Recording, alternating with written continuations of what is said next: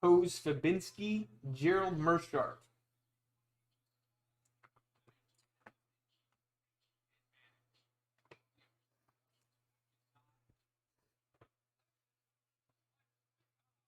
Bruce Buffer's the man.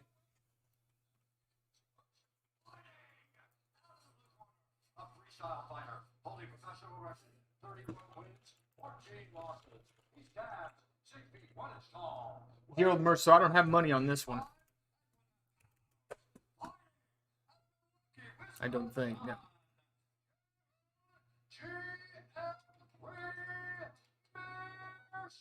We got Jake Paul and Ben Askren later on tonight. I'll have that fight. Doing commentary on that.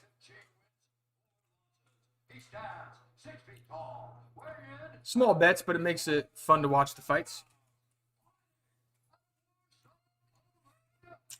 Too bad I can't show the fights to you guys. Hopefully you guys can have the fights pulled up for yourselves.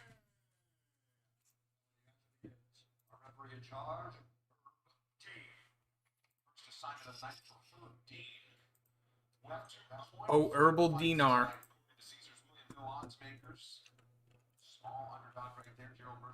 Let's see what we got.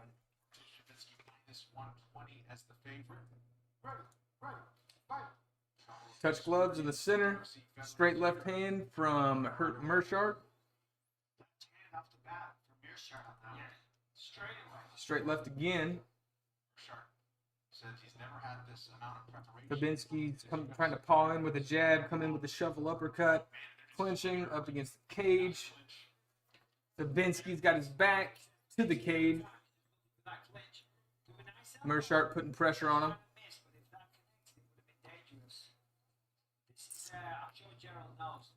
Double underhooks from Mershart. Okay, he's just got one underhook now.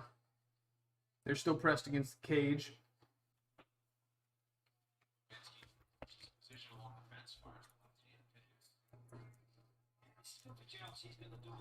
More clinch work.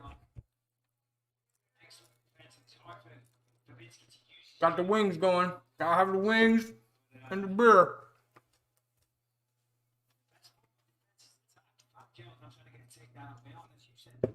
Still clinching on the cage here. Little pity pat shots to the head here by Fabinski to Mershart. I don't know if that's just, you know how people can get that lumpy skin on the back of their heads? Or if he took a left hand to the back of the head there, right behind the ear, Fabinski's got like a welt, right side.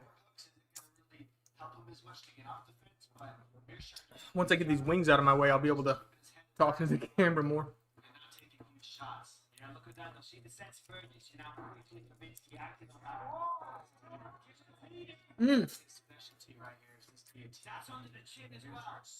Mershart got rolled over to the side. He's got a good tight guillotine here. He's asleep.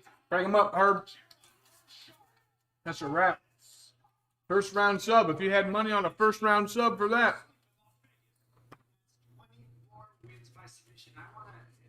Very nice. That was beautiful. Even though I missed the setup, I saw the finish. Look for those highlights. They'll be up there.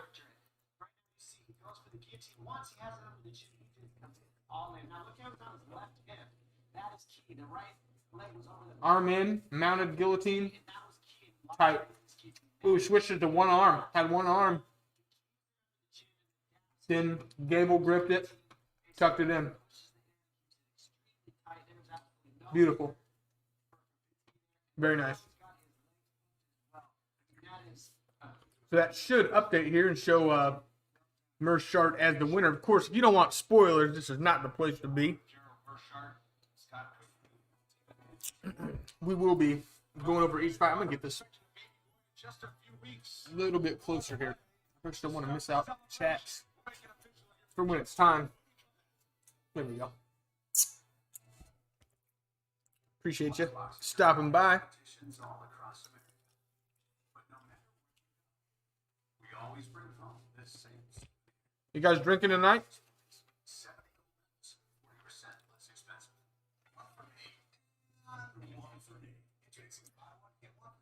Let's see.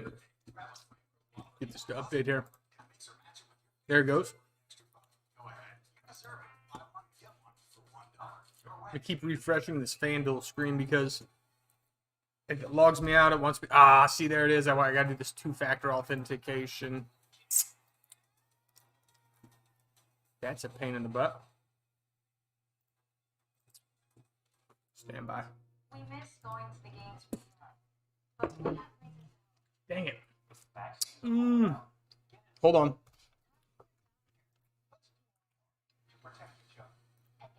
37509. 37509. There we go. Oh, scheiße. There we go.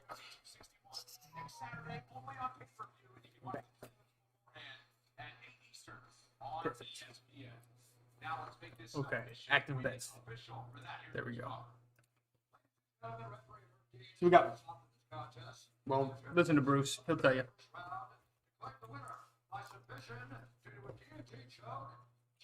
Mounted guillotine choke. Had the mount. One-armed it. Turn it to the side. Cranked it in. It was nice.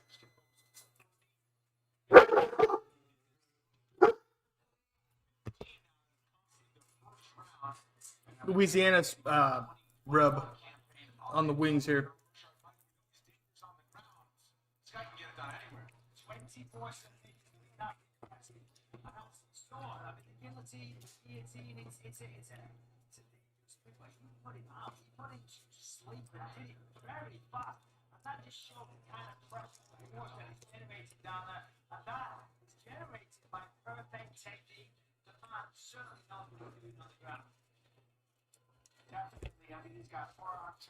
Be right back. Now 6 guillotines, 7 chokes, neck cranes, arm bars, triangle chokes, you name it. Insert can submit you from anywhere else to get you on your butt for just a moment. And as we saw here, he hits him with a hook, then headbutt a little there, but look how he's got it under the chin, and he sits to his left hand, puts the right leg over the back of Levinsky, and then he follows. Now look how he adjusts and daps the choke. He keeps it up, he moves his right hand, and then he pushes the hand across the shoulders. I mean, that's a beautiful modified guillotine from Mearshart to add to his legacy of submissions. Now he's back over.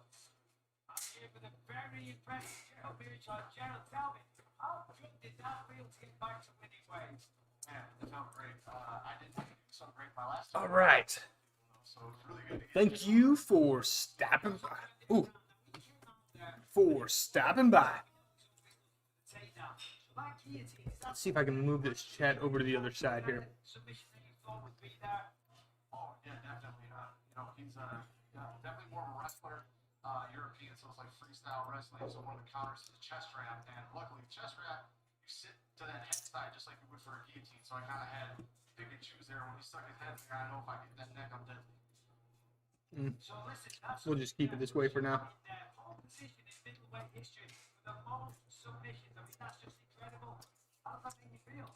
So, everybody else watching the fights tonight, or is it just me watching by myself? Who you guys got? Robert Whitaker or Kelvin Gastelum? Let me know. I have. Let's see.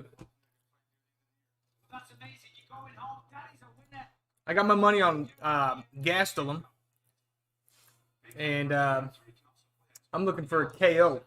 Ideally, we can get a KO in round 3. We get a KO in round 3, that'll turn my $5 into $145. I'm okay with that. And if I lose $5, whatever. No big deal. But I also got money on, since I bet on that, I went ahead and put $5 on Kelvin just a win, looks like. No matter how he wins, that would win me. I win $11 there, so.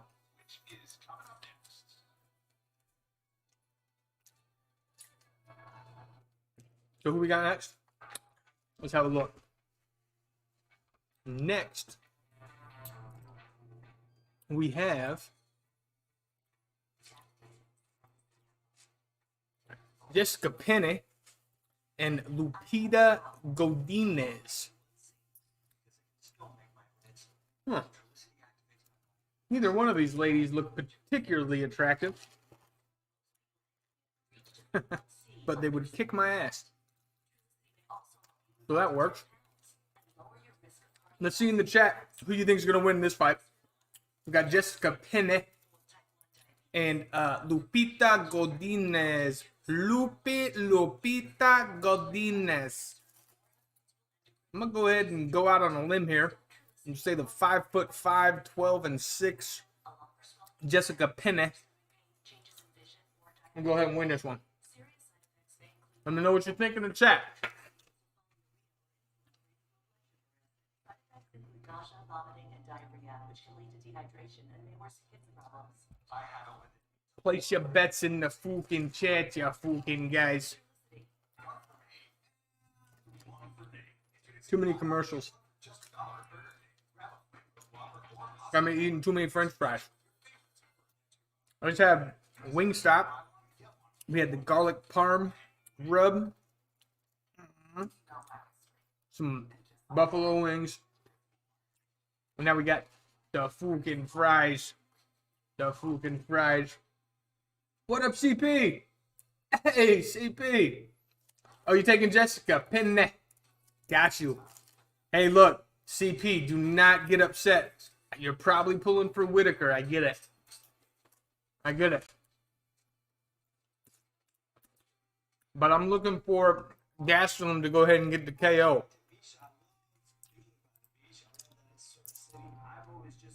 Let's see, yeah. Here we go.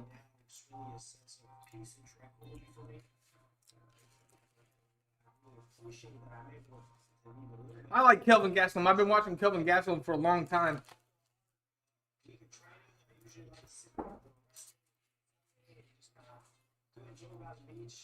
I got Mexican fighting style he's got, boy.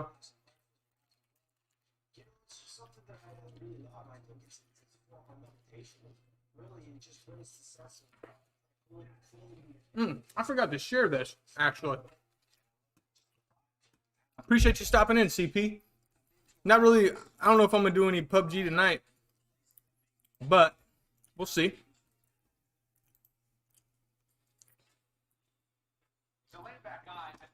Usually when there's fights on the weekends, I don't stream on a Saturday because I'll be watching the fights. This time I figured I'll go ahead and do some commentary, I guess. I don't know, live chat with you guys while you watch the fights. Are you playing this game, or can you explain this to me, please? Oh yeah, so I'm watching fights, hanging out.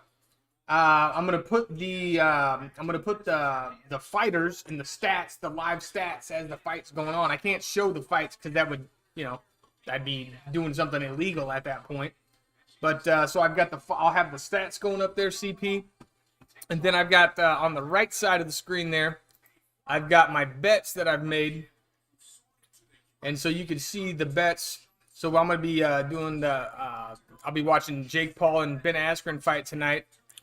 And then so once the main card starts, my bets will start going live. And we'll see it, we'll see if I win some money.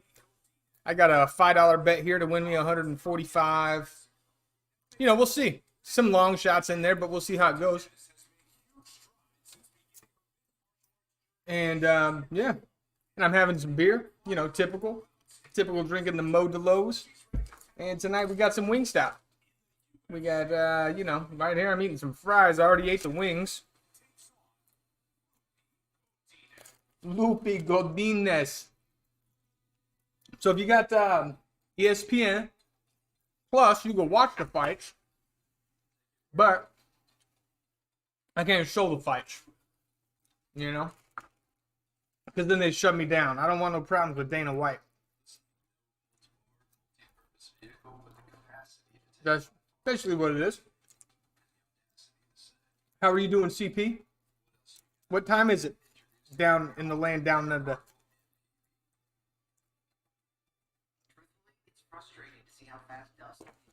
Adjusting the clock is a pain. And dealing with a bulky vacuum is that hassle. So now, we use our Swiffer sweeper. And It's 11 a.m. on a Sunday. My goodness. That's crazy how the time different. Well, cheers to you. It sounds like it's late enough for you to have a brewski. A Forsters. Have a Forsters. And I'll drink a Modelo. I'll be right back. Let me take this to the kitchen.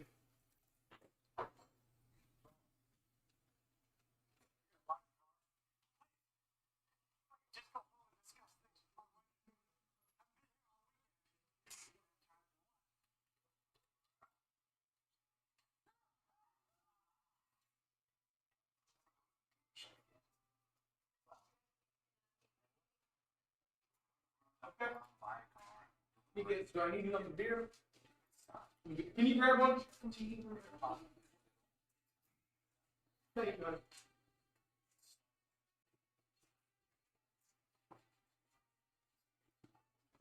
$11 a.m. I see. Hey, thanks for stopping in.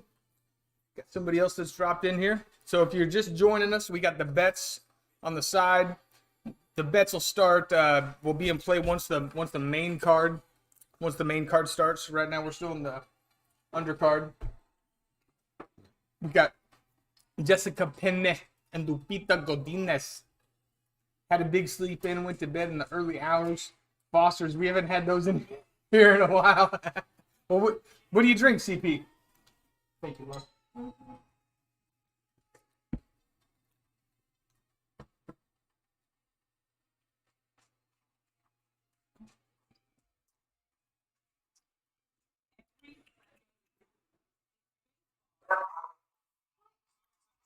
That's Apollo. Oh, that was Missy. Let's see. Jessica Penne is 12-6. Lupita Godinez is 5-0. Debut in the UFC, coming out of Mexico.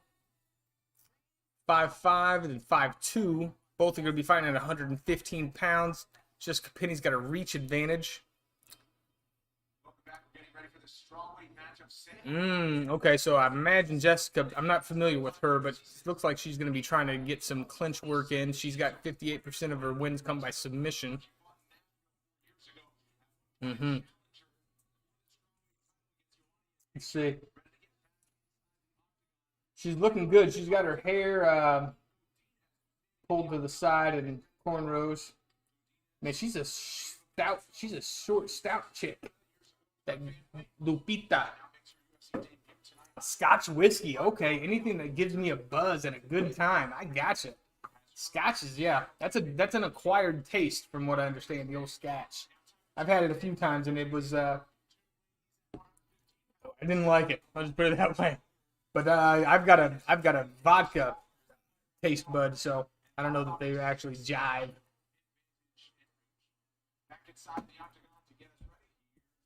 All right, we'll see how this goes. This fight is 3 rounds in the UFC strawweight division. Introducing first, fighting. Mixed martial artist, holding a perfect professional record, 5 wins, no losses. She stands 5 feet 2 inches tall, weighing in at 116 pounds. Fighting. So I don't have money on this fight, unfortunately. Vodka and ginger beer is good. Yeah. Vodka and ginger. Yeah, I bet that is good. Actually. You did? My wife says she's had it before. She says it's really good. 6 losses. She stands 5 feet 5 Okay. tall, weighing in at 116. So Jessica Penne definitely seems like she's the more experienced, but she's the underdog in this case, it looks like. Interesting. The action begins. A referee in charge. Chris. First assigned to the night for the veteran referee this time. You're looking at Lupe Godinez from Lupe Godinez. What's up, Luca? Luca Bazooka. Right there.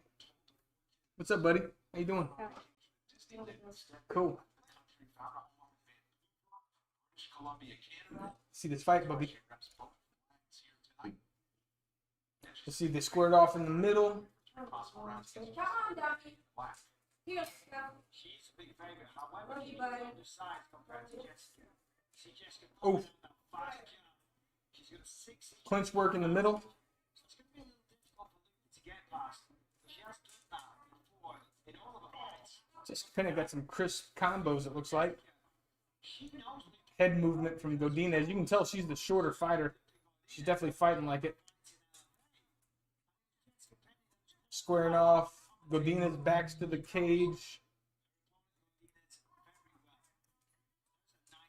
Heat kick from Penne. Clinch work. Situations, the best options for Jess. She's good at that ranging. Penne's got her back against the cage. Godinez trying to get an inside trip. Penne was slick with that and actually used that to grab guard for a second. It was slick. This is a fun idea actually for Luke Rodriguez. This is kind of playing into the game. Yeah, she is the grappler. If you can get Bunderrum over there. Oh, try salted camera with milk. Probably salted caramel with milk. If you can get Bundaberg rum. You know, rum, I do like. I haven't had rum in a while. I'll look into that. Bundaberg. I haven't really drunk much hard liquor. I typically do beer these days. Jessica's best punch is definitely But rum makes a good drink, actually. judo clincher, really smart. Yo ho ho and a bottle of rum. So we've got oh, nice inside trip from Godinez. She's letting her up. Lands a 1-2, backs away. Squaring off. Clinch work again. Broke apart. Mix it with USADA. Took a while to figure out, but as I say, she's back, she's here. Looking good so far. So what is this saying?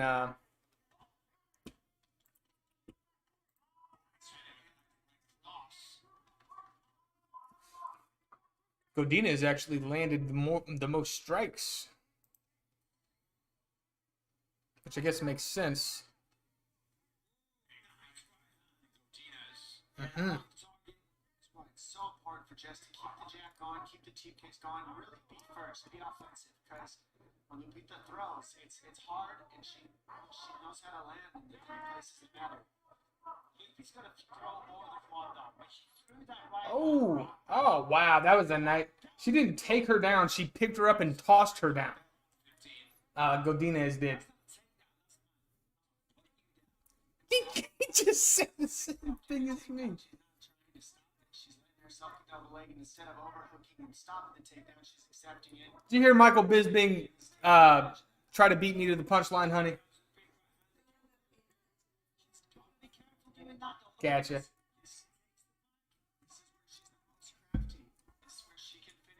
Okay, so we got Jessica Penne has got the back of Godinez. She's got one hook in. Godinez trying to stand up, so now she's carrying Penne. Penne's still on her back like a spider monkey. Over under on the arms. She doesn't have hooks in, but she's got the figure four leg. She's got the leg lock across the abdomen. Over under with the arms, so she's securely locked in. Jessica Penne's back is against the cage, mounted on the back of Godinez. So they're fighting for hand position here. She's trying to look for a choke. Come on, Jess. Yeah. She's working it. She definitely is. She's giving her some punches to worry about, trying to work her arms underneath the chin here. Landed a nice little punch there to the nose. Oh, she can do a crossface. She's doing so. It's beautiful. She's got the figure four locked in the whole time, making it harder for her to breathe. She's carrying her weight. She does have her up against the cage, so the cage is helping her carry the weight a little bit, but still more weight than her weight, so she's going to get tired easier. She's doing a good job, though, of protecting her neck. So I think if she could get her down, 10 seconds left, 10 seconds round's about to end. So she also expended some energy holding herself in that position. We'll see how this goes. Going back to the corners. Good round, decent round, some striking. So did they give the takedowns? They did give the takedowns to Godinez. So we've got 2-1, 16-10 on significant strikes, and 26-14 for Godinez. So I would say Godinez won that first round. Pene's down a round, even though she did have control. It depends on how the judges give the control aspect of it. Because she definitely had more control in that round as far as being in a dominant position. Cheers to you guys if you're drinking. Cheers. Come on, Jess. CP. Are you watching the fights? It might not be available. I'm not sure what it is in Australia. I have this ESPN subscription, so I'm getting these ones as part of my subscription, I guess.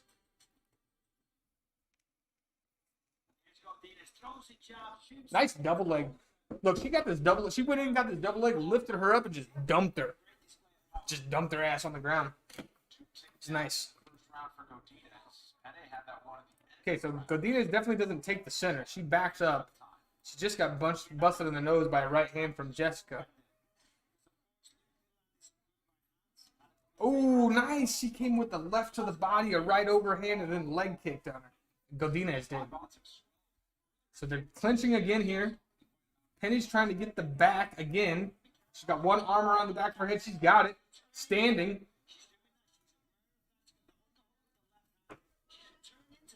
So this is an odd position.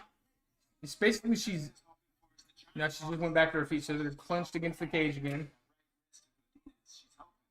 She's leaning heavy on her grappling. She needs to give her some strikes to worry about. Just listen to what you say. No, hubby won't pay. I got you. CP.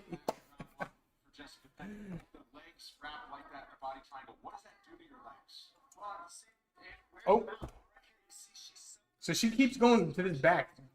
Godinez is not very good at defending this. This is like the fourth time she's got the back position standing.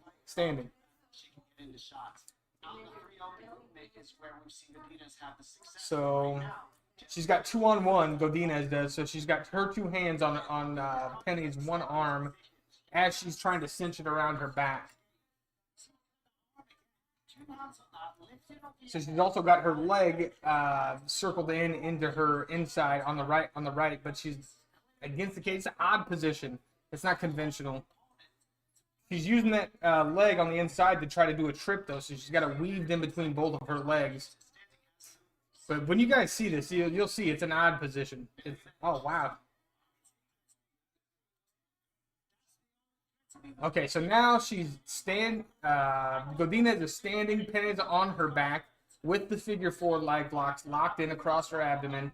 Again with the over-under, so under her arm, over her other arm, trying to fish for the rear naked choke. I got a feeling this is probably going to be like this till the end of the round. We got 2 minutes and 39 seconds left in the round here.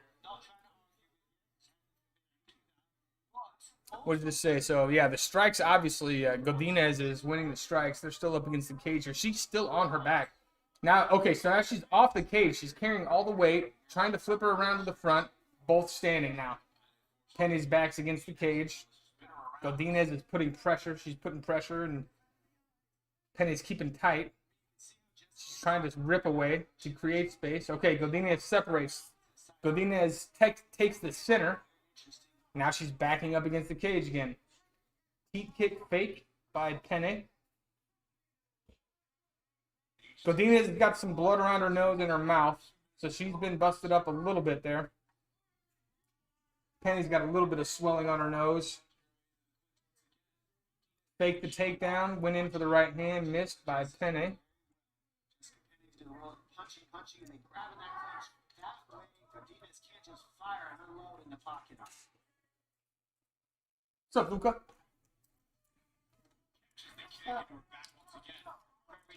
Okay, so she dumped her again there after she caught the kick. Squared off in the middle. Penny pushes forward. Now, even on the feet, Penny is keeping Godinez's back to the cage. I mean, you're not going to see it in the strike stats, but it seems to me like Jessica is controlling the positions. fishing for submissions. Pressure right now. Godinez did really well moving forward in the first round. We're seeing her on her back foot a little bit more in the second. Definitely on the back foot. Oh, she was on the back foot in the first round too, though. Talking about laughing frequently. You see, he's able to Okay, so clinched again. Penny's back's against the cage. They both are starting to look tired at this point. I can tell you that. I gotta tell you, Penny was expending it just as. Oh, she goes for the inside trip there. Neutral position on the ground. Godinez turns into a takedown. No. Oh. Now Godinez is on top. Penny's back's on the ground. They're in kind of like a north-south position. Some might call it 69. Not sure what you would say. And she looked like she's fishing for a knee bar. Penny was. Godinez gets back to her feet. Penny keeps the pressure on the clinch, pushes her against the cage. She needs to land some elbows here. fight so far. Round ends. Tough round. Tough round. Let's see. I bet my... Damn. I'm going to log back into this again. Give me a quick second.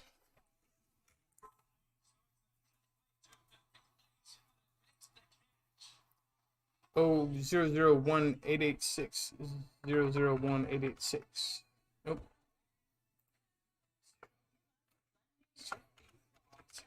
There we go.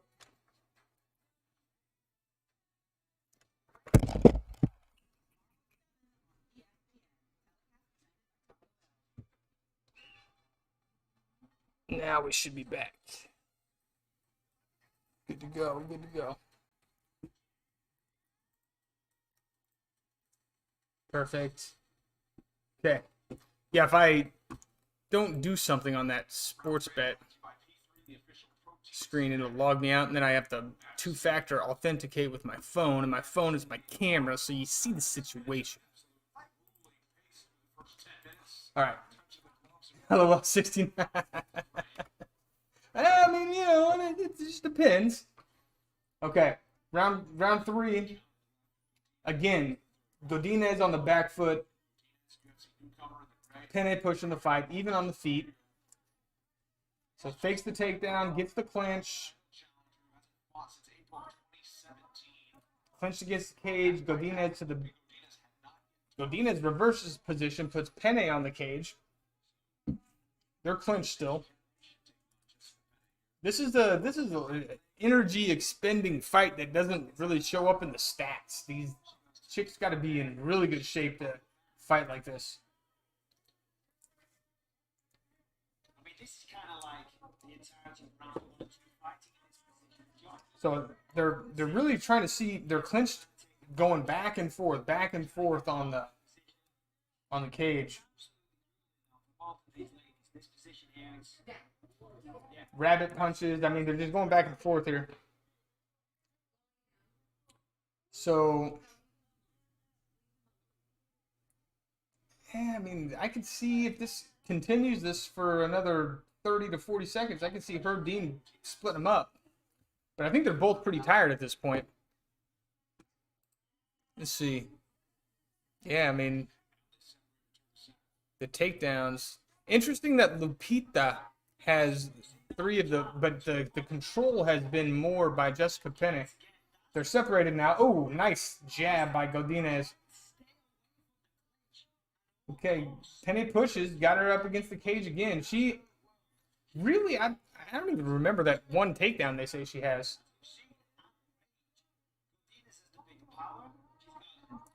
I mean, it depends on the judges there, Mike. Depends on the judges. Every time they clinch, she's winning those grappling exchanges. But I could see it, though, especially if they're counting those takedowns. Lupita did have the takedowns there. Oh, okay. So Penne was on a stand, trying to work a triangle from the standing position, was like a flying triangle. Godinez caught her in the air and just threw her ass on the ground. That was pretty wild. That could have hurt.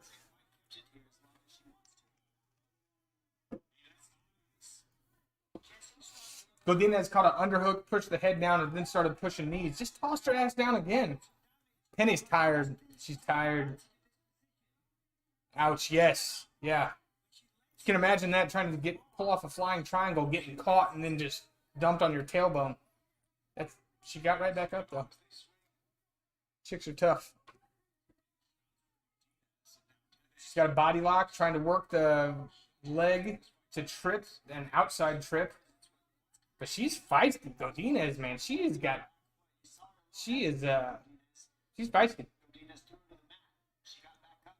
She's not going down. She won't let her take her down.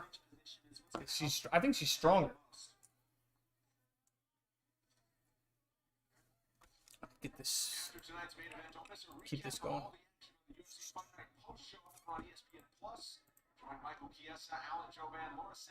So they ended up canceling this fight between Jakar Close and Jeremy Stevens. When this fight is over, I'm going to look into that. I don't know what happened there. Stay safe this whole fight too. Shows how good she really is in the grappling too.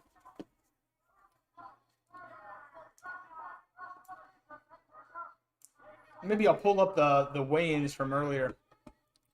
Yeah, this is a really close fight. I'm not sure, who's ahead of the scorecards right now. And I delayed it. If they really make a big splash in this final 50 seconds, might just steal it. Let's see here. I do know that when they had the weigh-ins. Oh, she's trying to fly in triangle again.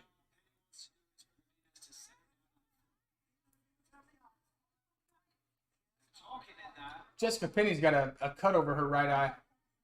Her left eye, that is. Yeah.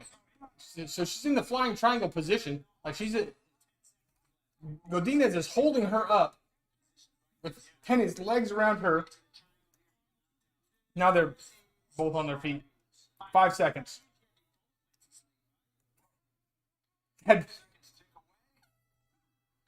I got a feeling Godinez is going to get the nod from the judges. But honestly, I mean, I would say Penny won the first round with control. Penny won the second round with control. And, I mean, because here's the thing. Lupita got the takedowns, but she didn't do anything with it. And every time they got into a grappling exchange, Penny was winning. So, I mean, she got the takedowns, but there was nothing. And then the strikes, I could see it. It could go either way, man. It just depends on the judges. So that must be the grand total, 67 to 55 total strikes. So it's close. It's within 12. Significant strikes. 3 of 1 on the takedowns. That would be the argument there. Would be 1 takedown to 3.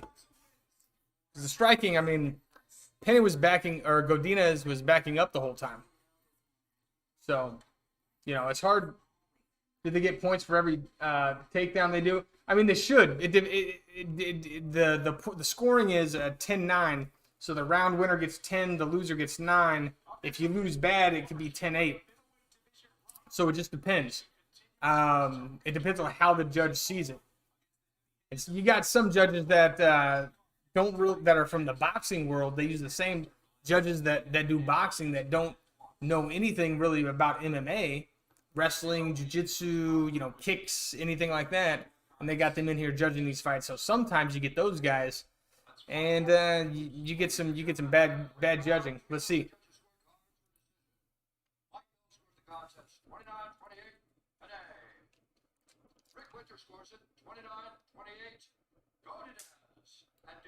Split.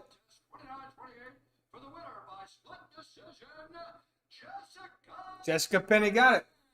That's the thing. And I'm looking at the reactions here. Godinez isn't even mad. She's nodding her head. She understands. I mean, so, she was backing up the whole time. Every time they got into a clinch or a grappling exchange, Jessica Penny was winning those exchanges. There was a lot of pity-pat punches trying to get her off her back. That was going on. That's probably counted in the total strikes there. And again, the takedowns. I mean, Jessica Penny had 1 takedown. Lupita Godinez had 3. But I mean, they were nice. I liked them. She got reactions out of me for those. But she didn't use those for any sort of control to work a submission, laying ground and pound. She didn't really do much of that. She was defending most of the time in the grappling exchanges. So, yes, Jessica, or CP, you picked it right. You definitely picked it right. All right, let's see. Let's refresh this and see if it shows her as the winner. See how long it takes them to update their website. And let me get some action here on the old.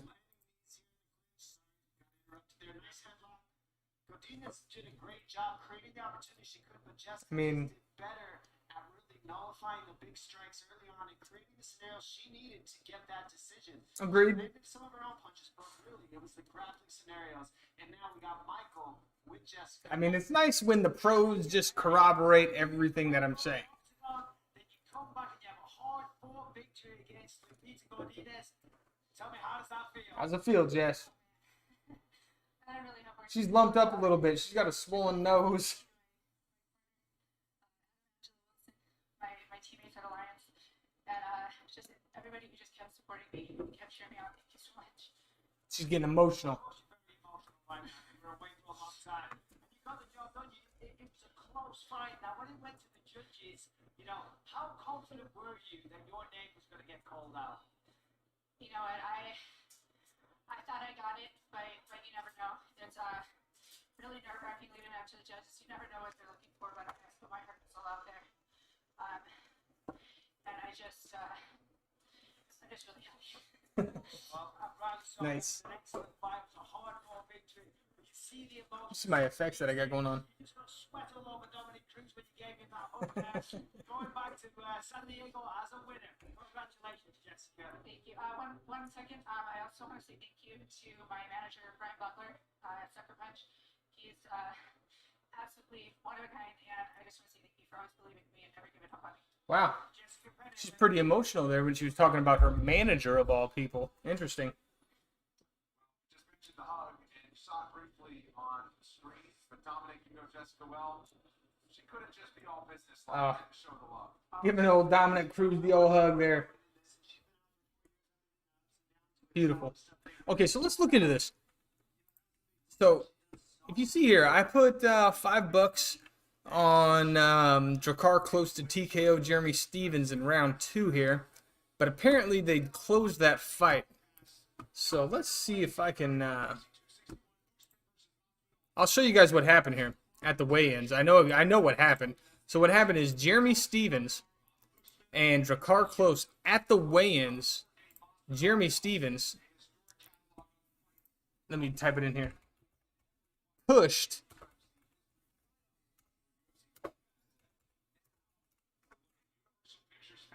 Oh, thanks for the like, CP. I appreciate you. Weigh-ins. So I'll see if I can show this to you guys.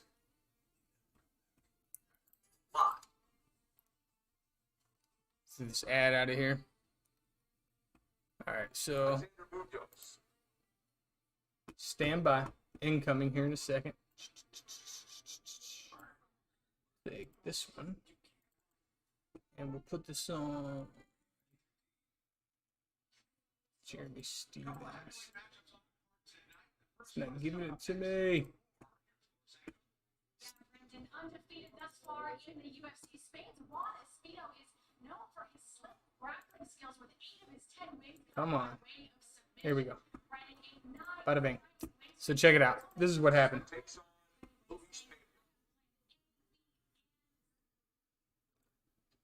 Let me get to it here. So apparently Drakkar close. Stand by. Here we go.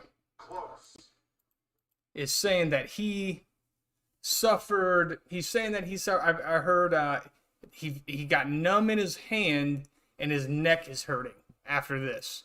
Watch. What's up, Lokes? Wait, no, not this one. Let's get to it. Let me get to it.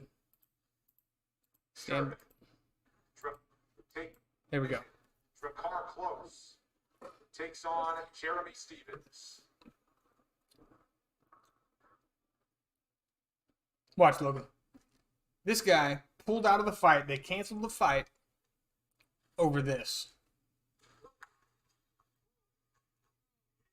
I mean, he says his neck is hurt. He says his arm is numb. His hand is numb. How is your hand numb?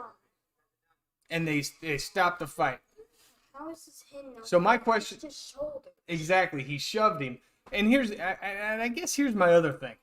You know, if you are about to get paid to go in and fight with a guy, are you saying that that's all he had to do was just shove you in the fight and then it's over? I mean, I don't know. That seemed to me, let's see that again. I mean, it was a hard shove and it looked like it surprised him, but he did get right in his face. I mean, you know, you're not supposed to be shoving at the weigh-ins, I guess, but you know. And I see how they get aggressive. Of course, I mean, they're about to fist fight. He probably didn't, you know, he got right in his face. Get out of my face, I guess. And Jeremy Stevens is, you know, he's a rough dude. He's not somebody to be fucked with. It's like Thor. This guy does. You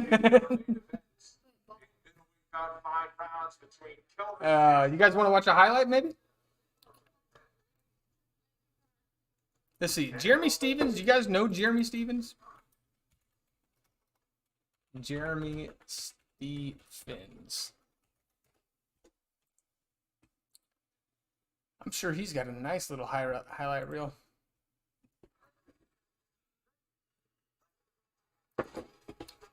Freaking ads. He's a beast. I've been watching him for a while. Let's see if we can update this here. Oh, why did it do that? Okay, main card starts next. No, it doesn't start next. One more. Oh, you missed that one.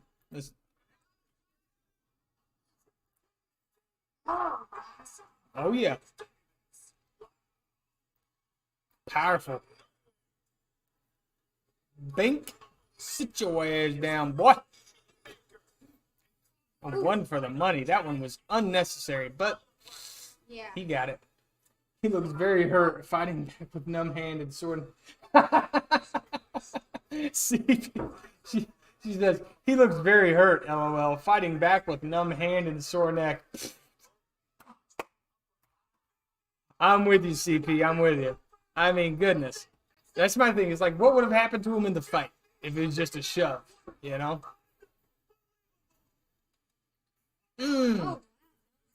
Nice knee. Jumping.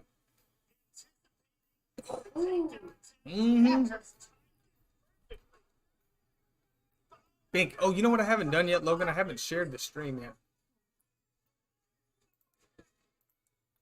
Let's see.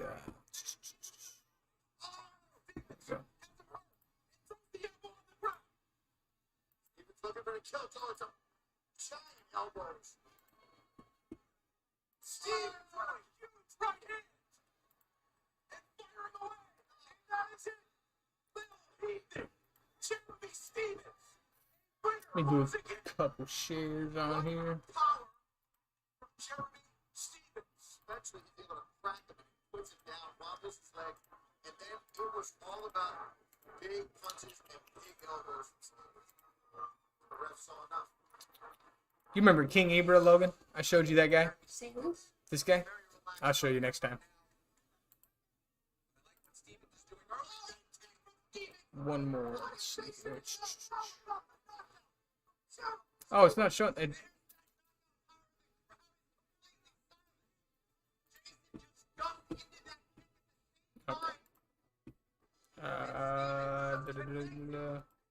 There we go. Sorry, I'll go back to it while we're waiting on the next fight to start.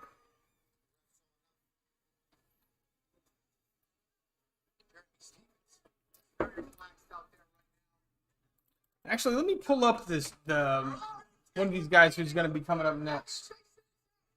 Who do we got here? Alexander Romanov. Alexander Romanov. Let's see. He's got a highlight. Highlights. Alexander Romanov. Got me a chair. Oh, you gonna come sit with me, buddy? Come on, buddy. You can't drink beer. Okay. If someone did this knee to the face, I'd be man. Did you? That knee was brutal. That knee was brutal. Let me turn this down. That was a little too loud. It is a little too loud. I'm with you. Looks like sleeping too. He is? Yeah. Where's he sleeping at? And the couch. See.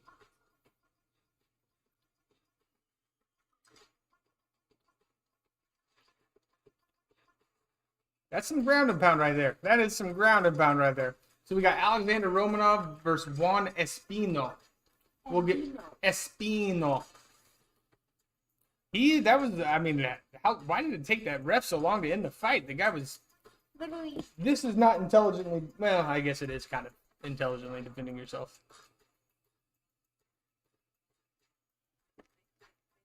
What the? Oh. Oh my goodness. See, that's the difference, Logan. If that would have been in the streets, if there was no mat and he slammed him like that on the pavement, His neck would be broken. that's a wrap. Exactly. He went down with the Donkey Kong. Yeah, no, King Kong right there. In the title. Oh, suplex. So this guy's more of a grappler than Alexander Romanov. So who do we have here? Juan Espino. I don't have money on this one. Dang it. Now that I think about it, I gotta refresh the screen so it doesn't... Okay, good. Gotta keep the screen active so I don't have to log back in.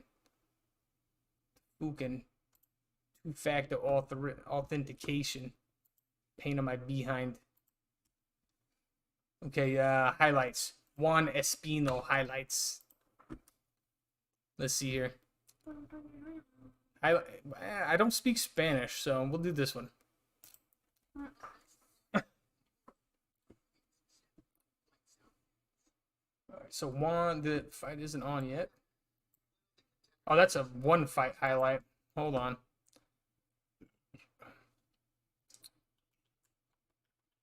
This guy doesn't have a highlight reel? Come on, man. There you go. 2 years ago, highlight reel. Let's see what he's about. Can't play this music.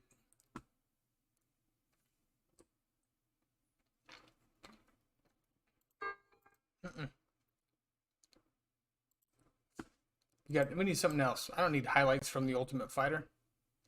Oh. Stand by. I guess this guy... all right, well, let's pull up his record then. Let's just look at that. Let's see here. Let's get rid of this. What do we got here? Oh, look at that. Okay, so we got we got Alexander Romanov. He's 13-0. Okay. And Juan Espino is 11-1. Both won their last fight. Both from Europe. 6'3", 6'2". They're heavyweights.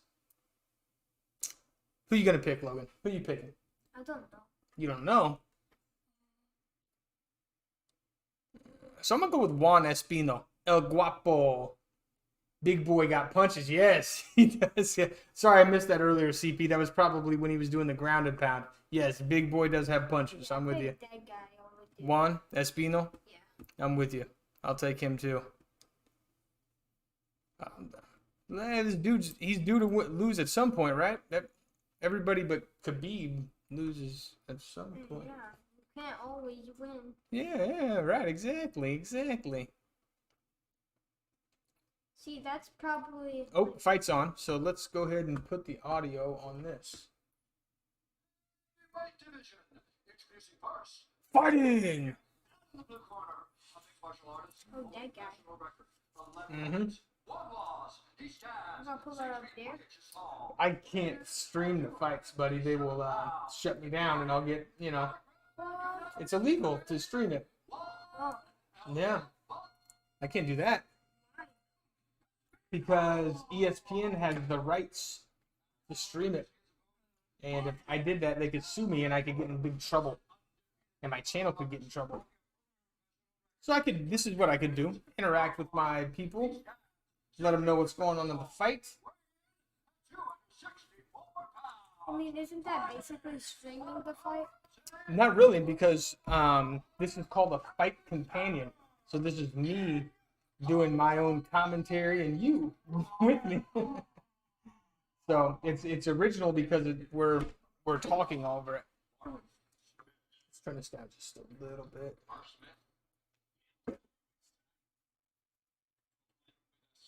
All right, here we go. I'll give you guys the best commentary I can here. Oh, you look ready. Touched gloves. Squared off in the middle. So far, Espino's on the back foot. Back against the cage. Romanov's pushing the fight. Outside leg kick by Romanov. They're pawing at each other, trying to gauge the range here. Trying to get their range and timing down. Romanov definitely appears to be the faster guy. Or excuse me, Espino appears to be the faster guy. Ooh. Oof. Romanov with a front teeth kick to the face that he just shrugged off. Espino did. They're pawing at each other. They're giving each other 5. Sorry, boys, Alexander. Want to see what Big Boy got. We don't want to lose EIO to get banned. Like seeing his streams. That's right. That's right, CP. Okay, so Romanov just got a takedown. That was an inside trip. He got a clinch. Now he's got an underhook on the left side. Got Espino on his side. He's working from the half guard. Espino's trying to shrimp out of there. He looks like he's got to his knees. Trying to get to his feet. Romanov is putting pressure on his back and got Espino pushed against the cage. He's still got one knee down to prevent getting kneed in the face. Espino does. He's taking some pretty heavy knees to his thigh from Romanov.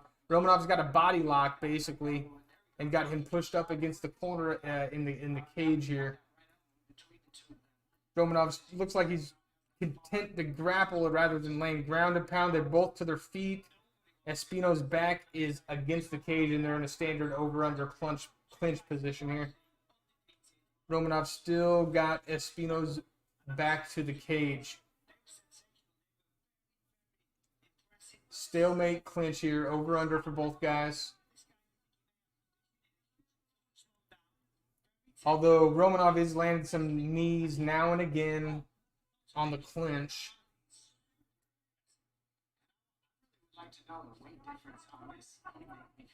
Okay, they've separated. Romanov has lands a looping left hand on Espino and pushes him back against the cage. Basically landed that shot to close the distance and get the clinch back.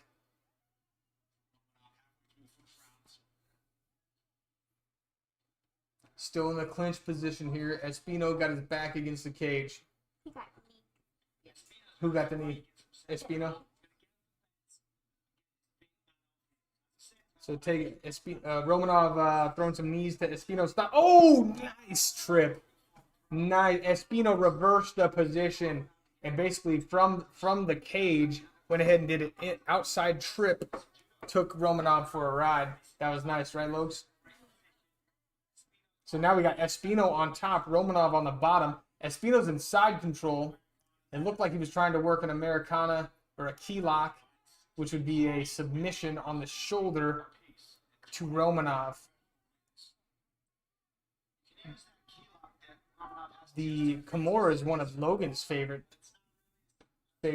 submissions. And the armbar, yeah. The rear.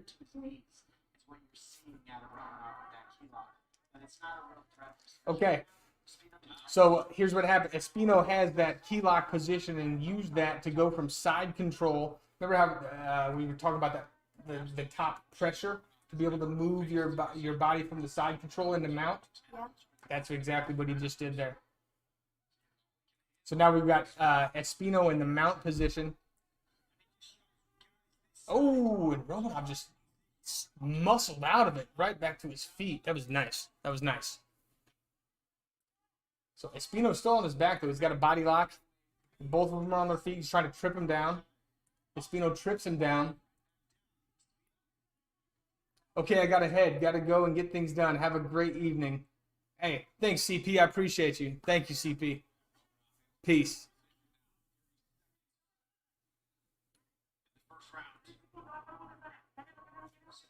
This first round will go 2 takedowns to I got to refresh my sports bet here so it doesn't close out on me. See, Logan, I got some bets on the fight over here too. If you win, what do you get? Well, it just depends. The first one I've got what, $5 on Luis Pena to win by submission. So we'll see how that goes. Say Espino won that round with the takedowns and the clinch work. Yeah. Let's see what the stats say here. Stats are. Ooh. Wow. Hey, Marshall, what's up, man? Appreciate you, dude. Thanks for the like, man. Yeah. Cheers to you, brother. Say hi to Marshall, Lokes. Sup, bro? So let's see. Romanov, 10 strikes to 20. Yeah, I say Espino won that round. He got the takedowns. He landed more strikes. Just like that. There's more. What up, Marshall? Watching the fights, brother. How you doing, man? Did you guys sell some cars today? Are you in the Dogecoin like Alex is?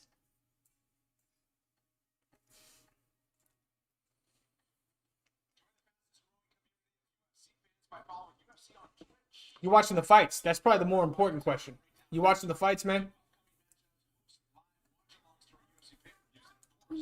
Okay, round 2, we've got Espino and Romanov. Squared off in the middle. Romanov swinging and miss. These guys are way too slow for me. The announcers, they're not as quick as me. Man, what kind of kick was that? Romanov just tried to head kick, and even Logan laughed at him.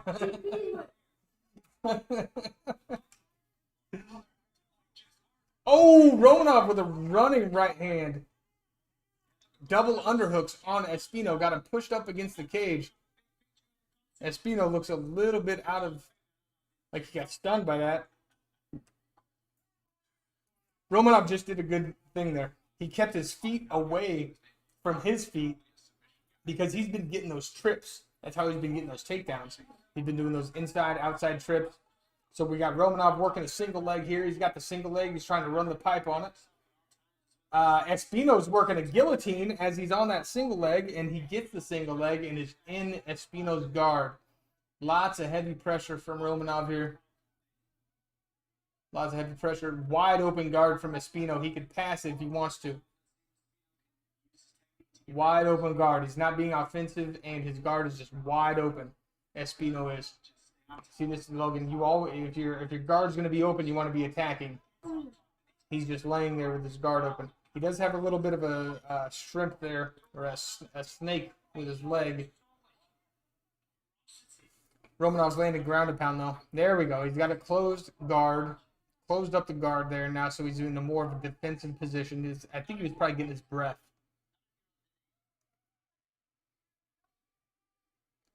Oh, nice elbow. Romanov lands a nice short elbow off of the, while he's on the top position in the guard.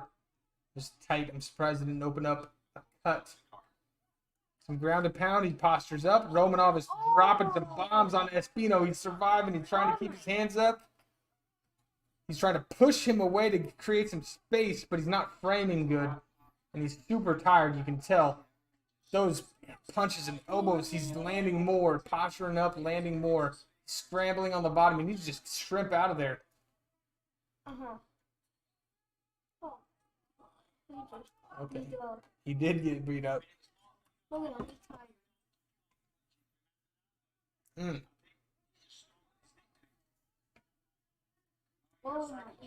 Oh, so now he's in turtle position. Espino is. Romanov's on his back. He can get that choke. He could get the choke. You're right, Logan. I think he might try to get his hooks in. So now Espino is on his feet. Romanov is on his back with a body lock on the backside. His guard isn't.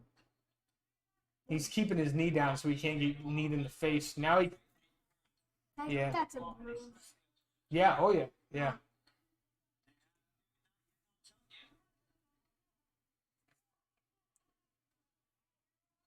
We're gonna watch Jake Paul get his butt whooped by Ben Askren tonight too. Can't wait for that. Let me refresh the screen here.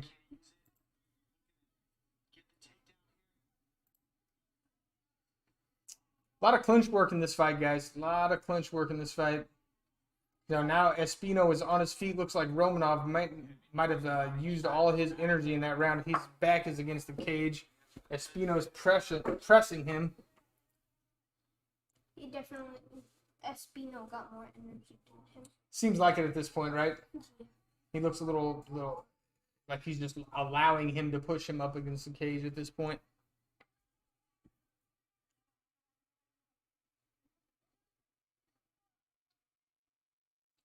Yeah. Double unders, but he's not able to work. He's pretty tired too. He's not. Look, he's trying to push him from side to side. He's not budging. Espino is. So now he backs up. They're separated. 25 seconds left on the second round. Oh, he grabbed the cage there. He grabbed the cage. Espino did. Prevented a takedown from Romanov. Now he's got a double. No. He's working for a double leg. Romanov is. Espino's back.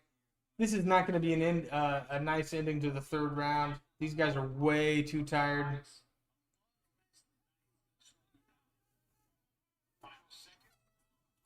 All right. Round two just ended. Third round coming up. Who do you think won that round, Logan? Probably that guy. Romanov? Do you think we won that one? I don't know. I can't remember. He was on the top that round, wasn't he? Yeah, and he was. He was landing some strikes, right. Juan Espino closed the round out good. Yeah, but he I'd say, yeah, I'm with you. I'd say Romanov won that round. got more strikes. He got knees. And He did, yeah. And more control in the dominant position. I agree. but can you make videos on it? But you can't stream it. I can't show the video of it. I can't show the video. That would be illegal. Yeah. Unfortunately. That sucks. It'd be nice if I could. Hey, look what you did right now. Where's dead dog? I know that's me dead dog because I see it in everything. Not everything. Oh, Espino lands a nice right hand on Romanov's forehead. More grappling. It's a grappling match, guys. These guys are pretty tired at this point. Yeah, but he still got taken down, and look, this is called taking away the base here. Romanov's got he's on his knees here as Espino is got this body lock, and you're gonna see another trip. Romanov's gonna get taken for a ride here. He's way too tired. He's got knees to the face here if he wants to take them. Double unders by Espino got Romanov pushed against the cage. These boys are both tired. Romanov just fished for a right underhook, so now they both got over-unders. Neutral position. Somebody just got kicked in the nuts. Romanov just got kicked in the fucking nuts. Now I wouldn't be surprised if he's so tired, he goes ahead and takes the full 5 minutes. I would not be surprised if that would be the case. This is the first time I've seen this. Espino is sitting down on his side, or was. I think did the ref stand him up, Logan? Did he say, no, you can't sit? Romanov is rolling around on the ground, grabbing his nut satchel. Is it that bad? Well, have you ever got kneed in the balls? Mm, not fun. Here, earlier today, I was trying to fit the battery on the weed whacker, and the battery fell out of my hand. Go to catch it, and when I go to catch it, I smack myself in the balls. Yes, not fun. That was just today. That happened today. Huh? I say, wow. Yeah, not fun. I'm gonna go get my drink. Okay. Okay, yeah, I'm going to. I've got 2. Ooh, hold on. I need to go get refills. Is basically what I'm trying to say. So, I'll be right back. Also.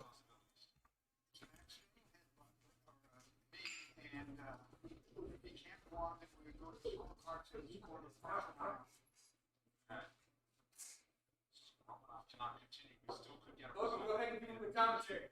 I don't know how to. Yeah, no, it's not going to be a DQ because I don't think it's right now. Got my beer. Yeah, you know, these things happen unfortunately, but it wouldn't just be a straight no contest. Yes. It said Technically be a DQ if it hadn't been 2.5 minutes through the second round. Because they're through the second round and they're in the third round, it wouldn't be DQ. No, which, right. Here's another look. Yeah, I mean, there's no, you know, that's not the point. Found the target.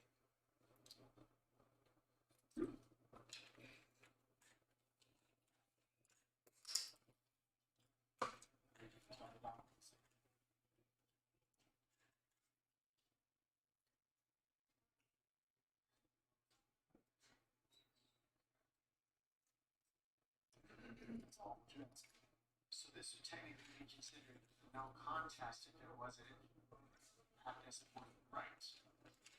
But because it has gotten to this point of the fight, as Mark Ratner told us, our VP of Statutory Affairs, there's kind of a language barrier here, fighter and referee. Tell us what he said.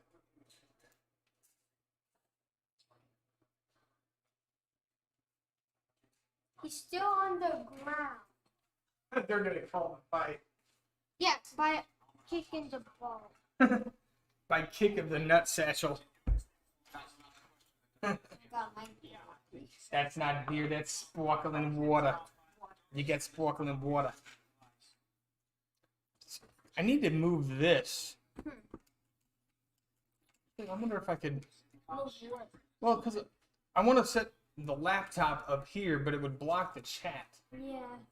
You know? Can you move the chat? Because now when the camera's here and I'm like looking over here when the fight's on and it's, you know. Yeah, but can you? Is there a way you can move? Yeah, but I think I gotta do it before I go live. I don't know. It's right here is where I do it.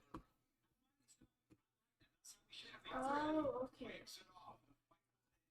Fight. Ah, look at that. They called it. Disqualification, yeah. They called the fight. It's going to be a disqualification because it's going into the third round and it was an illegal strike. Oh. I'm pretty sure that's the way it's going to go down. So that's not going to be good. Okay, so no one won. No, he'll win. Alexander Romanov should get the win because it was an illegal strike to the nut satchel. Okay, so if I was in that fight and I let someone kick my balls, then I would win. Yeah, but that's not. You don't want that to happen. But at least I'll get rich. Well, I mean, that's not. These guys aren't getting rich, believe me. Oh. Yeah. Okay, I can't see. Yeah, so I can't move the chat over there.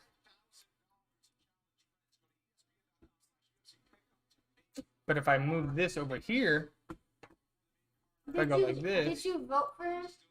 No, I didn't bet on any of these. Oh. Actually, thanks though, because that reminds me I got to refresh the bets. There we go. Oh, so you're gonna do that? Oh, okay. Ultimately, Alexander Romanov said he wasn't able to straighten his leg, so he could not return to his feet. Yep, if you guys haven't heard yet, Drakkar Klose and Jeremy Stevens fight tonight has been canceled. They are not fighting. Drakkar Klose says that he got hurt at the weigh-ins when Jeremy Stevens pushed him. And he said his hand was so numb. Yeah. You get pushed in the shoulders. How does it affect your hand? I mean, people make up all kinds of things. Yeah. Because they're probably too scared of something. Well, you can't say he's scared, Logs, because he's a fighter. It's not his first fight. You can't say he's scared. But maybe, I mean, honestly, I gotta believe that he got hurt. I mean, he's not, you know, it doesn't help him to not fight. I mean, I couldn't believe that his neck was probably like a little bit hurt because, like, Do you think we should watch it again? Should we watch the shove again? sure. See what it looks like? Let's see here. Jeremy Stevens, Drakkar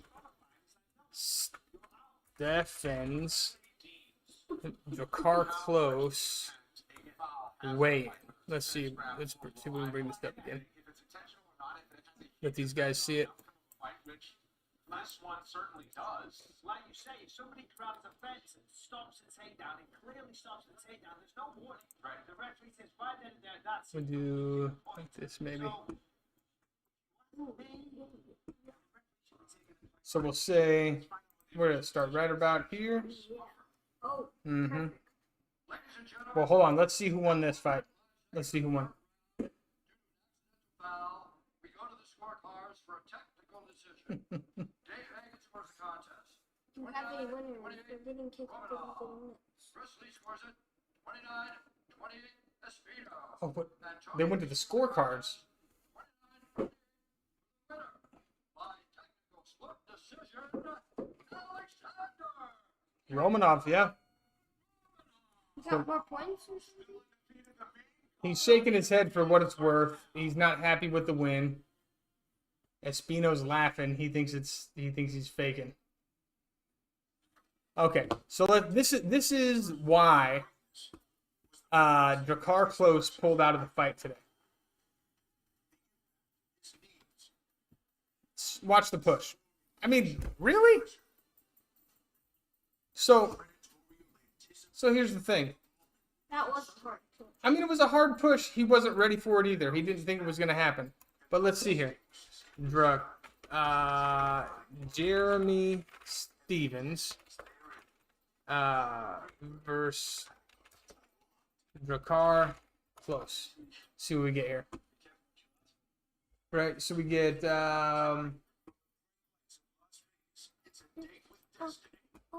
let's see what it says. So, just minutes before the start of Saturday's UFC on ESPN 22 event, Jeremy Stevens versus Drakkar Klose. Let me turn this down. Let's see here. Was pulled from the lineup because of an injury to Klose. The announcement was made as UFC on ESPN 22 went on air. While the matchup was already locked, while the matchup already looked enticing on paper, interest grew greater Friday ceremonial face-offs where they came nose to nose before Lil Heathen decided that was just a touch too close for his likings. Stevens then put two hands on Klose's chest and shoved him across the stage. Hold on. Across the stage. Shoved him across the stage? That was 2 feet. I mean, shoved him out of the camera angle, maybe. Let's see here. Stevens then put two hands on his chest and shoved him across the stage. According to Klose, the shove triggered a string of injuries, including a migraine headache. Bruh.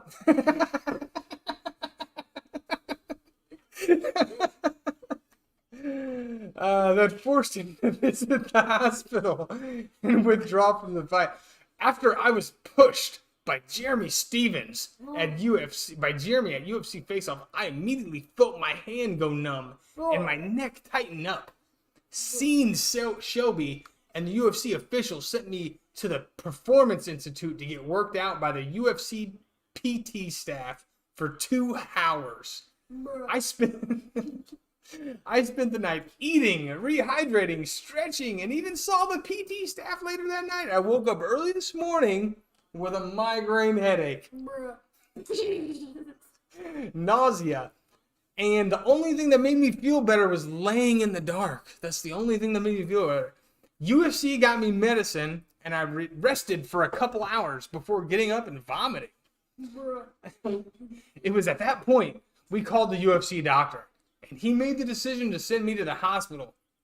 I'm so sorry to everyone who was pissed off because I can't take getting pushed when I'm a fucking MMA fighter. Can you get in the? Did you get in? Oh my goodness. So yeah, that is why. And I did have a bet on that fight. I did have a bet on that fight for Drakkar close to win. What? But at this point, to be honest with you, I'm glad I didn't take the fight because Jeremy Stevens probably would have knocked his ass out, given that he pulled out of the fight over a push. Yeah. So, yeah, no, I really don't know what to say here. So what should we do, guys? Do we want to watch another YouTube video? Who do we got coming up next, actually? Let's switch over to the screen. And let's go. Okay, we got main card coming up. Now, I'm going to have money on this fight. I got money on this fight. Let's see. I've got Luis Pena to win by submission. My $5 will win me $21 if it happens. So we'll be looking for that. Now, if you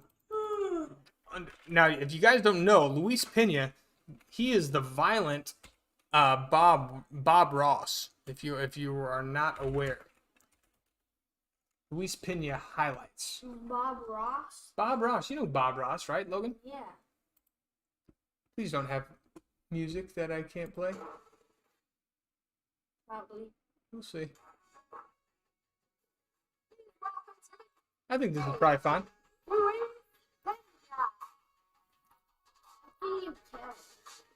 Because it's not popular.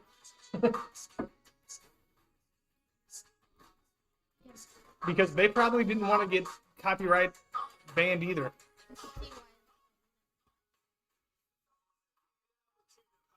So this is Luis Pena. He's coming up. He looks like Bob. That's why he calls himself the violent Bob Ross.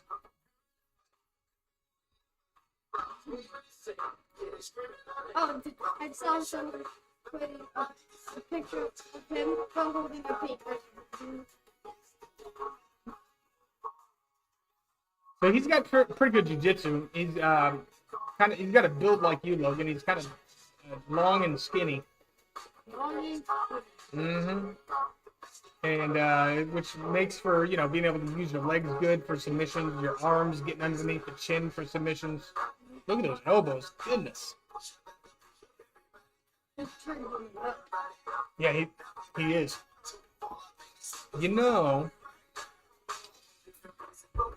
Let's see if I can get this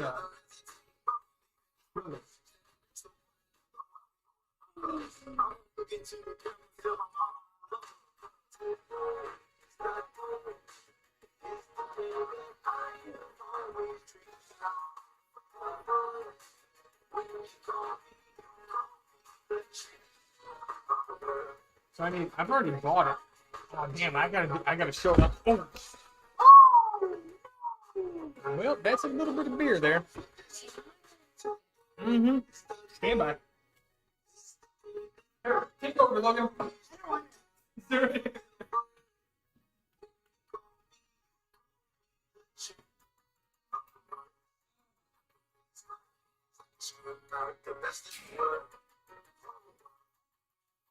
So.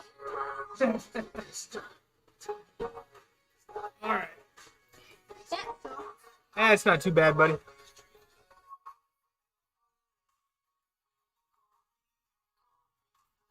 Little bit of an accident there. Nice on my Silva.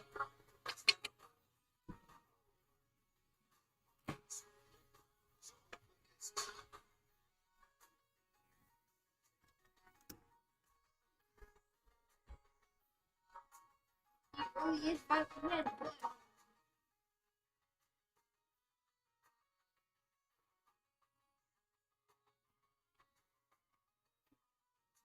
How much did it spill? It went down there, but it's not on any of the wires or anything, so we're good. All right, so now let's bring up Alexander Munoz. Let's see what his highlights look like.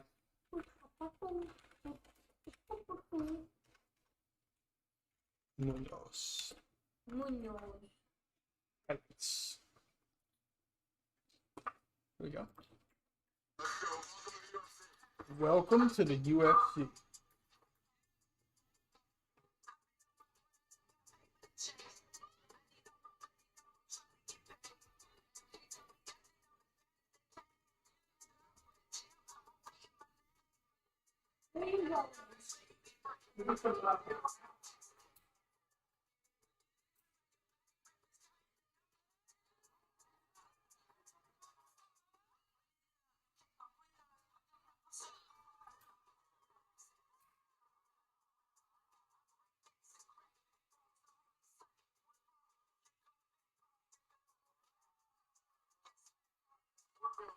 Yes, if you're wondering, I did spill beer. That's what I'm doing right now. Oh. I don't want to.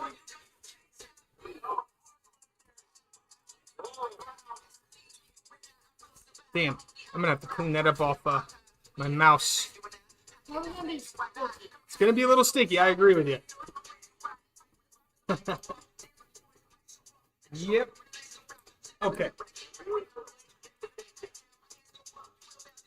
So what does it look like? Alexander Munoz, he's got some hands or what? He's got some hands. Looks like it.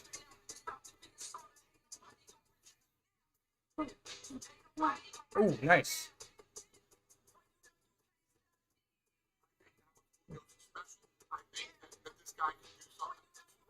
So it looks like Luis Pena is going to get fed to the Lions here. These guys are both coming off of a loss.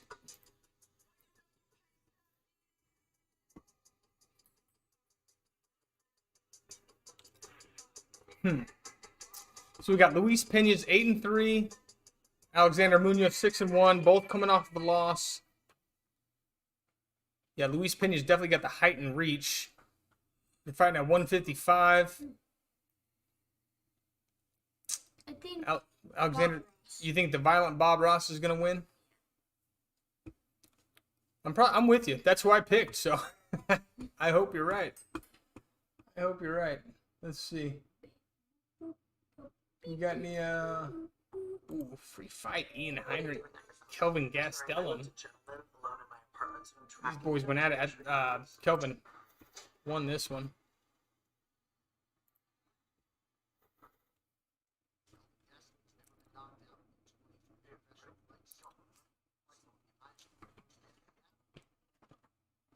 I can't wait for that fight. That's going to be a good fight there. UFC. Let's look at that real quick. it's UFC. a way faster fight than the other. UFC. Where's my mouse?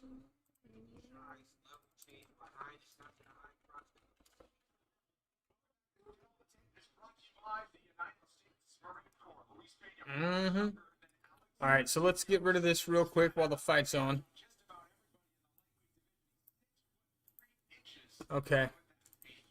And so right now we've got Luis Pena and Alexander Munoz about to come up. Munoz. Let's let Bruce Buffer do his thing here. I keep reaching for my beer. It's not there. This fight is 3 rounds in the UFC lightweight division. Introducing first. Fighting. Out of the blue corner, martial artist, holding a massive Record. 6. one loss. He stands 5 feet 9 inches tall, weighing in at 155 and 1 pounds. Fighting Out of Sacramento, California. Alexander Munoz. All right. Introducing his opponent, Out of the red corner, a mixed martial artist, holding professional record. So I got 3 losses. He stands Luis Pena by submission to win $21. Let's go.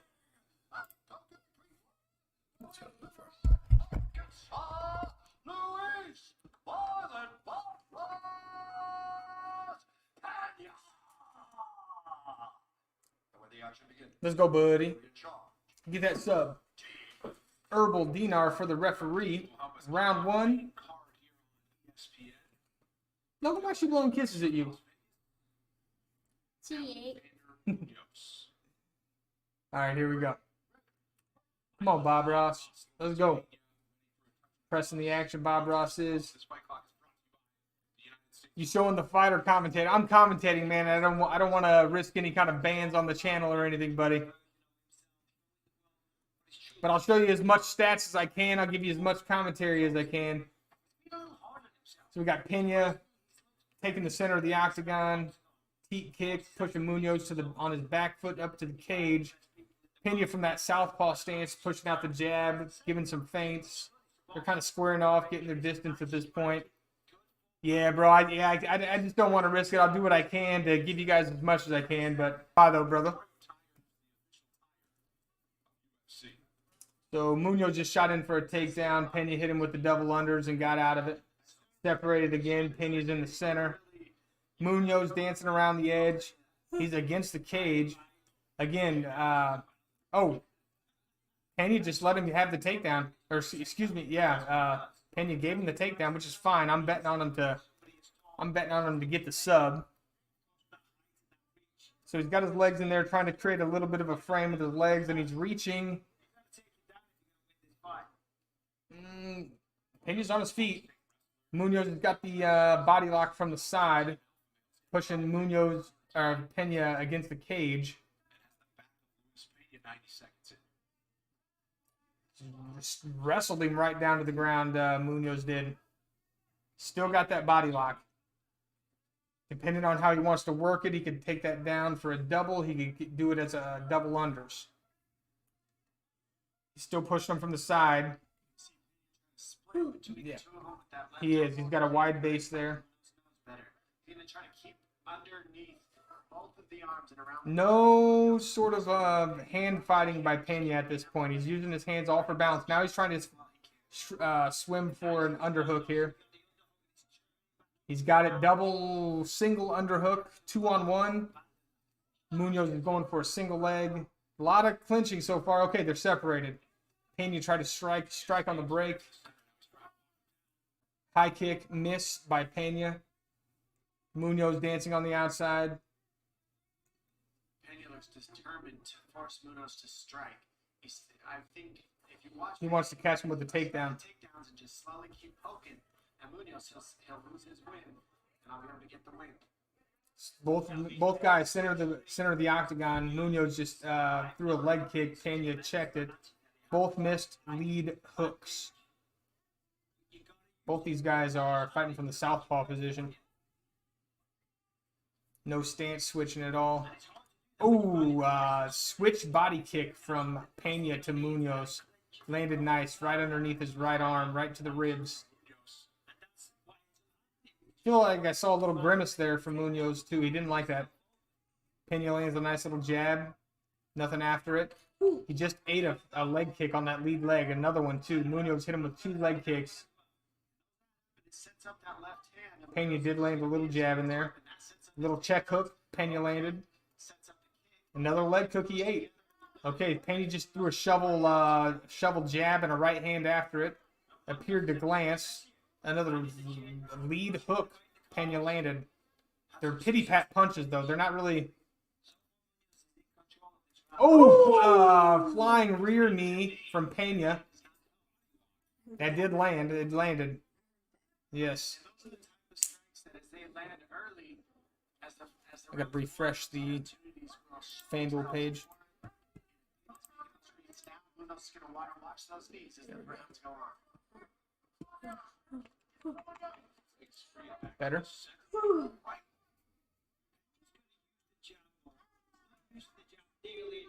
Okay.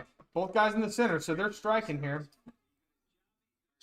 So if Pena can get him tired with a little bit of clinch work and land some good strikes, that could bode well for a submission.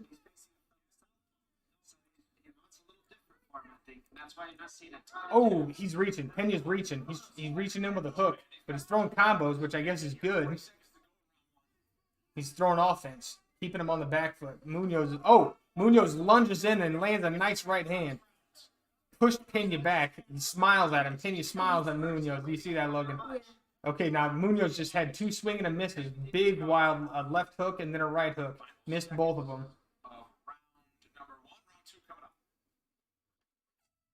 Round's over. I say Pena won that. Let's look at the punch stats. I feel like this... Really?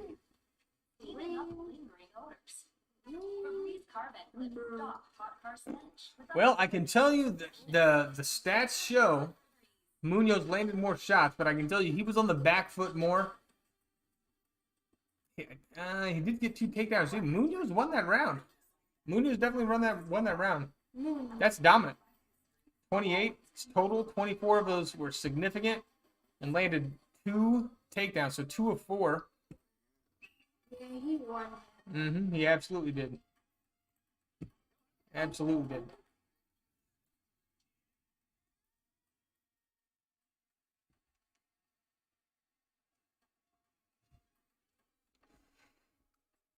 We'll look at some Rose Namajunas and Joanna Jędrzejczyk.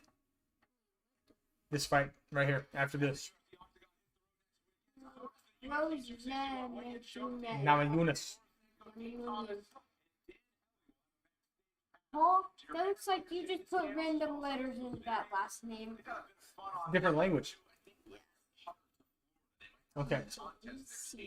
So Pena's aggressive. He's taking the center. He's pushing the action. Let me see if I can look at this a little bit more. Nice. Munoz has got a nice leg kick that Pena is doing nothing about. You gotta win some shots. He does. I mean, I'm betting on him to get the sub, but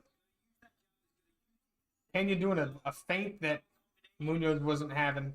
Landed that's it. Look how that straight left hand came straight from his chin. Nice check. Pena's got good hands, man. He's got good hands. He's got good instinct with those hands. Lead right hook to the body. That was nice from Pena. Yes. That's what I tell you all the time, Logan. You want to shoot those punches straight from the chin. See that? Straight left hand from Pena. And now he's fighting from the southpaw position, so keep that in mind. Straight left hand landed. And he's stepping in with that, turning his hip. He's turning his hip over when he throws that straight left. It's beautiful. It's a good shot. Keeping his hands too low there. Look at how low he's got his hands. That knee was extremely close. Yeah, Pena just missed with a flying lead knee, a lead flying knee, however you want to say it, but it just missed.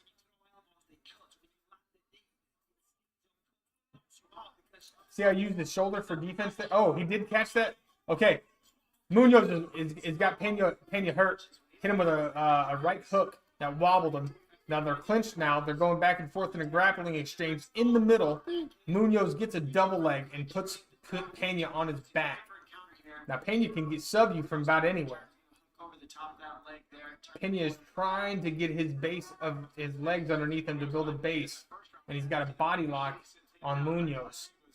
And Munoz is still trying to dig for a double leg. Munoz switches to the back. Now he's got his back. They're both on their feet.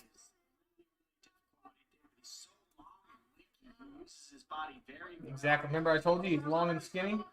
Look at that. Now Pena's got the underhook off the cage. They separate, and he got himself back up on his feet. That was beautiful. That was beautiful work. Pena did great there. Got taken down, worked his base underneath him, got to his feet, hand fought, got his underhooks, and got to the separation. That was beautiful. Now he's taking the center of the octagon. Munoz is still on the back foot. Unfortunately, the stats are going to show that Munoz is probably would win the fight, but I feel like Pena's controlling it. Landed a nice shovel uppercut there on Munoz. Pena did.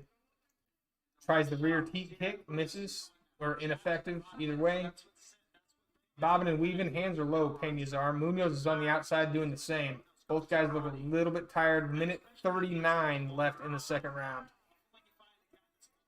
Munoz just landed a couple nice stiff jabs to Pena. Pena tries the 1-2 with a lead head kick after it. Ineffective. Pena lands a jab. Munoz eats it on the forehead. A little bit of a weird exchange there. Munoz caught a kick and tried to throw some punches. Nothing effective. Pena's controlling the center. Munoz is on the back foot still. Every time he tries to push forward, Pena plants his feet and they exchange. Munoz backs up. He's sticking one at a time. Keep reaching for a beer. It's not there.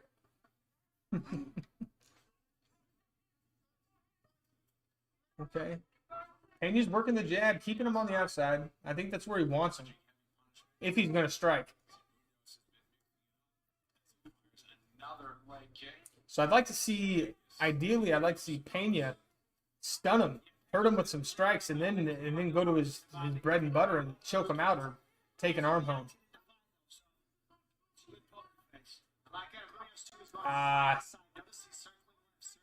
He's never going straight. Oh, Munoz just landed a nice rushing right hook.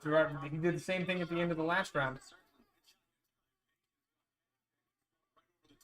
Munoz swinging big in the center in the final seconds of round 2. Oh, man. See, that's... Yeah. Munoz wins the exchanges on the inside. Pena's winning the exchanges on the outside. Let's see what the stats look like here. So 14... Is that updated, I wonder? Is it updating as it goes? Did you see? It just did, okay. It's because I brought it up there, I think. So... Yeah, I think he won that. I mean, that's what the numbers say. But is that what you think when you watched it? I mean, didn't he have like 10 last round, and now he has like 30? Who? Munoz? Pena? Yeah, Pena. He had like 10 strikes, and now he has not Good. strikes, but like he landed it. Right. Now he Good has point. 30. Good point. Strikes by round. They're not showing it. Show stats per round. Yes. Show stats per round. So let's see here. Distance 12 of 23. What is this showing me? No. Oh, I see. Pena landed 12. He's 23. Okay, I see. Yep.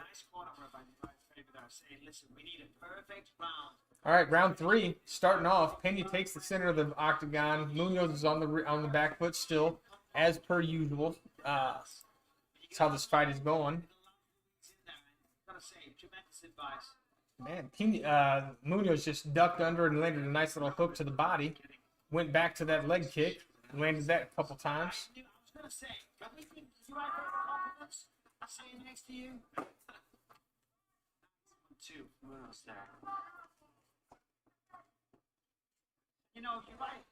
Nothing significant at this point. Pity patting each other. He's doing the Nate Diaz thing, which I'm okay with. But you've only got 3 rounds. You're in the 3rd round, and your opponent is not tired. Pena needs to sting him. Oh, that was a nice. Did you see that one, Logan? That was an unorthodox lead punch to the head.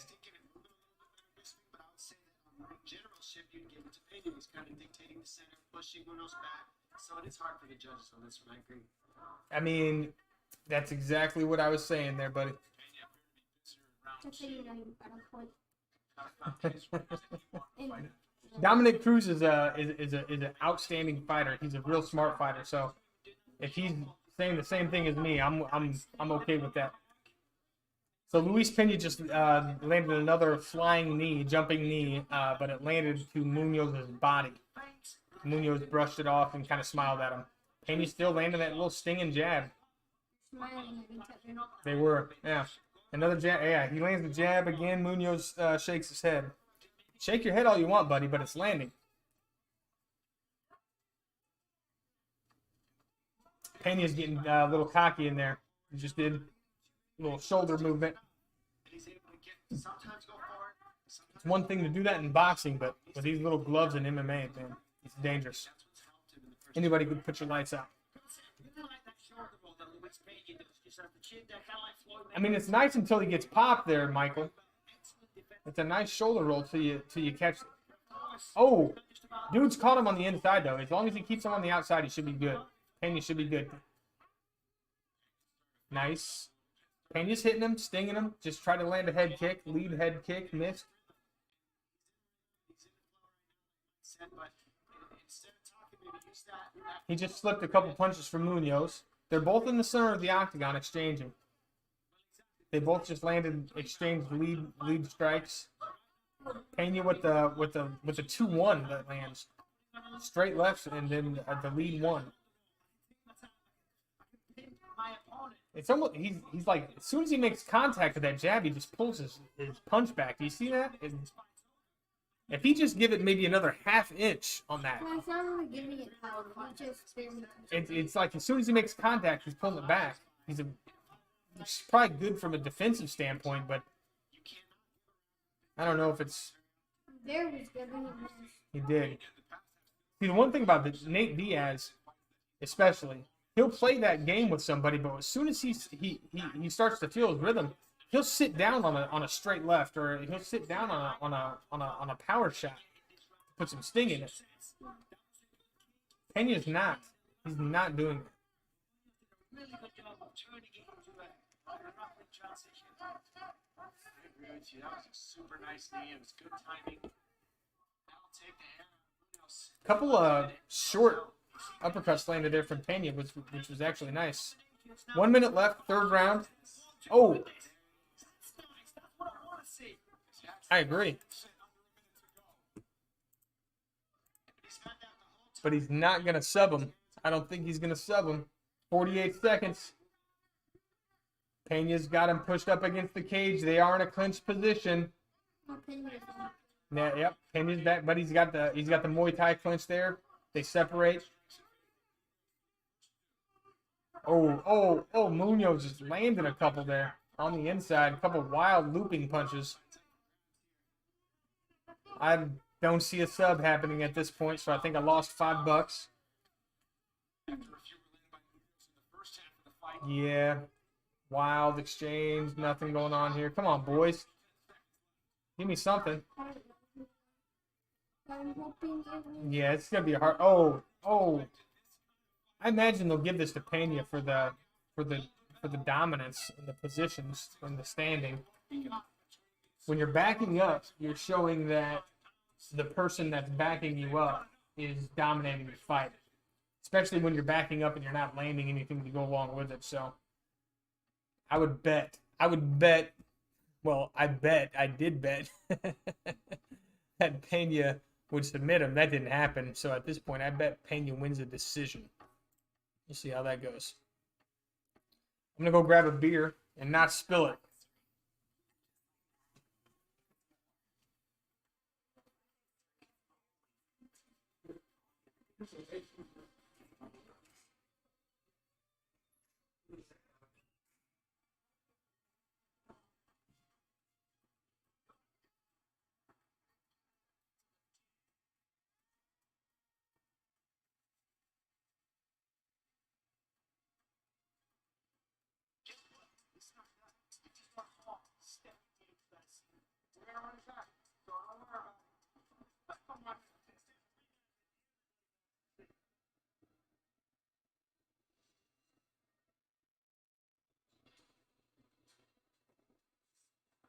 UFC Fight Night is presented by Modelo, root for those with a fighting spirit.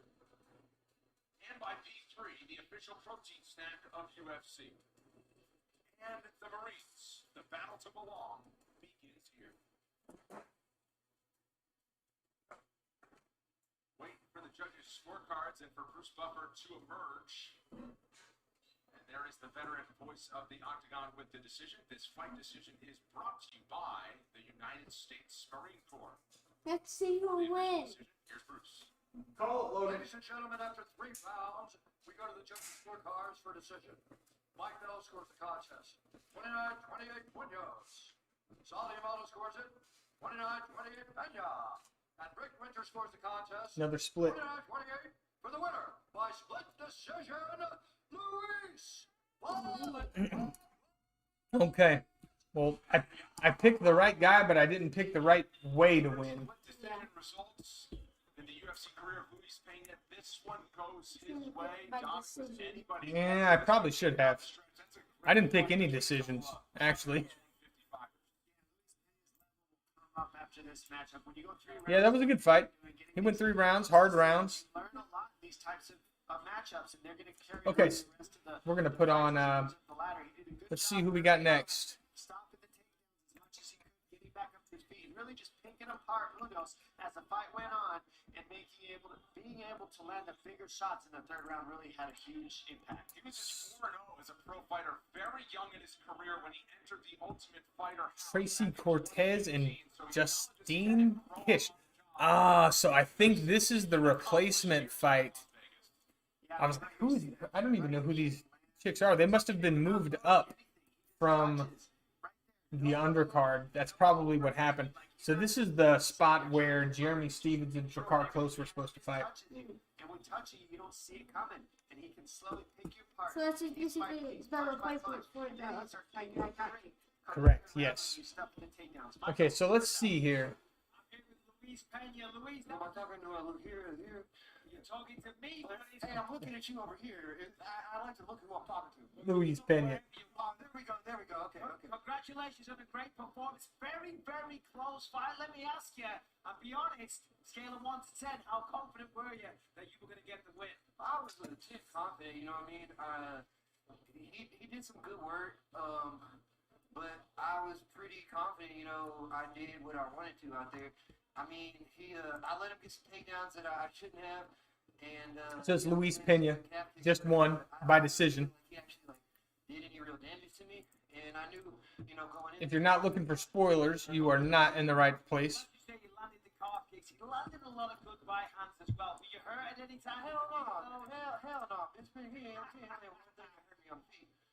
Well, as the fight progressed in the 3rd round, you turned on. You got stunned a couple times there, buddy. But you wish you had a higher output. By the way, you just won a split decision there, Luis Pena. You shouldn't sound so cocky. It's not like you finished this guy. A little bit different than I Right? I mean- expected him to, and you know, having 10 months off, I also just kind of was trying to get my footing back in, you know, my feet and my hips back under me in the octagon. You know what I'm saying? It's been a long layoff, and so I had to do a lot of things, or I had to use that 1st round to kind of like just get my gear, my bearings back. Well, I know this week you were talking about showing the world a new improved version of yourself. I thought you looked fantastic. Congratulations on a hardcore victory. Thank you, Michael. It was always great talking to you, brother. Thank you, buddy. Luis Pena, everybody. Back in the winner's circle is Luis Violent Ross Pena. Gets it done tonight. Well, for today, only UFC fans can play in a free UFC Fight Night main event. I can't wait for this. That's a full promo? Let's see. I just said that.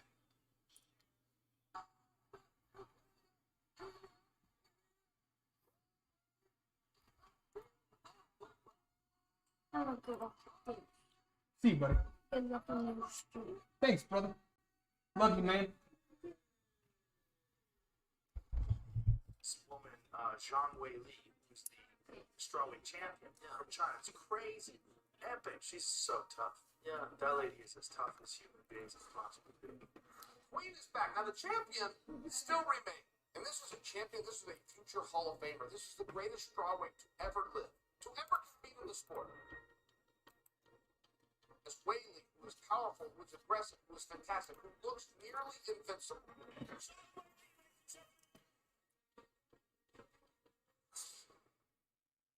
Rose could be the biggest star tonight. I really think so. Dude, she's a little savage. Rose is a beast. That's a fucking star. That's a real star. Still 5 years old. She's got the look. She shaves her head. If she doesn't become as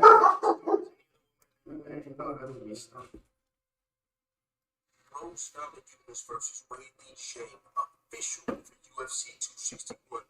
Wei Li Shane is on another level right now for these girls. She's got China on her back. Rose has all of the skills. Chael's a clown. Okay, so I did not win the Pena bet. That was $5. And again, Drakkar Close and Jeremy Stevens is off for the night.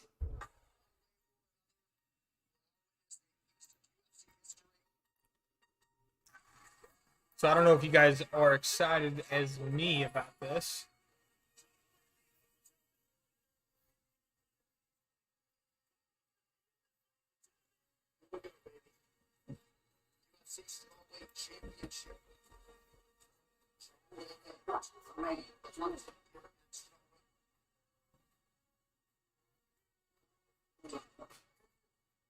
Let me get one of them hugs, Logan, before you go back upstairs, buddy.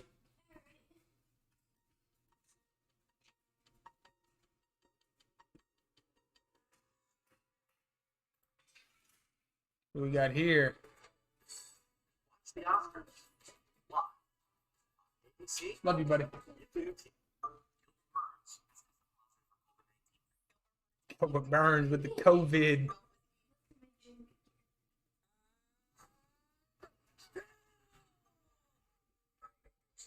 Better man tonight. I'll do whatever it takes to get back in front of that man and compete again and get my hands off to him before we do it again.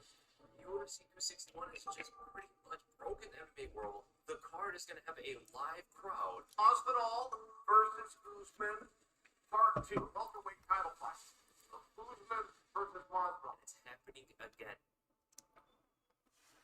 Miami born, Miami bred, Miami strong.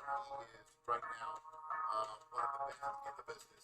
It would be nice if Masvidal could take this second fight with a full training camp. Go ahead and starch up Kamaru. Because I gotta tell you, if I don't know who's gonna take out Kamaru. I've been underestimating Kamaru Usman since he. I mean, look, I'm done underestimating. Good, man. He's fucking smart. He's got so much confidence in his wrestling, takedown defense, and his striking that you're in danger with his hand. Yeah.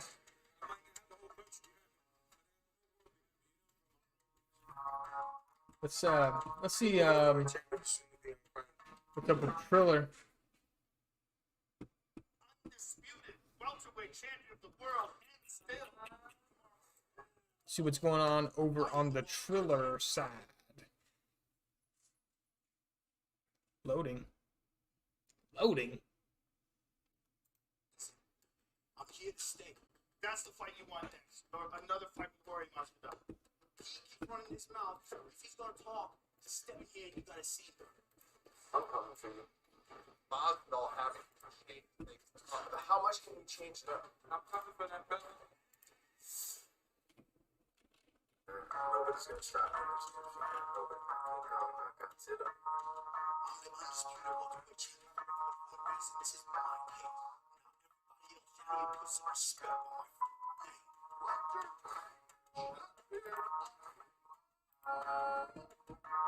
UFC 261. The device for veteran Jacksonville, Florida.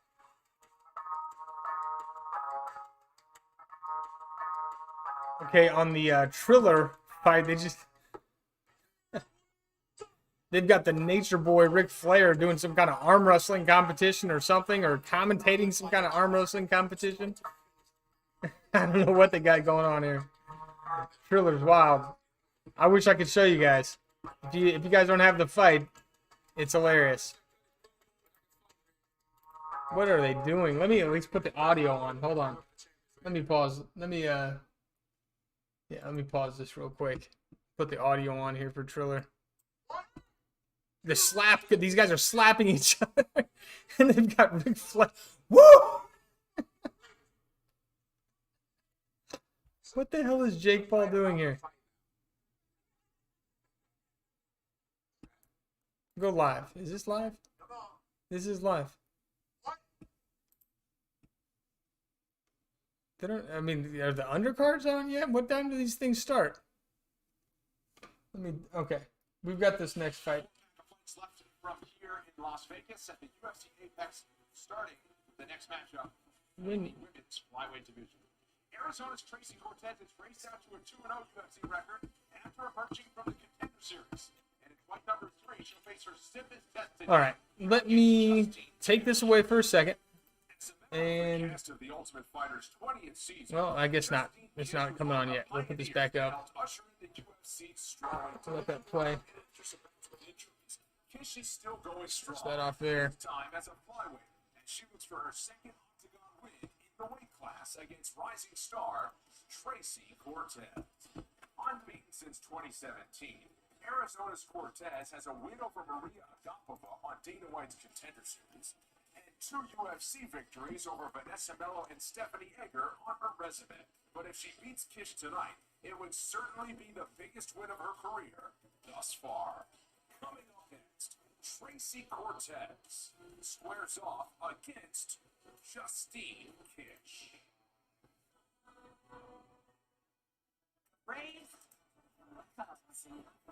give us Sunday Night Baseball tomorrow at 7 on ESPN. Yeah, I don't know. They got some kind of slap contest going on. That's hilarious.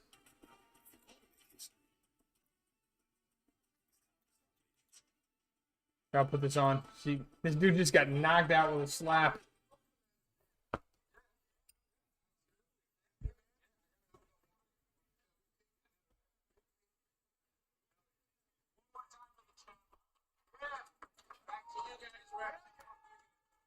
Back to you guys, wherever the fuck you guys are.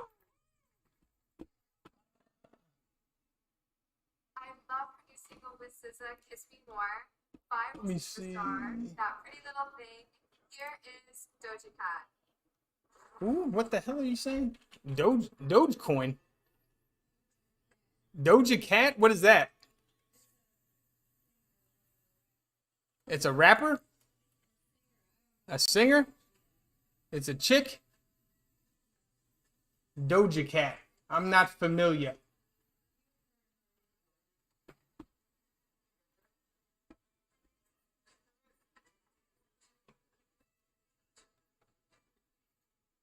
Doja Cat.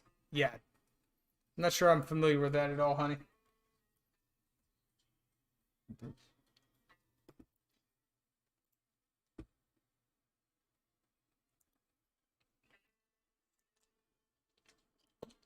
Okay, I'm going to have to pause this Triller Fight Club bullshit real quick. And we're going to put up the audio. Now, let's look at... Who do we got here? Tracy Cortez. Does she have a highlight reel? Let's see. Tracy Cortez.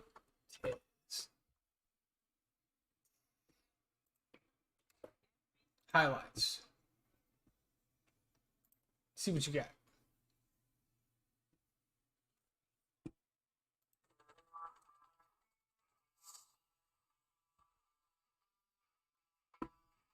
Body kick. Could have came with that straight left there. Duck under. Body lock. Okay. Run the pipe with that body lock. All right, I see you. Nice takedown. I don't know why they slow-moed that. Oh, girl's got the inseam there with her butterfly hook. Duck under. Single leg. Don't tell me that's all you got. That's the second time you showed a duck under and a single leg. You might need a little bit more than that. Possibly.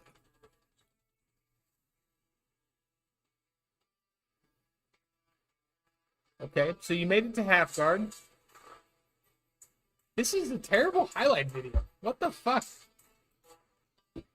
Let's see what else there is. Tracy Cortez. Well, she definitely thinks she's hot. Okay. All right, so she's coming out. She's getting the grease put on her face right now. She's braided up. She looks like she's got makeup in her eyebrows right now. So I don't know what to say about that. I don't know why she's putting makeup on going into a fight. Could be.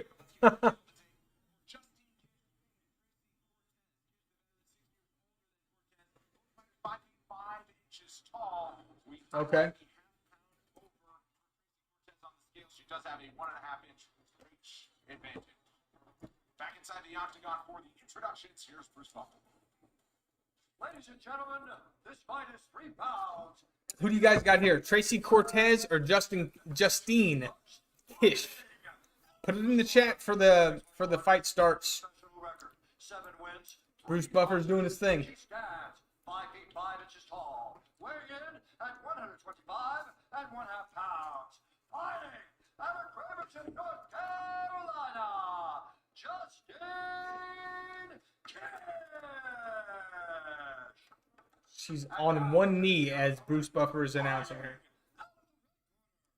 Tracy Cortez going back and forth on her side. One loss. She stands 5 feet 5 inches tall, weighing in at 126 and 1/2 pounds. Fighting out of Phoenix, Arizona, Tracy Cortez.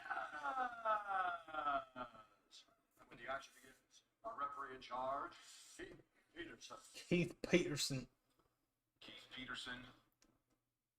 He's a weird looking dude, Keith Peterson is. Justine Kish, the veteran of more than 10 years in the fight game. Tracy Cortez, the oncoming prospect. Ma'am, are you ready? Fight. Both these girls got cornrows. Look like their fucking foreheads are pulled tight as hell. So you see straight away, Justine, using lateral movement. Cortez takes the center of the octagon. Kish lunges in with a lead leg kick.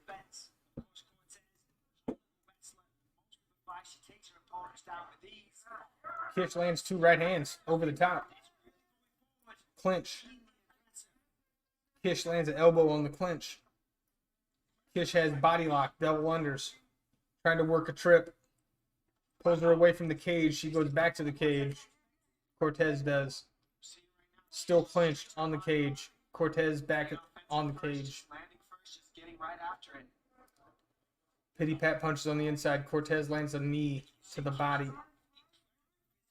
Muay Thai clinch by Kish. Now Cortez with the double unders got Kish back against the cage. Cortez lands a knee on the inside to the body on Kish. Yeah, that's an interesting one, Brendan, because who's at the advantage? Cortez with the trip, inside trip, right into the mount. Top mount position by Cortez. Looking to get some posture and drop some punches. Lands one left hand. Ooh, stack the guard. Four right hands, 5 right hands. A left comes in. Tried to work an elbow. Maybe opened up Kish. Another forearm lands for Cortez from the guard, top guard position. Kish is trying to control an arm here. She's got 2-on-1, but she just ate about another 3 or 4 right hands from Cortez, trying to work that arm. She's shrimping out to the side, Kish is, but Cortez blocks it with her leg. Seems like Cortez has a good understanding of jiu-jitsu and how to keep this position. She's doing a good job of working strikes from here. Cortez had an open guard like she wanted to escape, but didn't get there. She's going for an arm again. Cortez just landed some more right hands.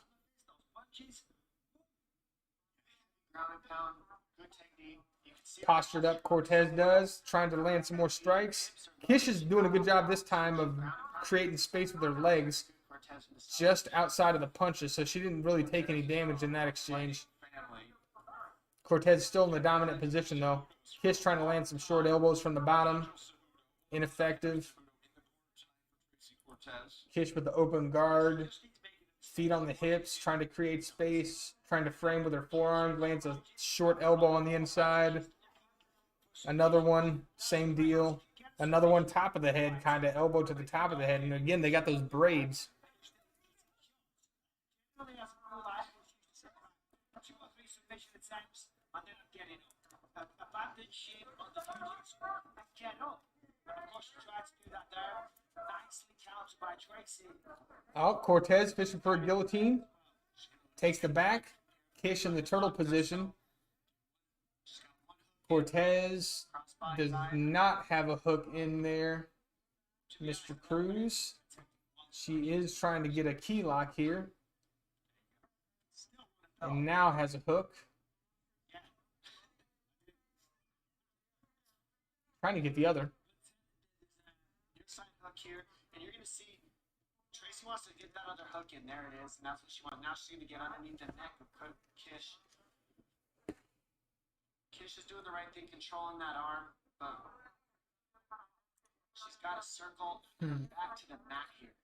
So Cortez has back mount on Kish at this point, and Kish has 2-on-1, so she's got 2 of her hands on one arm of Cortez, trying to control that to keep her from getting the choke. Given the position, if Cortez could get her feet right, she could work a twister from here, oddly enough. Okay, she doesn't have it now. Okay, still got the back mount with the body lock, locked in place.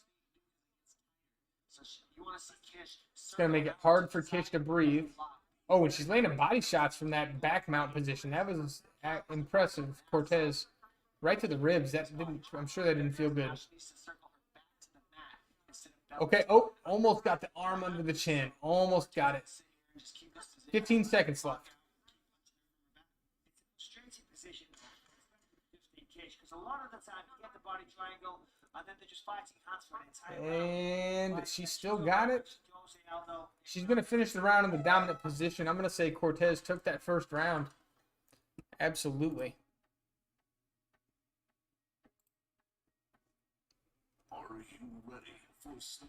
So I don't have money on this one because this was not a fight that was on the main card. Are you ready for the wolf? And for whatever's happening here? Well, the couch is ready. The bench is ready. See what's going on Triller. I guess this chick is still singing over here. What's the deal? What, honey? What'd you say this girl's name was? Jay something? Her outfit is not very good. That was on Triller. You were telling me what her name was. I was trying to read it. I was reading Deja something. Doja Cat. She's got this weird shirt on that's showing all her rolls. In her rolls. No, she's singing and dancing. Never mind. The Doja Cat. Like, I don't know, the way it's showing her belly rolls.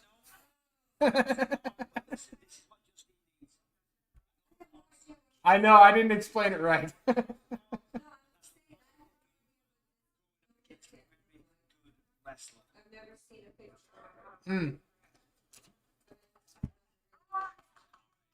Gotcha. Okay, start of round 2. 4 minutes and 15 seconds left. We've got Kish actually taking the center here. Trying to land an elbow on the inside. I gave Cortez the first round. She definitely dominated the grappling.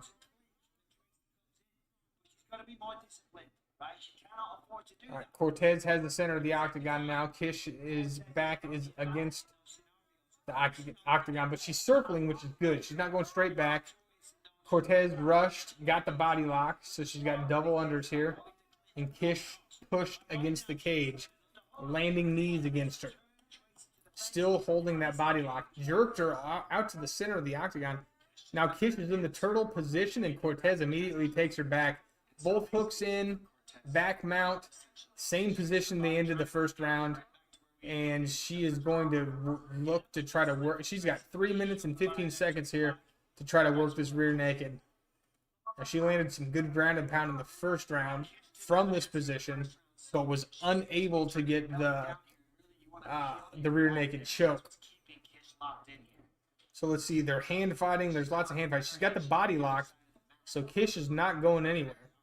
She needs to tighten it up, though. She just lost it. Yep, she's trying to switch the body lock to the other side. Kish is rolling, which was smart. Good deal. She used that to scramble and get out. Both girls are on their feet. Kish actually has Cortez's back at this point. Cortez is hand fighting to try to get her hands unlocked from that body lock. Kish landed a nice right hook as she was trying to break away, which is nice. Separated now again. Kish lands an elbow on the inside. Separated, center of the octagon. Right hand lands for Cortez.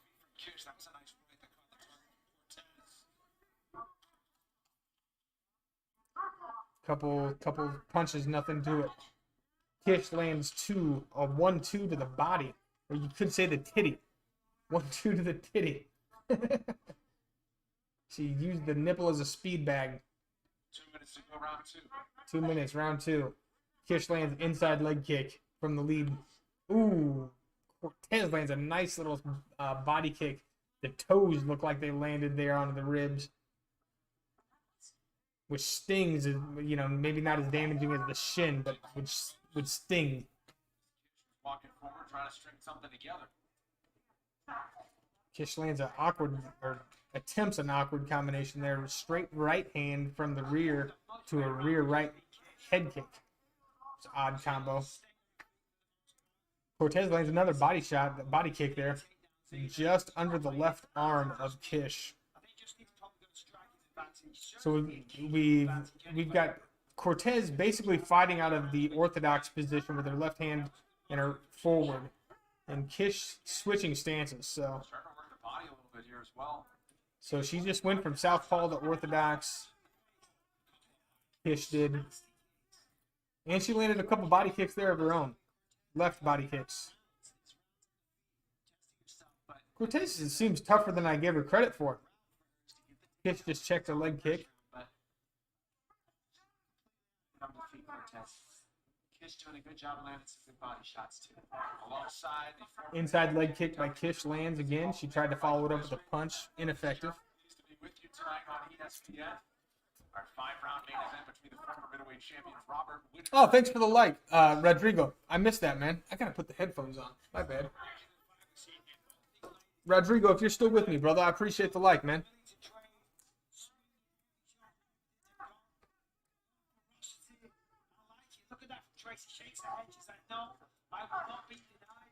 So Kish just tried a spinning back fist to no avail. 5 seconds left. More leg kicks to close out round 2. Round 3 is good round. That was Let's see what the stats look like. I can't remember who had the most takedowns. So Kish did not get a takedown that round. Tough. That's a tough round to score.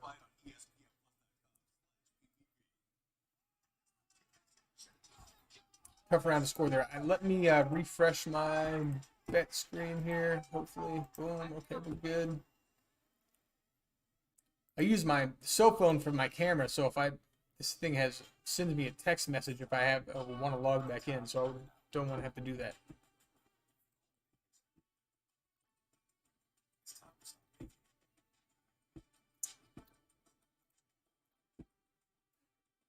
All right, we're going to be going into the third round here. I'm going to go ahead and say Cortez is 2-0. I'm going to say she won the first round and Cortez won the second round. In my opinion. Personalized UFC Venom Authentic Walkout Kit. Just like the fighters were making their way to the octagon, go to UFC.com/walkout to enter for your chance. Cortez comes straight to the center. Kish pushes it back with some aggressive strikes, hands and feet. All the way to one side of the octagon and then all the way back. That's right, Bisbing. She sure did.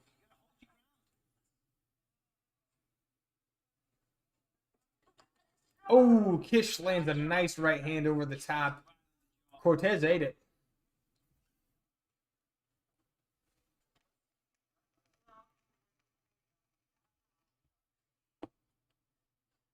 Squaring off in the middle. You can tell they're both kind of being a little more patient here in the third round, at least to start off.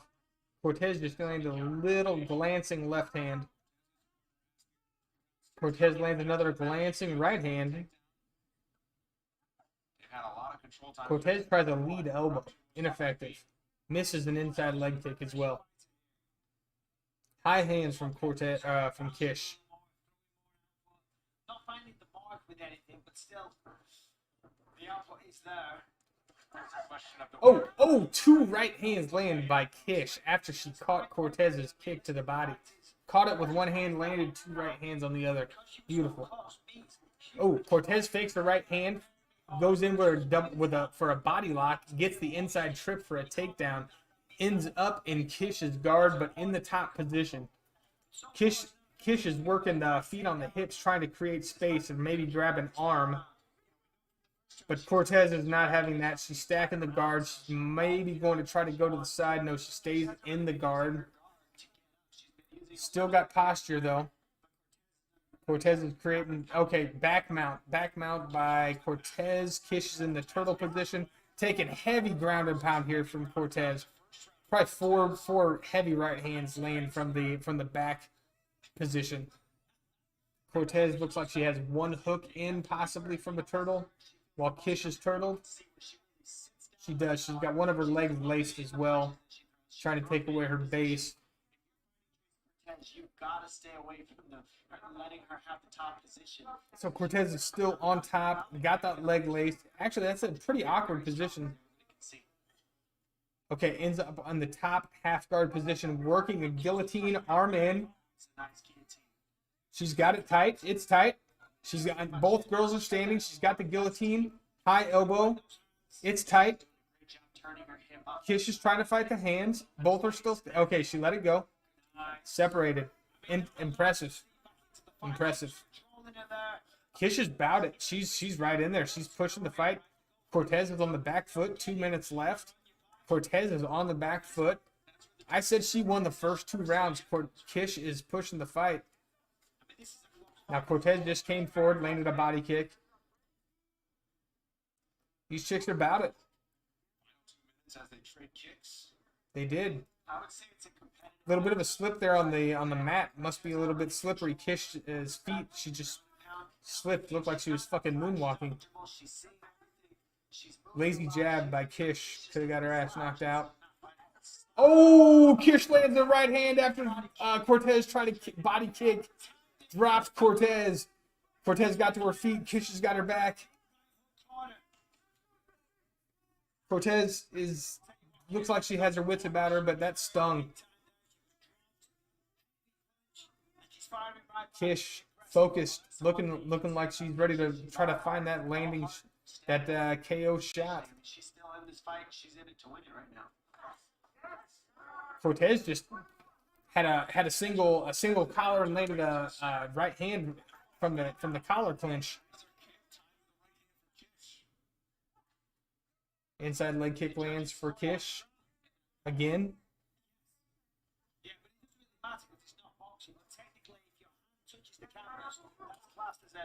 Body kick lands for Cortez. More of the toes though.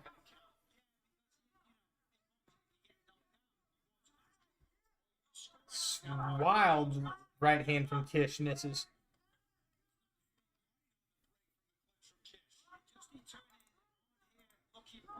Looking dangerous. Finally turned it up at the end of this third round. 15 seconds left. They're in the center of the octagon. 10 seconds left. 12, 11. There's the clap for the 10. 5 seconds. Couple of kicks attempt from Cortez. Good fight. Good fight. Cortez wins 2-1. Cortez 2-1.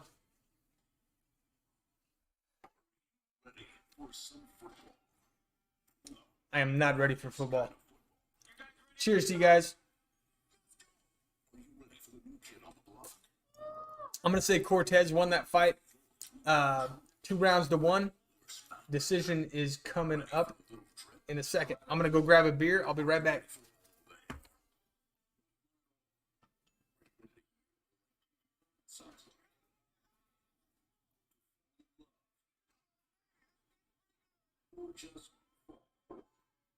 ready to think. You're selfish. Are you ready for the wolf and for whatever's happening here? Well, the couch is ready. The bench is ready. The person creating the graphic when the picks are ready is ready. The how-to, Booger Stogie, the city of Cleveland, and good blood pressure all are ready. Are you ready?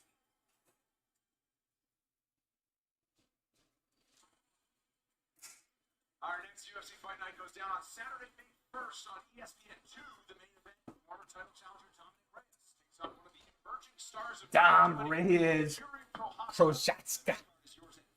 Light hit, yeah. Dominic Reyes needs some of these smaller name guys to play with before he starts stepping his game up. That woman, Justine Kish, and her opponent Tracy Cortez with the first pick. Stepping his opposition up, maybe I should say. Buffer has entered the octagon. All right, I'm saying 2-1 Cortez. Let's see what it is. The United States Marine Corps for the official decision. Here's Bruce Buffer. Ladies and gentlemen, after 3 rounds, we go to the judges' scorecards for a decision. Derek clearly scores the contest. 29-28, Cortez. Sally Amato has it. 29-28, Kish. Oh. Winner scores the contest. 30-27 for the winner by split decision, Tracy Cortez. 30-27? First of all, when you guys watch this fight, how do you score this 29-27 for Kish? She won the 3rd round. Now, and how do you score it 30-27 for Cortez when Cortez clearly lost the 3rd round? Yeah, 29-27 is the right score for Cortez. The judging in MMA, that's job done. Yeah, fights like that are essential for development as a fighter. Of course, going out there and dominating people, yeah. that's all well and good. Let's update this here. Hopefully it does. If you're going to get better, if you're going to learn All right. mistakes, and of course, Let's make sure the bets don't need updated. Okay, so we didn't have any money on that because, again, Drakkar Klose and Jeremy Stevens' fight was canceled tonight because Drakkar Klose said his neck hurt and his right hook, and his neck hurt and his arm hurt after Jeremy Stevens pushed him at the ceremonial weigh-ins. So what they did was they substituted that fight for the Tracy Cortez and Justine Kish fight. And so what we have coming up next is... Well, let's listen to Tracy Cortez real quick. You spoke earlier this week that you were looking for a showcase performance. So let me ask you, how do you feel about that one? I felt great. I felt really good about it. Of course, tonight you were forced to train a little bit. We've seen in the past you like to go out there and use your wrestling. How do you feel about that? See what you got going on here. Great for the development of your career. Thank you. Yeah, I just wanted to mix it up, keep it still my style, and not fight her fight my fight. So at the end there, when Buffer is calling out the winner, Well, I was pretty confident, can't lie. yeah. Still a little scary though. Talking of scary, in the 3rd round you got caught with the right hand. You kind of touched the canvas for a second. What was going through your mind there? The canvas was kind of slippery. Me and her, I kept seeing her slipping just like me. So there's a couple times where I slipped and Slip, knock down, doesn't matter. You got the win. Sensational. I see you on the Dogecoin there, Alex. thank you so much. I see you on the Doge, playa. Getting a big win in her first UFC fight at 125 pounds. Who's got the Dogecoin, by the way? If you got Dogecoin, let me know in the chat. Let me see some rocket ships if you got Dogecoin. If you got Dogecoin. Okay. So that's who we got next. Abdul Razak Al Hassan versus Jacob Malcone. That's who's coming up next. Now let's see if we can get some highlights going on here. Abdul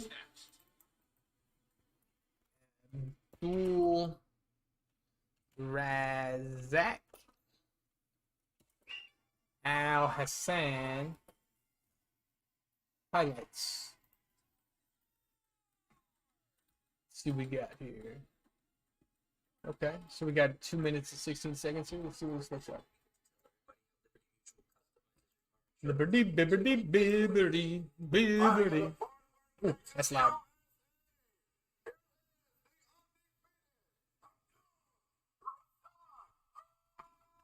Okay, let's just hope this isn't like a crappy highlight video.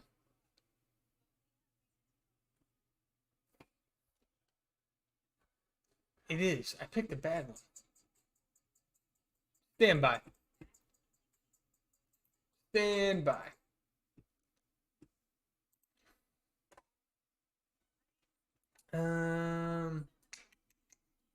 Highlights. Which one has the most views?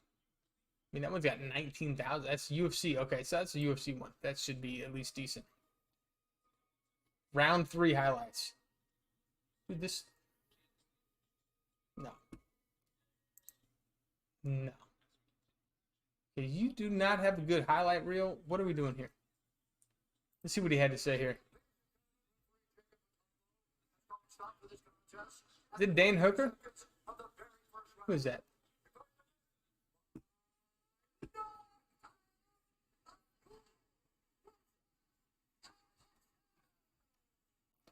I don't remember this knockout. By the way, put the rocket ships in the chat if you got the Doge.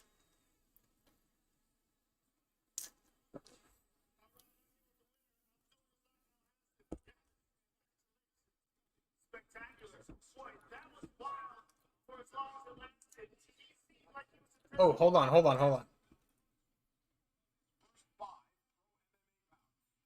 a pair of knockout victories on his ledger already, he won't back down from throwing hands with Al Hassan.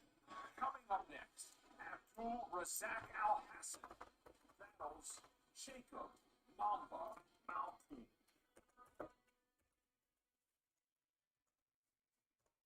You don't like history. But then, you blink. And just like that, that's what happened. Watch the Oscars. See? Jake, welcome back. Obviously, the UFC debut didn't go exactly, I guess, as you probably hoped. So just talking about that experience of dealing with that kind of moving forward. So this is from April. April 14th, 2021. Went to that 2-week quarantine. Got over it there, ate a lot of food. When I got back, went back to So just a couple days ago. Obviously, it's not like the easiest thing, but you slowly keep working. You learn from these mistakes. You just keep going forward. So this guy's an Aussie. Brown belt in the meantime, though, right? Is that right? Got a belt promotion shortly after that? Yeah, got my brown belt. Been grappling hard, man. In the game, been training hard. I guess that makes sense with Robert Whittaker on the card. Is that a big moment for you? It's funny. These UFC dreams that everybody has of glory, but I feel like sometimes belt promotions are almost bigger honors for a lot of people. It's crazy because, like in jiu-jitsu, because I'm an MMA fighter, everyone thinks I like no-gi, but I like gi more than no-gi. So I like training in the gi. So talk to me about the focus between the first fight and now. I mean, obviously it doesn't go your way in that first one. You get past it. What's? Oh, hey, what's up, Buffalo? Why am I not seeing this in the stream here? Why am I not seeing your guys' chats? My bad. What's up, Buffalo Bill? Ader Garcia, Espino fight. What's up, man? Tara A, who won? What fight? What up? What up, Alex? Yo, what's up? My bad, guys. I wasn't seeing these chats in the daggone Streamlabs. Blessing to get that loss out of the way, so now you don't have to worry about Refresh it, I guess. I'm gonna have to fix that. So let me, I guess pop the chat out. I'm gonna have to do that. You get to match up with that. I'm sorry I missed you guys. That sucks. He's had a couple setbacks lately, but he also had some very dangerous fights early in his career. So what did you think? Buffalo Bill, Ader Garcia, Tara A, Binnick 85. I'm pretty sure that's got to be Alex. What up, buddy? Like and share the stream if you see it, guys. I appreciate it. I'm not going to be showing the fights. I'll give you commentary on it. First time, I mean, yeah, providing challenges in terms of, you know, body acclimation, travel time. See here. Cheers to you guys, by the way. Last Sunday, so we've been here for a while just to get used to the time. So I'm going to pop this chat out. Pop out. Bada bing. We'll talk about the goal here then. Alright, so we're going to put this over here, I guess. That way I can see if it's you guys. I'm shitty about that. I missed those chats from Streamlabs on YouTube. I'm seeing everything coming in from Facebook, but nothing from YouTube. Not happy about that. Good skill set behind me. Whoever's trained, he knows. So I just got to go out there and show everyone my skill set. Not even show everyone, show myself, to be honest. So this guy seems determined. When you say show yourself, why is that? Just to get over the last defeat? No, not even get over it. Just prove to myself that my skill set is my skill set. Does that make sense? You mentioned something I found interesting. You said you prefer the... Okay, so hey, we got the walkouts coming out here. Let's put the volume up. While that's up, we'll get rid of this. And while that's going, I'm going to check what's going on with Triller. Oh shit, Frank Mir's in there fighting right now in Triller. I don't know what round this is. Round 4. Frank Mir's gone 4 rounds with Steve Cunningham. They're in a 1 minute and 45 seconds left in the 4th round. Man, I'm shitty. I missed that. I did not know it. This is one of the fights I wanted to watch. So we got Frank Mir, center of the ring. I do have money on this Abdul Razak fight. Let's see where we're at with that. So here I've got Jacob Malcone to KO in round 1. I remember the decision on this. I think these guys are going to mix it up early. So my $5 wins me $100 there if I can get it.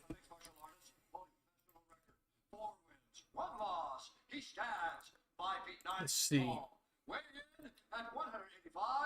So, yeah, Frank Mir. Oh, man, I got both these fights going here. Man, I got to turn this down. It's loud.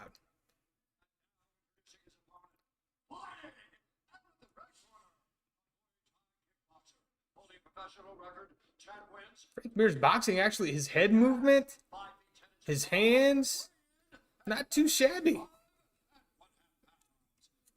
I wish I would have watched this from the beginning. Damn.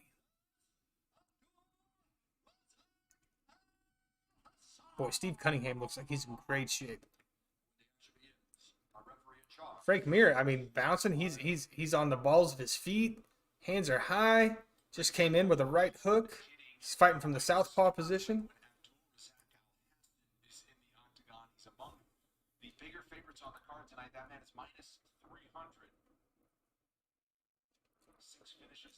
Okay, they're going to be going into round 5 with Frank Mir and Steve Cunningham.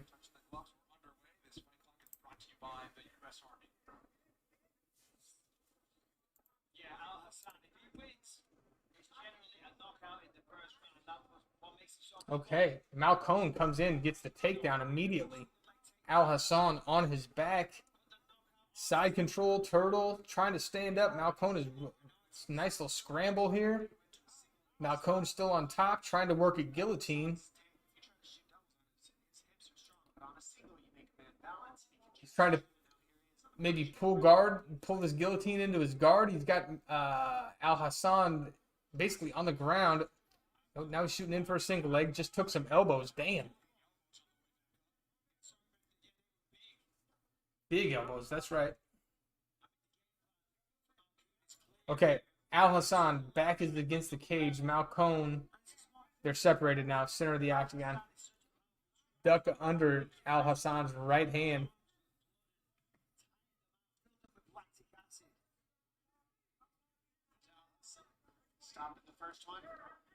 The exchange in the middle, ineffective. Al Hassan swinging wild. Malcone keeps ducking under those punches. He's working a single leg now.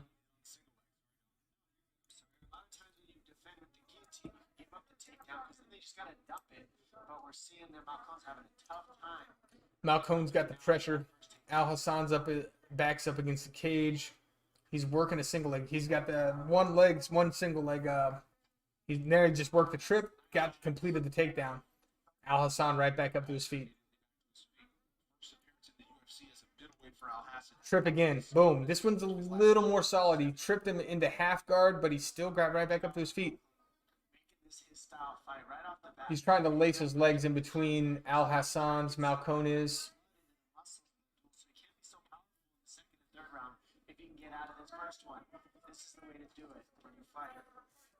Let me see.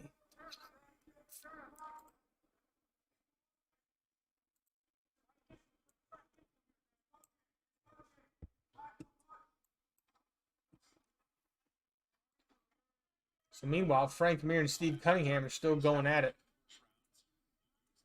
5th round. Peeling out that leg off the double underhooks. I mean, we've seen this position so many times, and people can't get the takedown. We've now watched Malcolm finish that takedown 2 or 3 times. He got the single leg finish to the trip, and then the way he peels that leg out on the fence is not easy. He does that very nice. Appreciate you guys for stopping by the way. If you're drinking, cheers to you. Take him down. When you're taking him down, Al Hassan isn't swinging bombs and almost knocking you out. Malcone's got Al Hassan's back. Trying to work his hooks in. He's got double underhooks from the back with one hook secured. Throwing some ground and pound here. Al Hassan's trying to turn into him, which would actually give Malcone the top position while he's on the back. Now he's switched over and he's trying to stand up. Malcone's still got that body lock.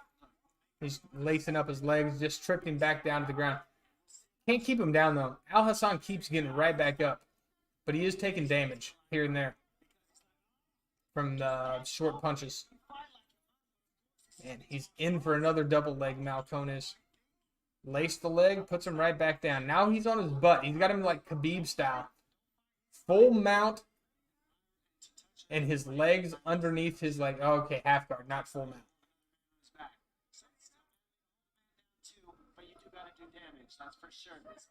And so, yeah, they're still trying to posture up.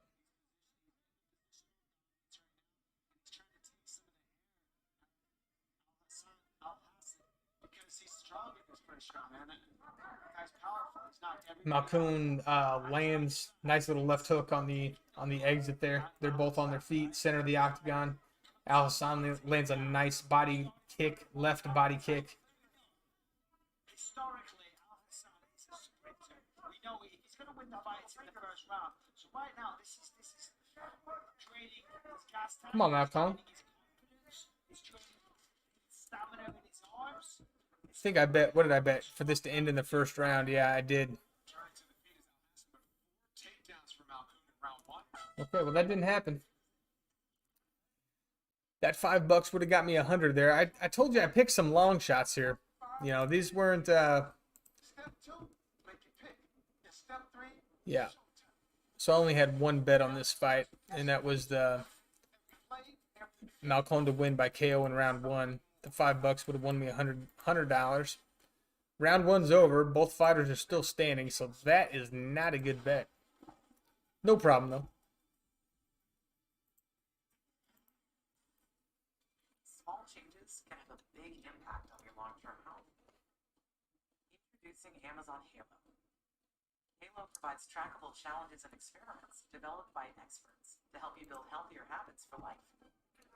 Like getting steps in. So here we are, round 6 of 6 in this boxing match with Steve Cunningham and Frank Mir. And Frank Mir is still in this fight. He's got Steve Cunningham pressed up against the ropes. Clinched up, throwing punches. Steve Cunningham actually looks tired. Hands are low. He's landing some sharp punches on Mir, though.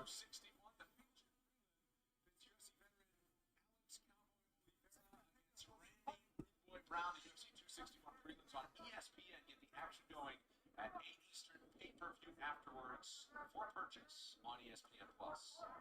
So for Al Hassan, he clearly knows what the game plan is of taking Malkoun, and it's up to him to do something different. Malkoun, he's just going to keep doing this. He's in control of the fight. He's winning. He's en route to a decision victory. Non-stop. You know, opportunity arises. So you can't, there's no criticism there. It's Hassan that has to do something different, that has to get Is it? use footwork. Essentially, a better takedown defense. 10 and 16, really? Is that all the strikes that have been thrown in this fight? 10 total strikes from Hassan and 16 total, 20 total strikes from Malcone. That is sad. 6 takedowns, 6 of 13 for Jacob Malcone. 6 minutes of the fight. See him call a lot of those man returns, I know. These fucking guys, a day late and a dollar short. About Robert Whittaker's approach to the main event. Sorry, I never clarified that. I mean, look, listen, he's training with Whittaker. The rest of the game's outstanding. All right, that's it. He's got touched, he's tired.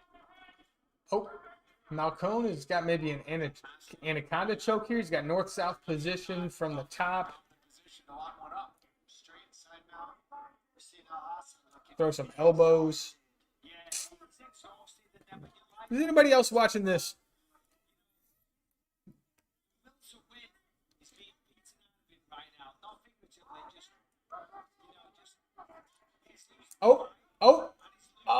just, Malcone worked a guillotine from the bottom in the guard, then switched it over to the, so he's in the mount, arm in. Okay, basically used it to transition to a more dominant position, but it looked like it could have been tight. 2 minutes and 40 seconds left. We've got Malcone, top position, side control, looking pretty dominant on Al Hassan. Be honest with you, Al Hassan looks like he's pretty fucking tired at this point. He is not making any kind of effort to stand up. He's got his leg crossed, trying to prevent Malcone from getting the mount. But he's not trying to shrimp. He's not trying to. He's trying to work a scramble. He just did.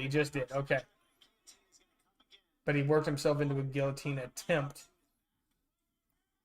Okay, now he's got the Darce. Anaconda choke from the north. Oh, that looks tight. Uses it to get the side control again. He must like that position. He's dropping some elbows on him. Hitting him with some knees to the body from the top position. Al Hassan tries to turn into him. Is successful doing it. Malcone's got an arm. Every time he does that, he turns into an arming guillotine. Every time he tries to turn into him like that. Now he's got it. Now he takes an arming guillotine, turns it into an anaconda. Now Al Hassan's got to his feet, but Malcone still has that arming guillotine position. They separate. Now he's in on a single leg. By the way, Steve Cunningham just beat Frank Mir. They went 6 rounds. It was a decision. Frank Mir actually looked good in his boxing. He actually looked pretty good in his boxing there, from what I could see from trying to watch both of these here. 1 minute, second round. He escapes. Al Hassan, they're separated here. He just tried to land a left leg kick, was unsuccessful with it. He's looking sloppy, to be honest with you. Malcone looks like he's a little bit more sharper. His cardio's a little bit better. Throwing straight punches. He sees everything coming. Oh, just landed a duck under right hook and led into a left hook to follow it up. That was nice.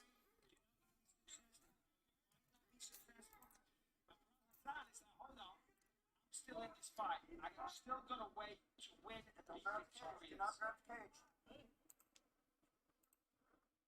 Malcone connected with a combination on his way in.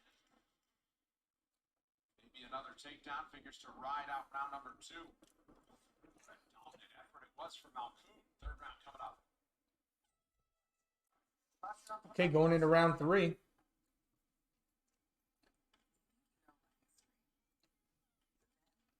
What we got here on Triller? We've got Justin Bieber, Snoop Dogg. Let's listen in on this real quick.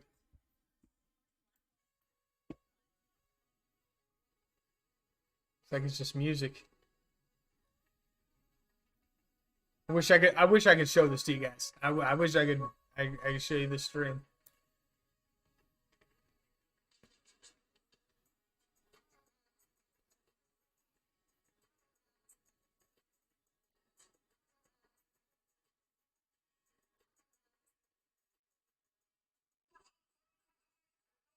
I am high as fuck just from standing here. Somebody's got a sign.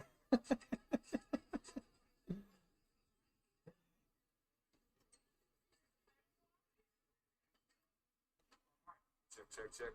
Can we get it a little louder though? All right, we're going into round 3 here. Malkoun started the fight at more than a 2-1 underdog. Live odds have him near Malkoun takes the center of the octagon immediately. Al Hassan just wants to touch his hand. Let's update these punch stats here if we can. Be a quick second.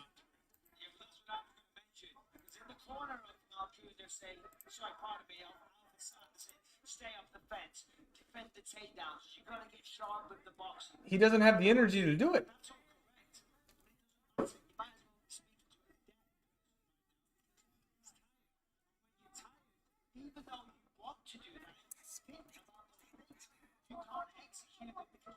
That's what I've been saying. Yes, do your road work. Don't skip the fucking road work. This guy, Al Hassan, has got way too much unnecessary muscle for the fight game. Let's just say good muscle for bodybuilding, good muscle for lifting weights, but unnecessary muscle for fighting will lead to more blood and oxygen requirements for those muscles, which will, lead you to get tired quicker, especially if you don't put in the road work. So right now we've got Malkoun has taken Al Hassan down, as per usual. This fight, that is. And, he's in the top half guard position looking to try to transition. Here we go again, same as last round. Al Hassan turns into him. Malkoun grabs this arm in guillotine. Okay, now he actually gets out of it. So they're both guys are separated and standing and exchanging ineffectively. Malkoun shoots in again. Got an over-under position with Al Hassan's back against the cage. They're pummeling for position.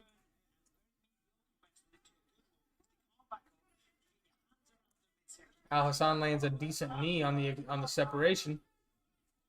Referee warns him to keep it up. I guess he must have landed low. Excuse. 2 minutes 35 seconds here. We're in the third round of Al Hassan and Malkoun. Let me refresh my bets so they don't go away.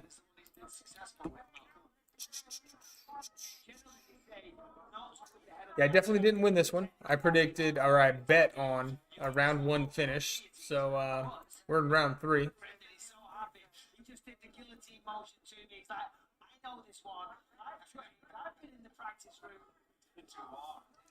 So yeah,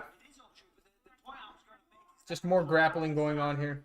Malkoun got his back, trying to work a trip.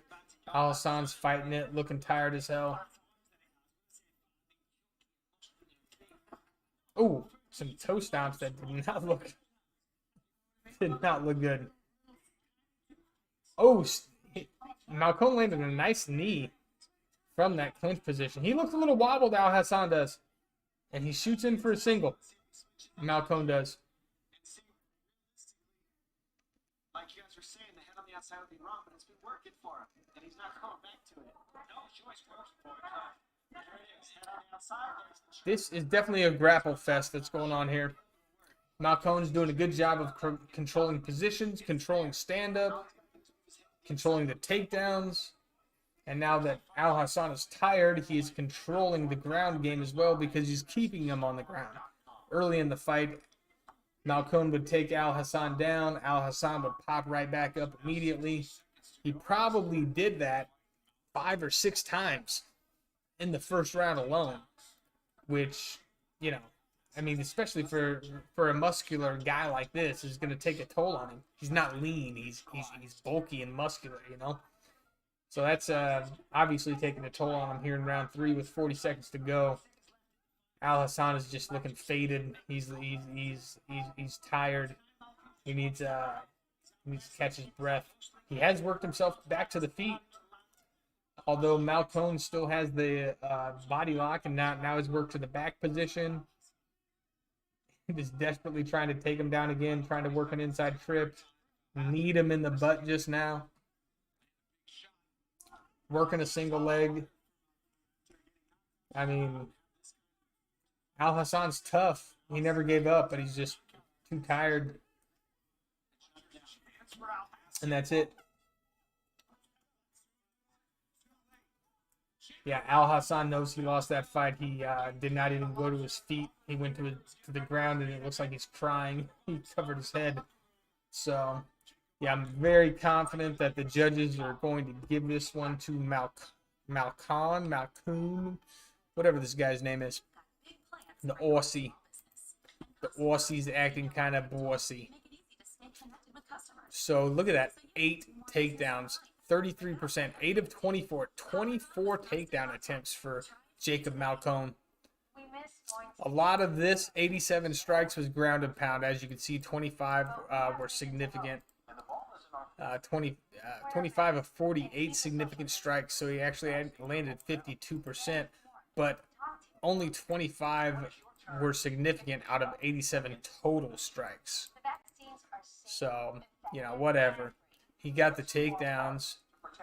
0-2 on sub attempts, obviously. And it was just a dominant fight. Al Hassan was way too tired carrying around all that muscle. So let's see who we got coming up next. So next we got Andrei Arlovsky, and then after that is the main event, Robert Whitaker, Kelvin Gastelum. Let's get the official decision here. Bruce Buffer is going to be coming in.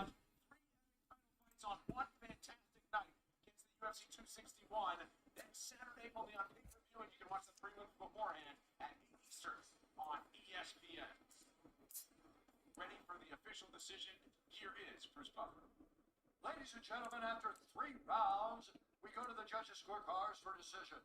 All 3 judges scored this contest 30-27 for the winner by unanimous decision, Jacob Malcone. Very nice, very nice. So more on display. Jacob Malcone in this go-around in the UFC gets his big win inside the octagon. Dom. He's just 25 years old. He's 5-1. All right, so we've actually got the announcer here at Triller.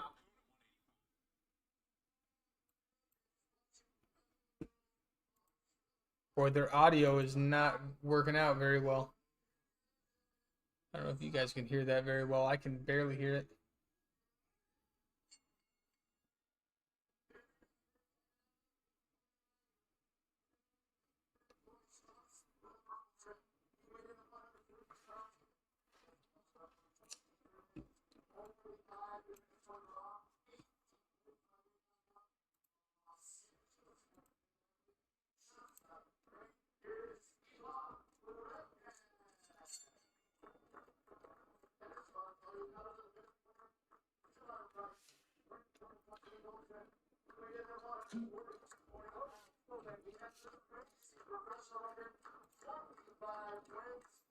Bring it up when I can. I'll bring it up when I can.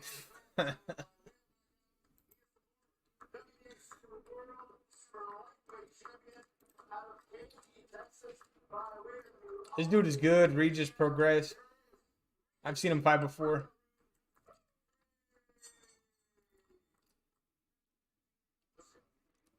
This is going to be a legit fight here, actually.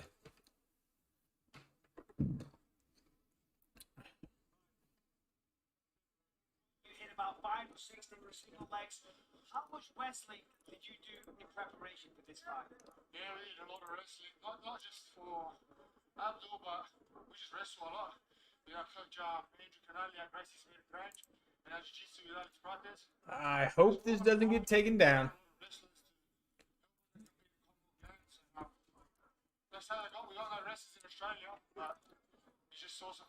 So we've got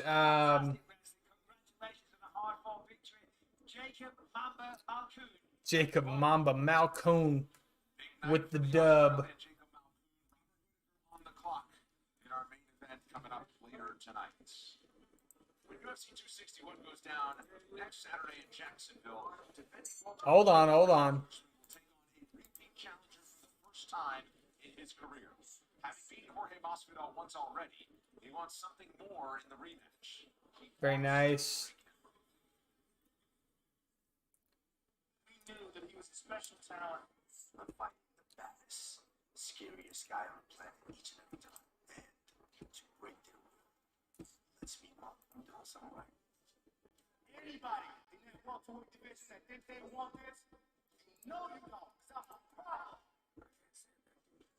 You're not like me. Let's switch this up here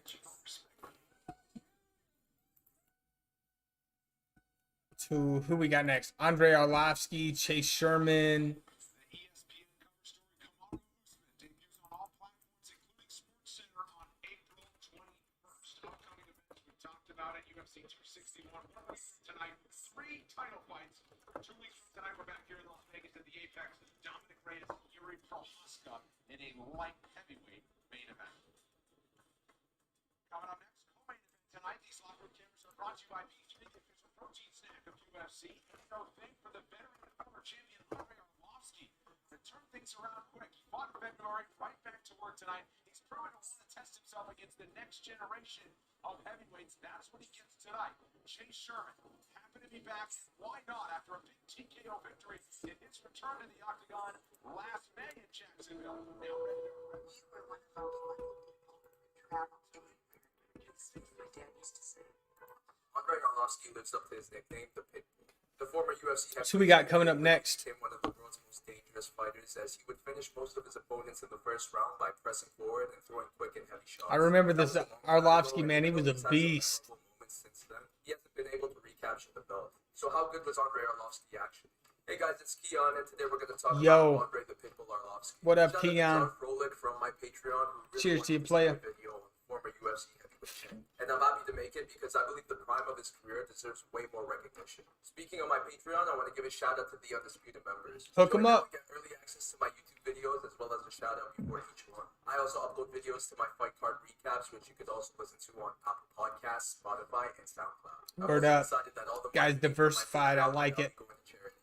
So please join now to get these perks, as your contribution is going to help people who really need it. Now Bet. let's get to it. Andre made his MMA debut on April 9th, 1999 at the Look at him with the shaved head. 99, 1999. In this fight, he was the aggressor on the feet by connecting with hard Dang. shots and maintaining pressure. He was a also Sambo took the champion. submissions. By the look on his face, it really looked like Vyacheslav was having a hard time. But at the 6-minute mark, he connected with the perfect Oh! Andre out. Arlovsky came back a year later to fight Michael Thiel. No If shit. you press forward in the Andre video, Arlovsky Andre got connected with knocked the hard out in his shots. He first eventually secured fight. a takedown and locked in the guillotine choke, which forced him Wow, I The did fight not know lasted that. 85 seconds. After his first pro win, he fought Roman Zensov that same night. This fight was quicker than the last, as Andre threw a 2 barrage fights in a of night. punches and Love knees it. that forced the ref to Old stop. school. Following a 13-second knockout against John Dixon, Andre made his UFC debut on November 17th, 2000. He defeated his opponent, Aaron Baker, in 2000. 55 seconds via armbar. 21 years ago, he made his UFC debut. Although Andre was the aggressor on the feet, Rico's wrestling was too much, and in the final round, he secured a takedown. Rico Rodriguez was a beast. After this loss, he fought Pedro Hizo. A majority Pedro of his Hizo, I fighters remember with Pedro. being the aggressor. He eventually knocked out Arlovsky in the third with a 1-2 combo. At UFC 40, Andre fought Ian Freeman. He finished the fight in 85 seconds with a barrage of strikes that knocked Ian out. A year later, he fought Vladimir Matyushenko. It was another dominant performance on the feet by Andre, who finished the fight with an uppercut that knocked Vladimir out cold. Following this win, he fought Wesley Correa. Andre connected with many shots in the first round before finishing the fight in the second with punches. This 3-fight win streak earned him a shot at the interim title against former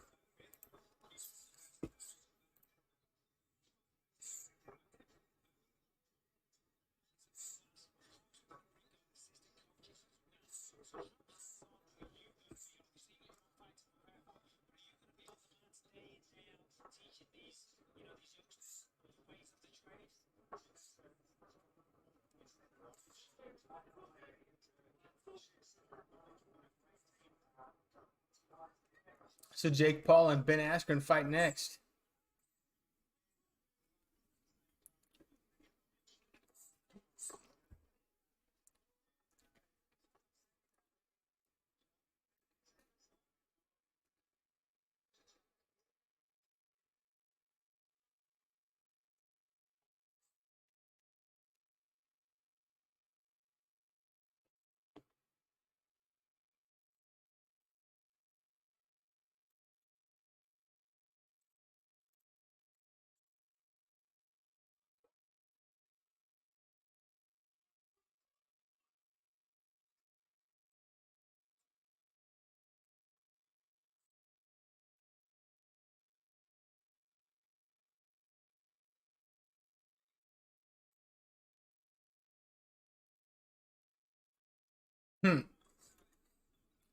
Surprising that Regis was kind of on the back foot there.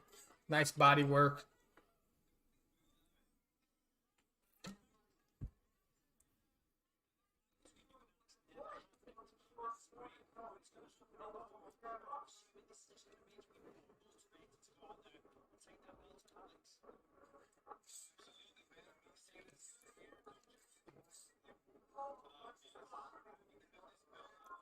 What's this?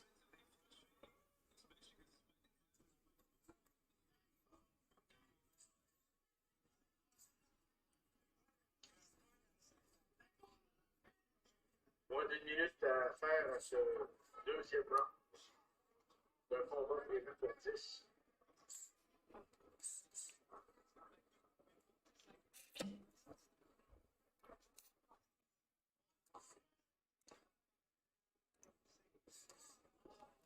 Excusez, parce que j'ai eu quelques petits problèmes techniques. Je ne suis pas de formation, l'action est pas en direct juste avant, c'est la semaine. Vite, accélère.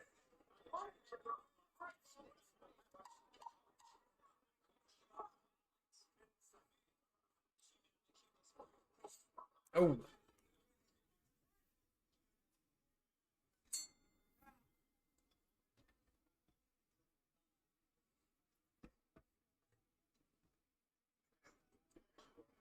On va tenter d'écouter dans les points respectifs.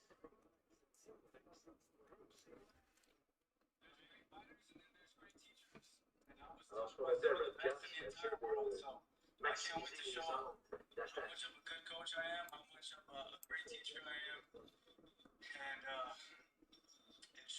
Show this man, you know, there's another side of me besides fighting that I do. All right, well, listen, fellas, thanks for joining us. Obviously, this season's going to be a lot of fun. I, for one, can't wait for it. All the best, and we'll see you soon. So the next season of the Ultimate Fighter is going to be, who was that? Thanks, Michael. And coaches, can't wait for the return of this iconic series on June 1st. New episodes will drop every Tuesday exclusively on ESPN Plus throughout the summer. Nice. 12 episodes in all. Here's your first look at the new cast. It is bantamweights and middleweights. This is your bantamweight roster. Vince Murdoch fought on Dana White's Contender Series. You may remember him. Ricky Tercios also fought on Contender Series. Who was that, though? First Let's episode. get back to that real quick. Takedowns in this fight. I think over 8 takedowns. I mean, look at this thrower. Too far. Thank you, Brendan. Well, I am joined now by the featherweight champion, Alexander Volkanovski. Alexander Volkanovski and Brian Ortega on the next Ultimate Fighter. Season 29, the Ultimate Fighter is back. I'll start with you, champ. How you feeling? Nice. Named as the coach. Alexander Volkanovski and Brian Ortega. I'm with that.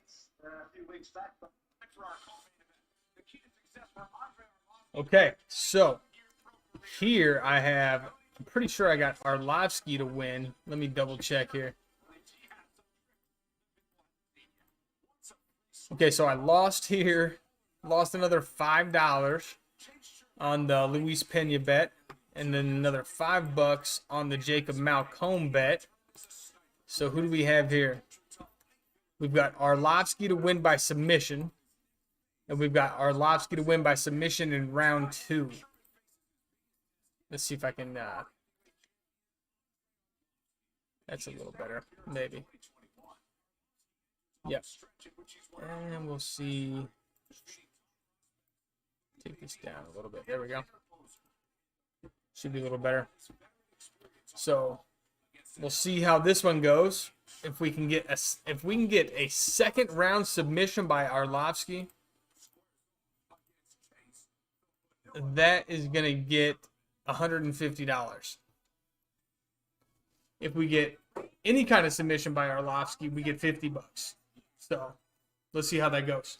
I'm gonna go use the bathroom.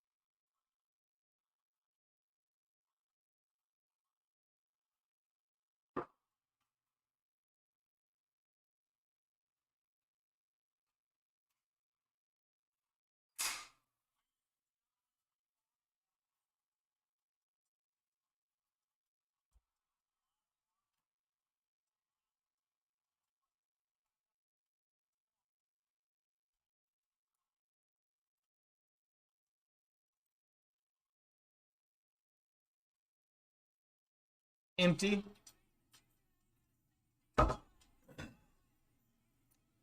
Full.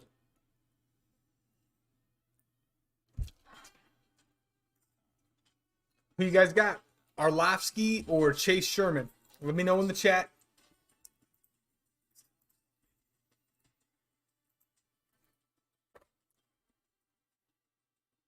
Every Sunday night. Take your pick. All right, let's check on this Pro Grace fight. So we've got round 5, 2 minutes and 37 seconds. They both look fresh. They both look sharp. Fight looks like it's going good. Ben Askren and Jake Paul coming up next.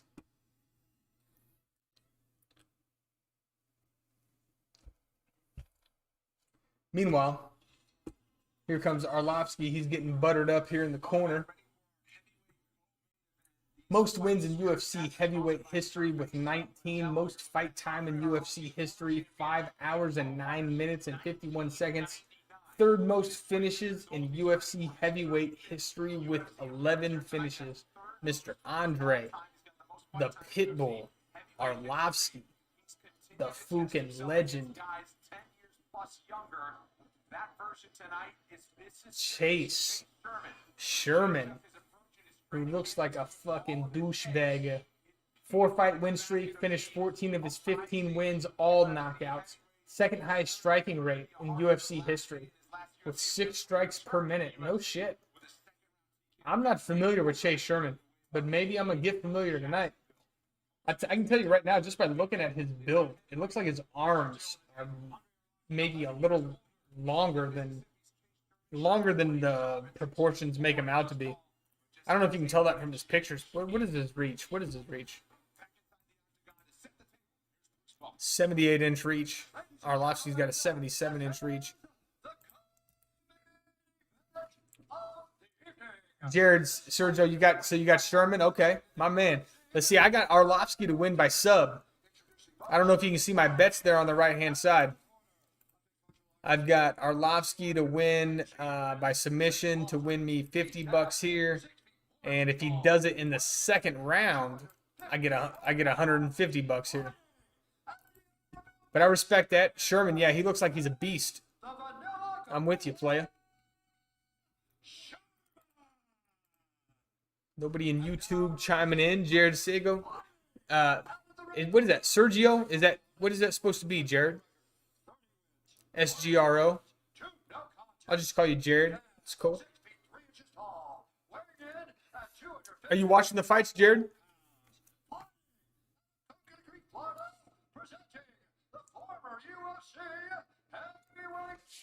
Let's go. I'm a big fan of Andrei Arlovski. Just so you know. Big fan. I'm watching him. Look, when I was a kid, I used to have my buddy's dad take us to the video store and rent the UFC videos for us. Italian trying to watch the fights. Haha. Got you. All right. Nice. Yeah. Trying to watch the fights. I got you. Okay. All right. Here we go. They're about to square up. Sir, you're ready. Sir, you're ready. Fight. Tonight's fight clock is brought to you by Modelo. Quick turnaround for our I'm going to have to Google that on how to say that in Italian, just so you know. That's going to bug me. I'm going to have to figure that out.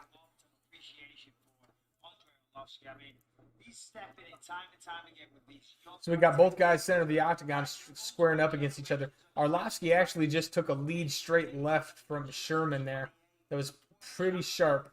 Now I'm concerned about an eye poke here. I've seen Sherman extend his arms with his fingers extended also. Outside leg kick lands for Sherman. Looked pretty stiff. Arlovski just complained of an eye poke. He's a big guy. He's got heavy hands. He's a solid fighter. Arlovski rushed in, landed a couple body shots. Sherman landed one on the exchange. I think it was a left. Jay Sherman, former offensive lineman. Arlovski rushes in, lands a straight left on Sherman's chin. He ate it. Actually got Arlovski on the back foot here. Chase Sherman does. Arlovski throws some punches and switches position to take the center of the octagon. Odd little fake leg kick there by Arlovski. Kind of threw himself off balance.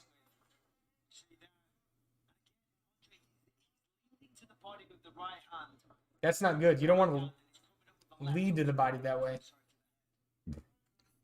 Both guys fighting out of the orthodox position here. So left hand and foot forward. Arlovski just landed a straight right to circle himself off the cage. Chase just landed a straight left. On the way in with that counter left hook. Arlovski with the jab landing. Leg kick lands for Arlovski. Ooh, maybe too many Modelos. Sherman's talked about a whole different mindset in his second stint in the UFC now. Said he was a scared kid the first time around. Was really, worried about clinch, middle of the octagon. Arlovski separates, lands a right hand on the back foot. Two jabs land for Arlovski. Weak ones. Weak, just feeler jabs, it seems. Chase has got Arlovski back against the cage, and he is not circling. He's circling now, though. He just jabbed out of it. Created some space. Arlovski did.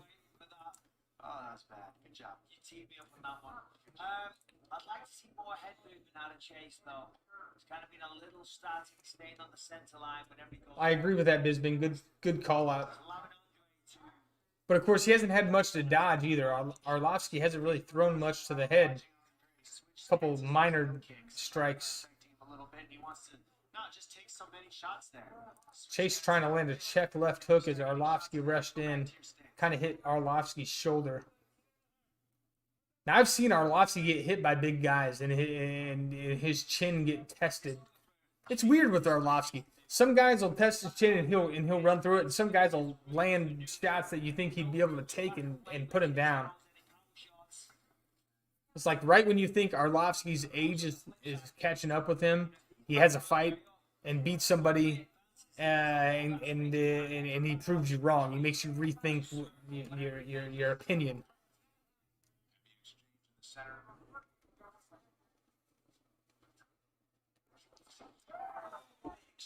Chase just landed a nice fake left or a feint left and right hand over the top. It was beautiful. Landed another left hand there. Arlovsky clinches. Chase is trying to create a frame and create space. Arlovsky seems okay. Arlovsky misses a spinning back fist. I don't think I've ever seen him throw that technique before.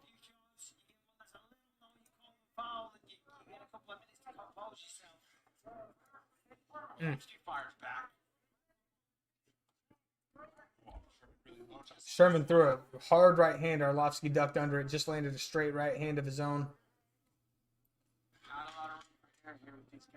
10 seconds left. Round 1. Oh, Arlovsky with another duck under straight right hand. Both these guys started walking towards their corners before the bell even hit.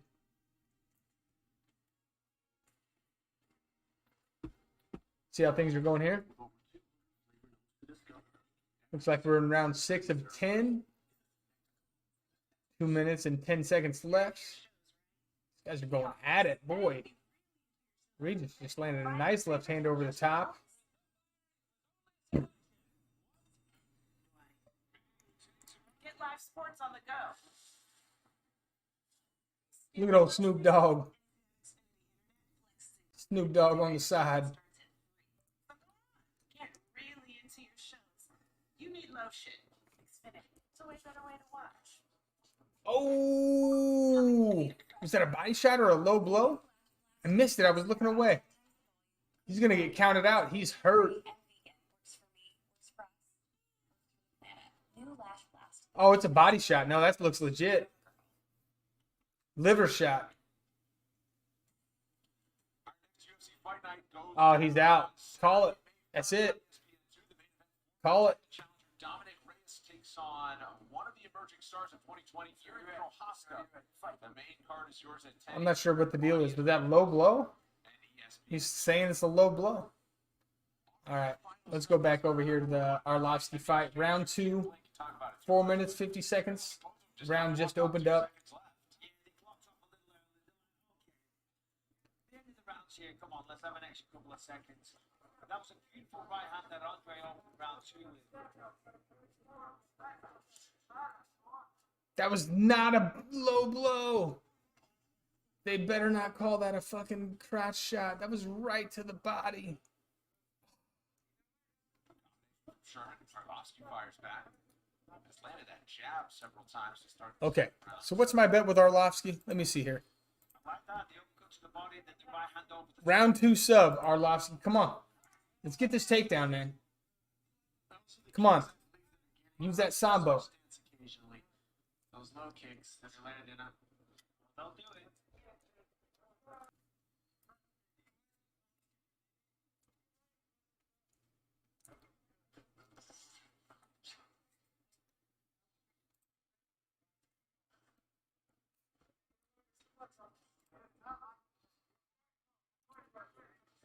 Definitely the fight we expected in terms of game plan.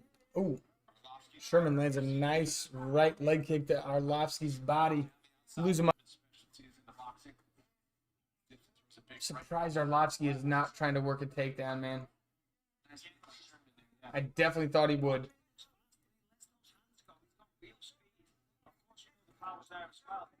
It's really impressive. 42 years old, so many miles on the clock.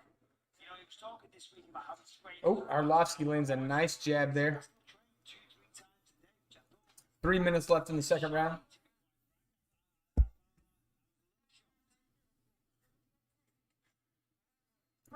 Come on, this was not a low blow, man. They're treating this like it was a low blow, not a low blow. For Andre right now, circling and never moving straight back, always circling. That's really helping him. He's making some good adjustments in here against Sherman, who's kind of plotting, not really heading him off anymore like he was in the first round. He's kind of following Andre now around in a circle. Both guys landed there in that exchange. 2 minutes, 25 seconds left. It's round 2. Round 2. Actually, let's go. See Sherman open up the nose. Arlovsky. It's very even. Both guys throwing similar amounts of numbers. Landing a similar amount. Yeah, taking it in turns. Very similar styles. I mean, when you watch the film, it's very similar styles. These guys are very much alike. Both have heavy powers. Just matter who lands first and who lands more. Arlovsky landed 25 headshots. Sherman landed 33. 33. And even at the different levels, as we just showed you on the graphics. Listen, let's remember, these guys are big heavyweights. It's an impressive output for guys this big, throwing with this kind of volume and ferocity. You know, it's a tough thing to do. These guys are still at the end of round 2, looking fresh, obviously trained very hard, came in great shape, and giving us a good fight.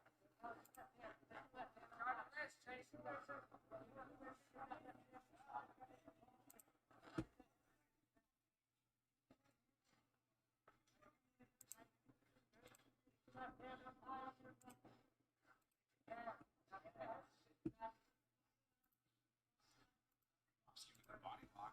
Sherman swerve a little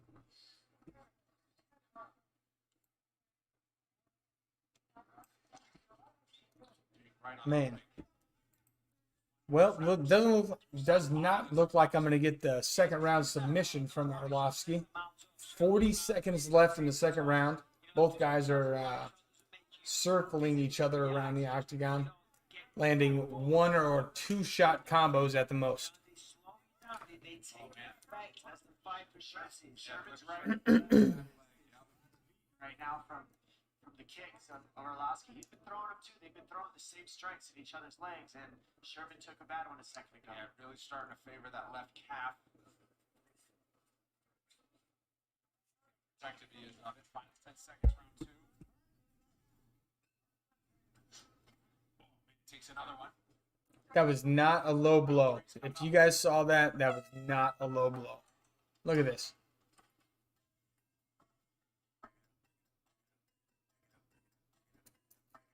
What are they doing with this fight?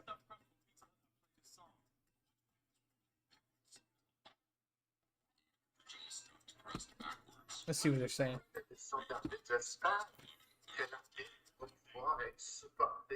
It's friend. Oh, look, what the hell? What in the hell?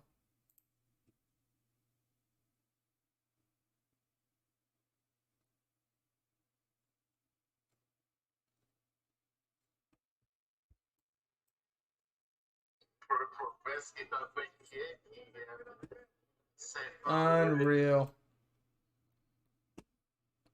Well, looks like Jake Paul and Ben Askren's next then. All right. Coming up on round 3 for Arlovsky and Chase Sherman. Stand by.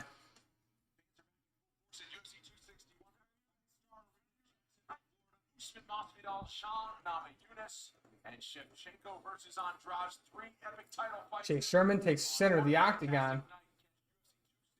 Arlovsky tried to press forward. Sherman hit him with a little 1-2.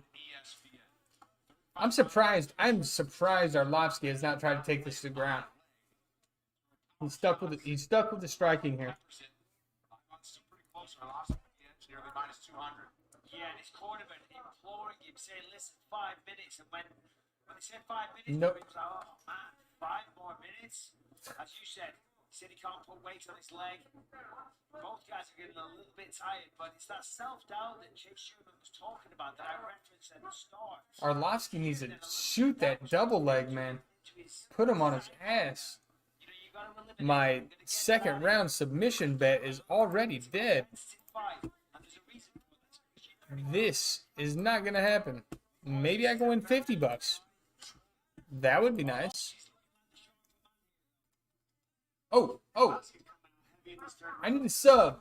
Arlovsky, why are you not going for the takedown? Arlovsky looks good in this matchup. Yeah, he looks fantastic. And I'm telling you, it's so impressive. Right?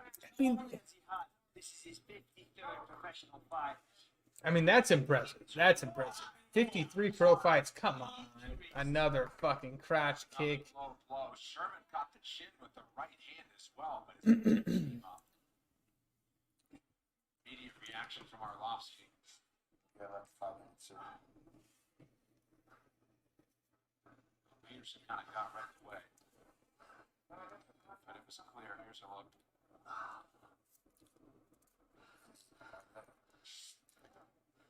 Fucking Nate Robinson. Look, I feel like Jake Paul probably paid Nate Robinson off for that KO. I mean, how's your chin like that? I mean, that was a no turnover in the hip type fucking wild right hand. I mean, look, he just face planted. I mean, That's now over back to the business at hand. it's Bustin' Jeeber. That's about who wants it.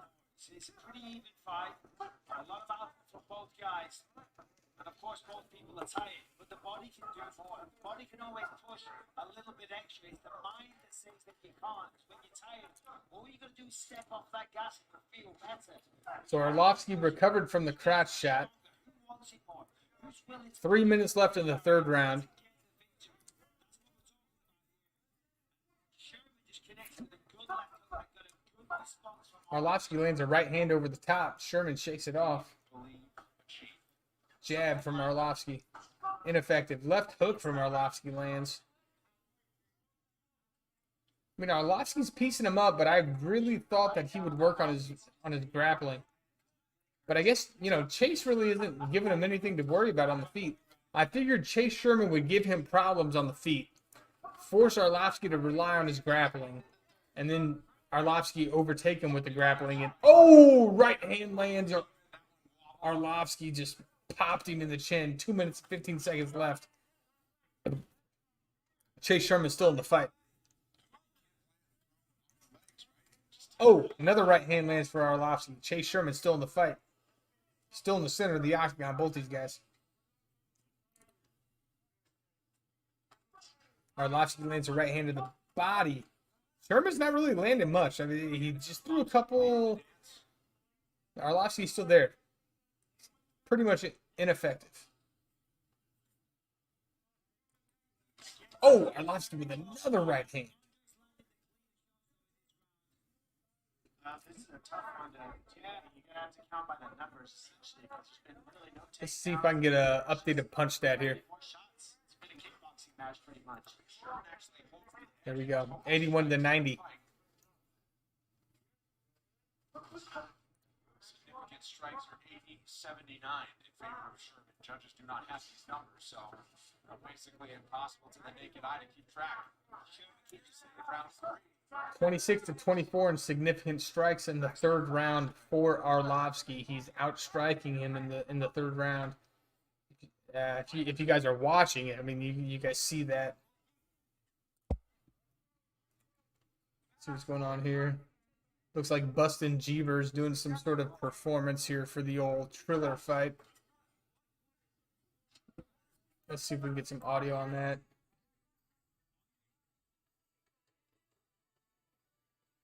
Yeah, let's not get audio on that. How about that?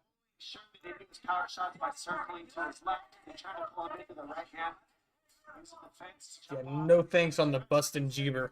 He's keeping the jab out there. Beat first. Yeah, that might just be enough to steal this round. 20 seconds left here. I'm not getting a sub. So that's going to be another $5 loss there. I have not won one bet tonight. Jakar Close and Jeremy Stevens fight was canceled, so I didn't get a chance to participate there. Jacob Malcone, Abdul Razak. I bet that there'd be a first round TKO. It was a decision.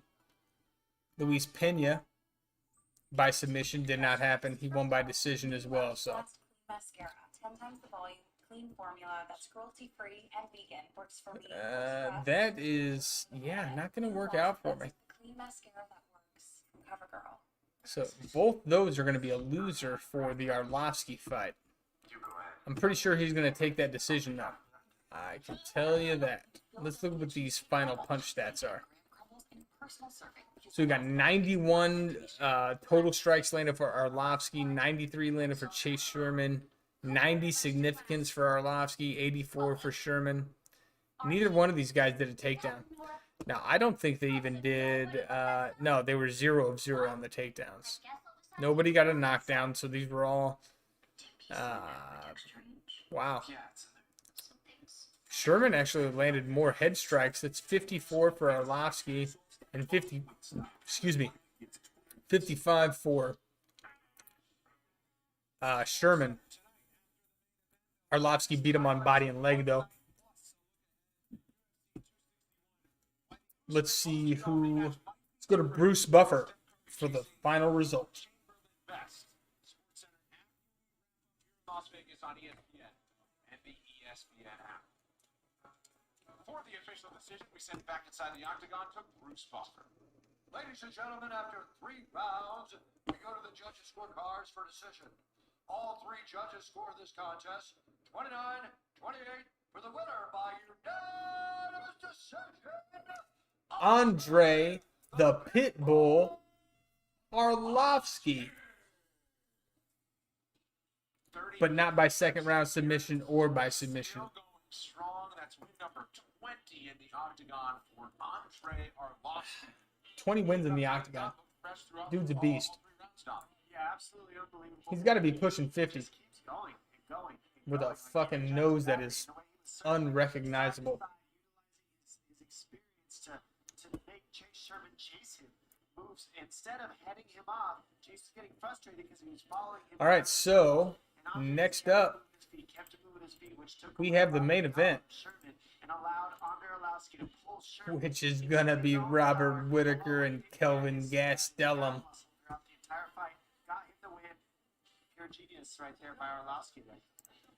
Let's see if we can. Certainly frustrated down the stretch. Wanted the fight to come to him, but all respect for Andre Arlovsky. Determined to ask him, "Will you sign my glove?" So they'll take care of that afterwards. But first, the business at hand will be for Andre Arlovsky to speak with us. And man, pro since 1999. Michael, you kind of gave him off the top of the fight. You know, let's just honor this guy for how much he's given to the sport. If you're well rested, you're gonna perform better. If you don't get your sleep, you're running. Noel Lowe, thanks for the follow, man. I appreciate you, man. Thank you, Noel. We're going to watch this promo here for the Robert Whitaker, Kelvin Gastelum fight.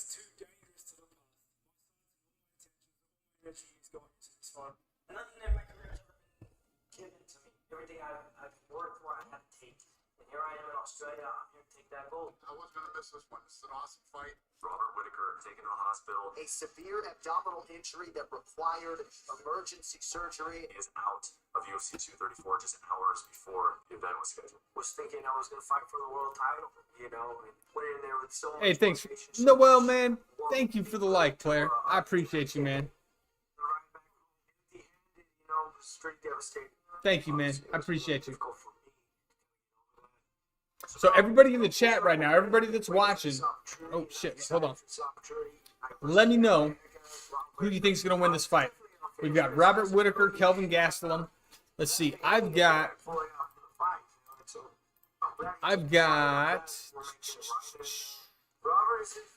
Robert Whitaker, Kelvin Gastelum to win here. $5 bet, win me $11. Now, if Kelvin Gastelum can get this dub by KO in round 3, that's 145 bones right there off a $5 bet. Okay. Now I've also got a they didn't have much to bet on for Jake Paul and Ben Askren. So I got $5 on Ben Askren to win, which will win me $7.30. So I mean, I'll take that for my $5, I guess. But it'd be nice to get this $1.45 here for a 3rd round KO by Kelvin Gastelum. So we'll see how this goes. Complete skill set. I think he's had a lot of trouble with fighters that can bring the full game, that can outstrike him, grapple him. Oh, you guys can't even really see that bet, can you? Let me see if I can. has been to go through. In my opinion, I'm probably the hardest fighter before in the division. I think my style just matches up horribly with Maybe like his. that. It should be a bad night. Is that a little better? You can see the bets are on the right hand side of the screen.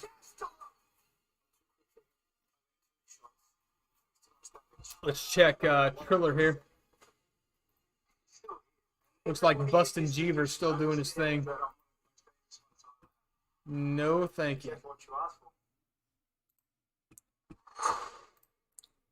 Let's go. Okay, what else do we got here? I mean, let's take a listen in here. The Harry's Racer is not the same. Kind of get this prep. All right, now let us say hello to the man who Ariel headlined this Helwani, Saturday's he is the UFC man. in Las Vegas. He's the one and only Robert Whitaker. Of course, he goes up against Kelvin Gastelum in a very important fight in the 185-pound division. Rob, as always, it's great to talk to you. And you know, it's interesting. Your last two fights in the midst of this pandemic were on Fight Island. So this is your first time getting a chance to fight at the Apex in America, Las Vegas. What's it been like for an Australian to come over to America for the first time, I presume, and see what the world is like these days? Yeah, no, it's good to be back. It is. Ariel's one of the best MMA journalists, in my opinion. I guess the Luke Thomas is good also. Because of some of the I like Rob. population. It's just, What's his name? I don't know. It seems like nothing. Ramondi? Ramondi? Is it Rob Ramondi? I like him too. The same, except everybody's wearing masks. But Luke Thomas is good as well. You guys have to wear masks over there? Let me know who you guys got. Robert Whitaker, Kelvin Gastelum, Jake Paul, Ben Askren. Let me know in the chat who you guys got.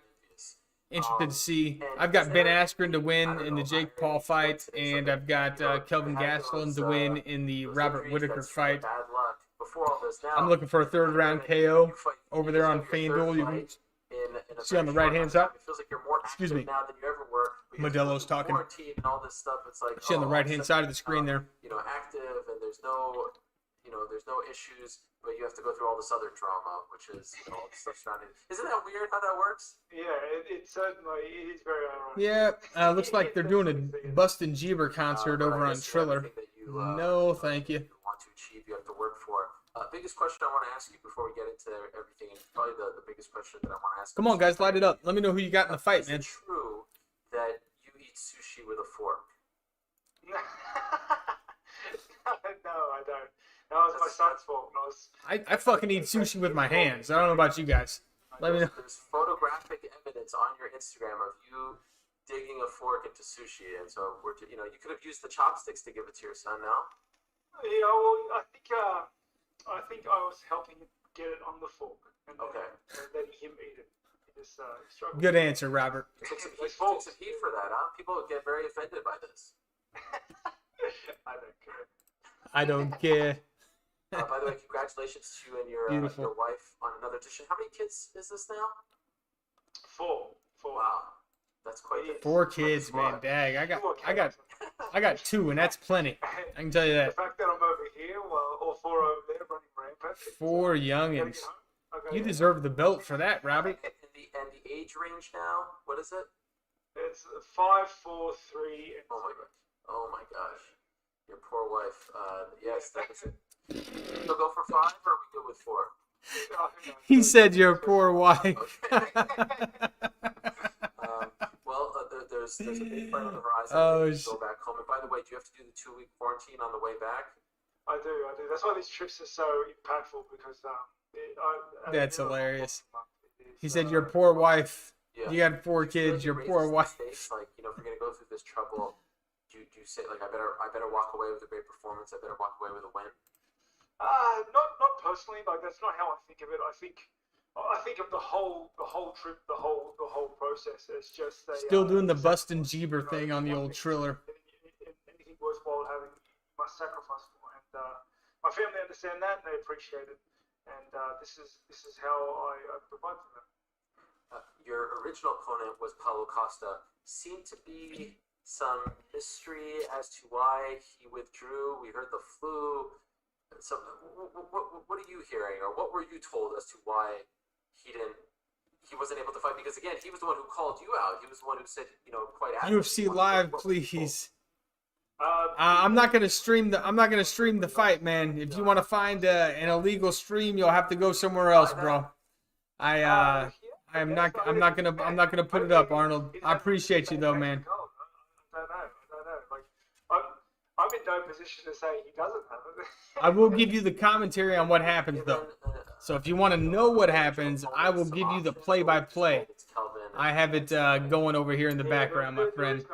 I also have the Jake Paul and Ben Askren fight that I will be watching right here as soon as it comes up. I will not be able to show that to you. I may be able to give you some glimpses into it, maybe some 20-30-second clips, but I'm not going to be able to give you the full context of it. I will give you play-by-play. I will give you play-by-play though. I'll have both of them going. I'll be watching both of them. I'll let you. Kelvin Gastelum's coming out right now, actually. So let me go ahead and pause this. We'll put this back right here, and let me turn the volume up here. Kelvin Gastelum is looking game, boy. Let me just tell you, he is looking ready to go. Just to recap, guys, I do have some bets going on right now with Fanduel here. I lost on my Luis Pena and Alex Munoz fight. Same with so I have not had any winners tonight. Everything I've played is lost. So for here, Robert Whitaker and Kelvin Gastelum, I got $5 for Kelvin to win. That wins me 11. And I got $5 here for Kelvin to win by third round KO, which will give me $145, $145. I mean, I'd like to take that there. That would be nice. So we'll see how that goes. But other than that, I do have that fight in the background, and I'll be monitoring and waiting for Ben Askren and Jake Paul. I'll probably be able to give you guys the walkouts and the lead up to it. I won't be able to show you the action though, guys. I really don't want any kind of drama on my channels, guys. So I'll give you as much as I can in bits and pieces.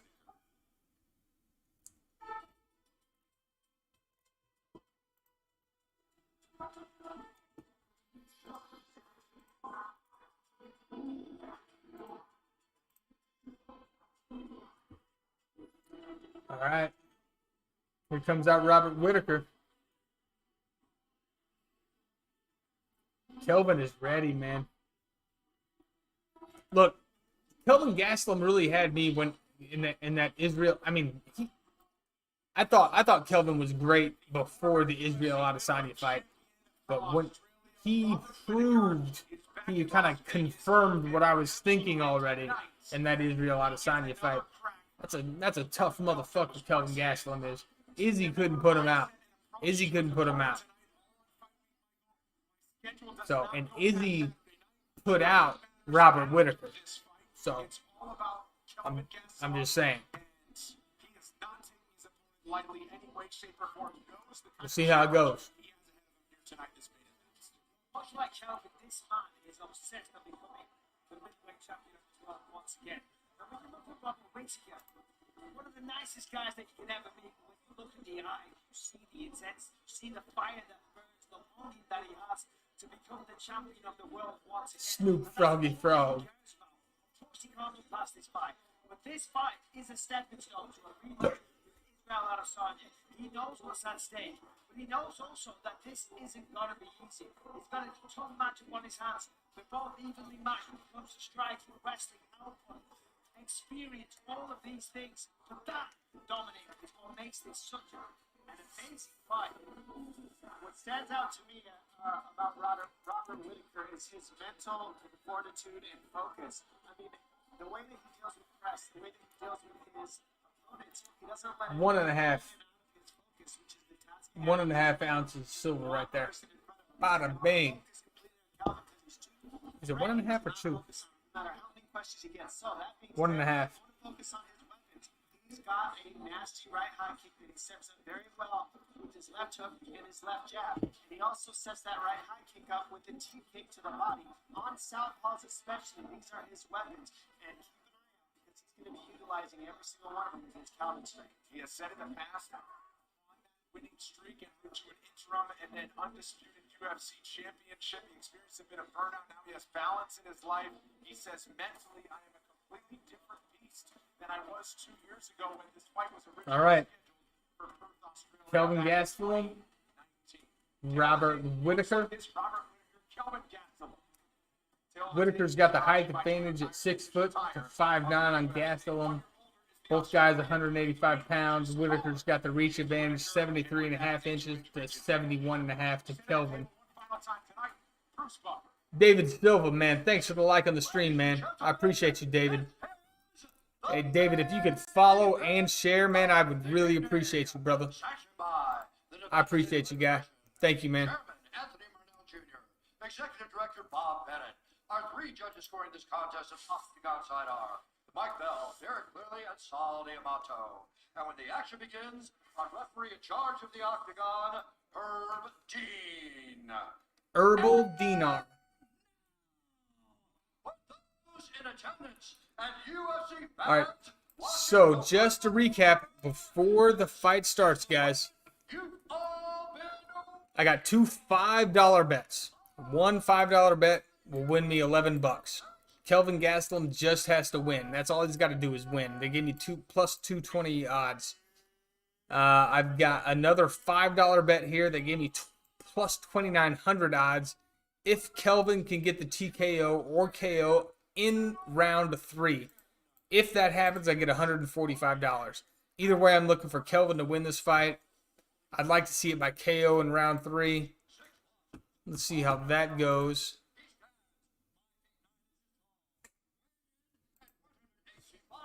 Don Julio. Man, Don Julio with the like on the stream. I appreciate you, man. Don Julio, I appreciate you, brother. I'm going to be going, just so you know, guys, I'm going to be going back and forth with the Ben Askren and Jake Paul. Like, I'm not going to be able to show any of the action, guys. I'll give you as much as I can without showing as much, but I'll give you commentary on it.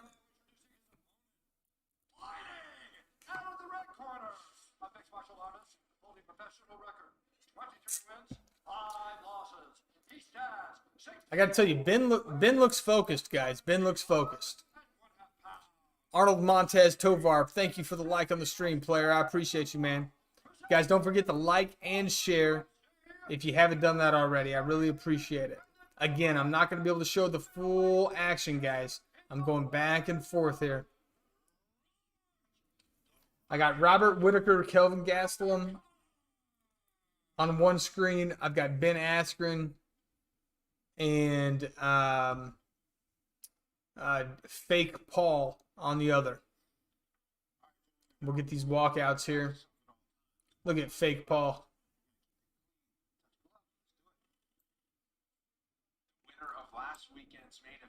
I don't want to get shut down. I don't want any kind of drama on my channel, guys. So I'm just going to give you bits and pieces.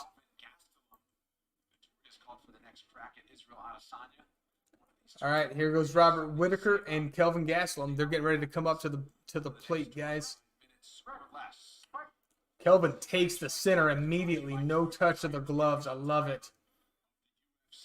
Wide stance from Kelvin, too. Wide stance. That's a power stance. Whitaker does a inside leg kick. Kelvin doesn't care. Whitaker with the right hand lands early. Kelvin's got the center, though. Kelvin lands a hard inside leg kick. Sent Whitaker to the side.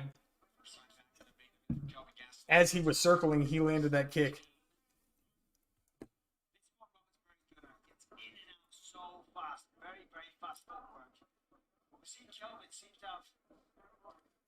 Don't knock him out till round 3, Kelvin. Okay, guys, I'm gonna I can't stick with the Arnold. I'm not gonna show you the UFC live, bro. I can't do it, man. I'm pushing my luck here with Jake Paul and Ben Askren, bro. I'm not gonna be able to show you that.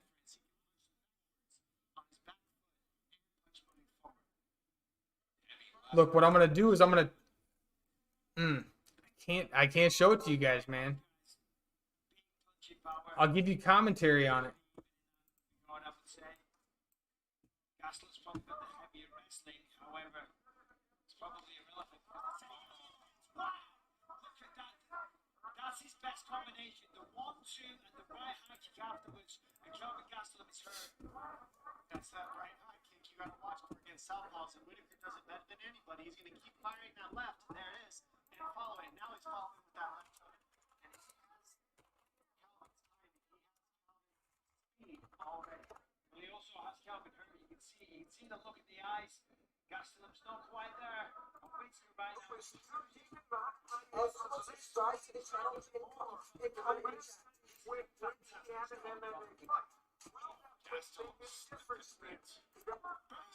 Used it for a takedown. And that's because we saw Calvin leap in with the right hand, and they gave the double underhook. Whitaker. So Whitaker's on top. Round 1, 2 minutes and 30 seconds left. Gastelum's on the bottom. That's okay. I've got Gastelum to get the KO on round 3.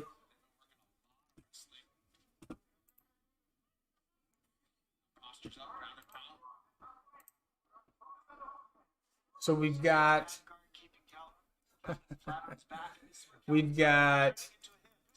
Jake Paul and Ben Askren both on their corners. They have not. They're still doing the introductions as we speak. I gotta tell you, Ben Askren looks focused, man. He does not look like he is playing. He is dialed in. He's got that dad bod. Don't disrespect the dad bod.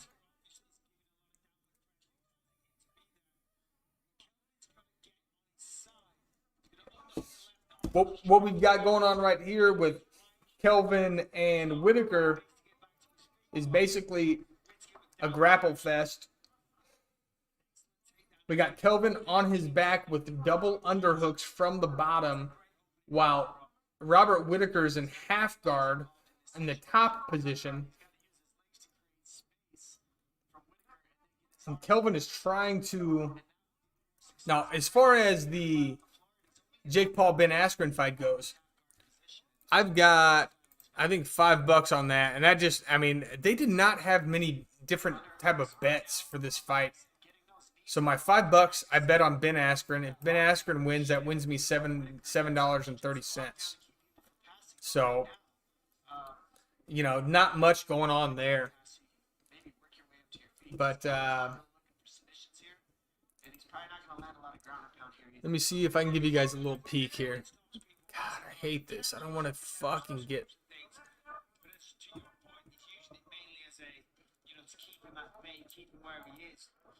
See. Why isn't that? Just accepted this position. I mean, there's not much point getting up now anyway, because there's got 20 seconds left to the end of the round. Everyone sits around on your back. Okay, round 1.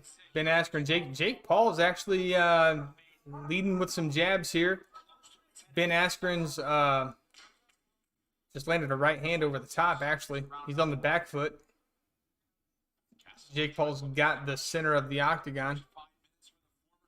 Or center of the ring, I should say. Round 1 just ended with Kelvin and Whitaker.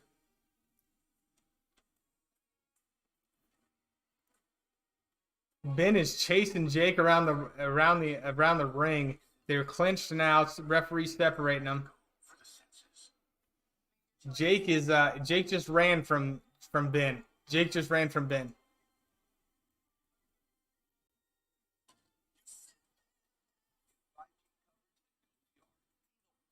Jake lands a right hand over the top on Ben.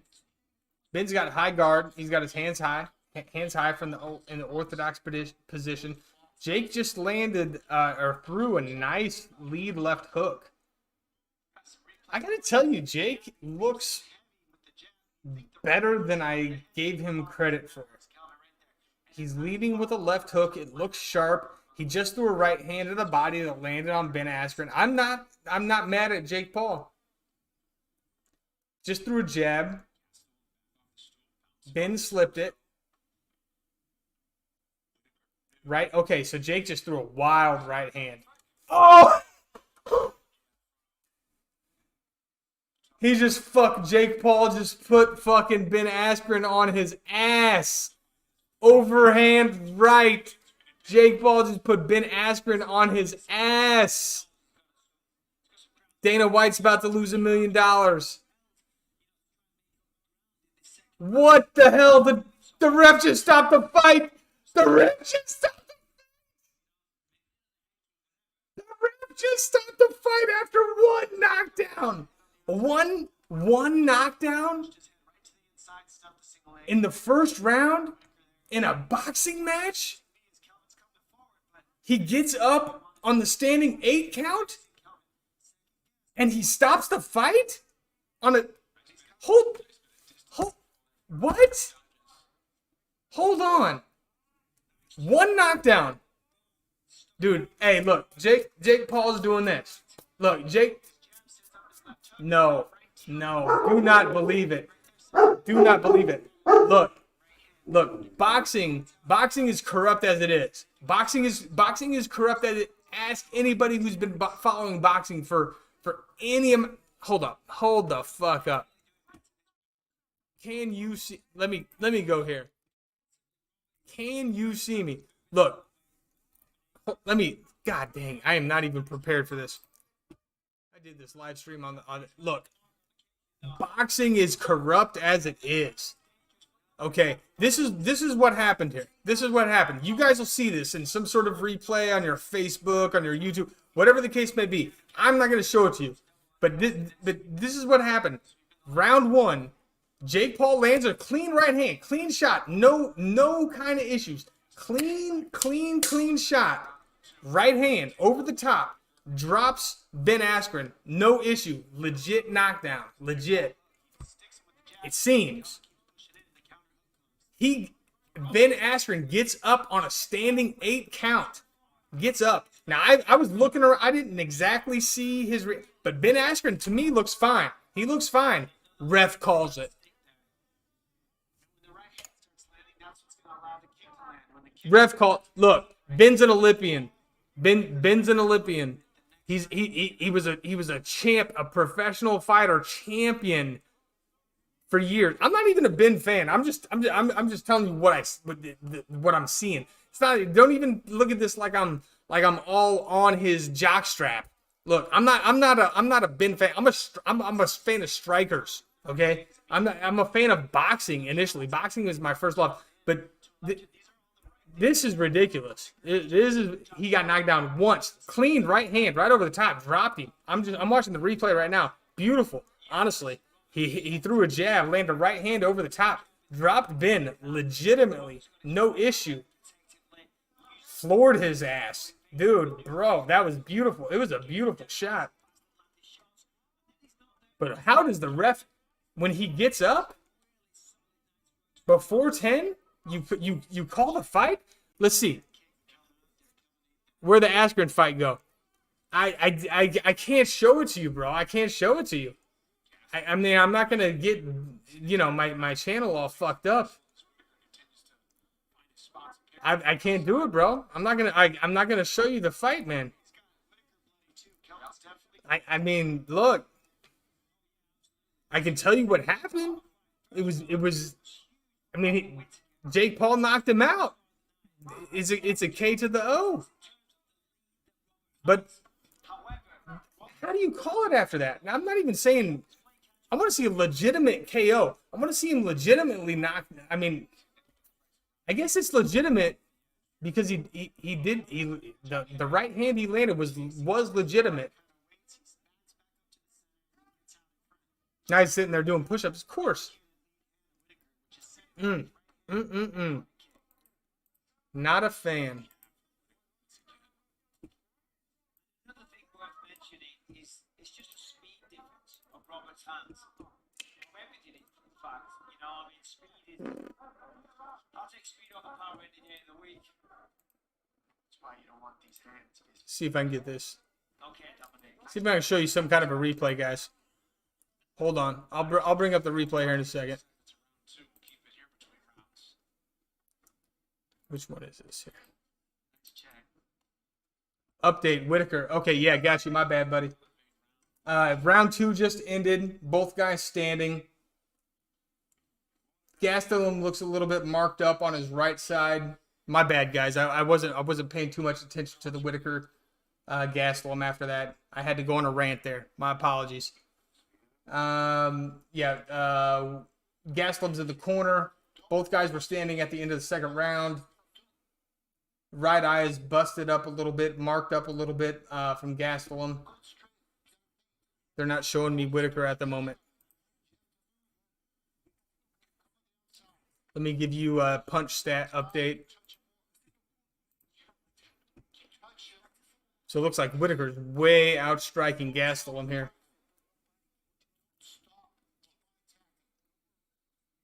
I can't believe Jake Paul just knocked out Ben Askren.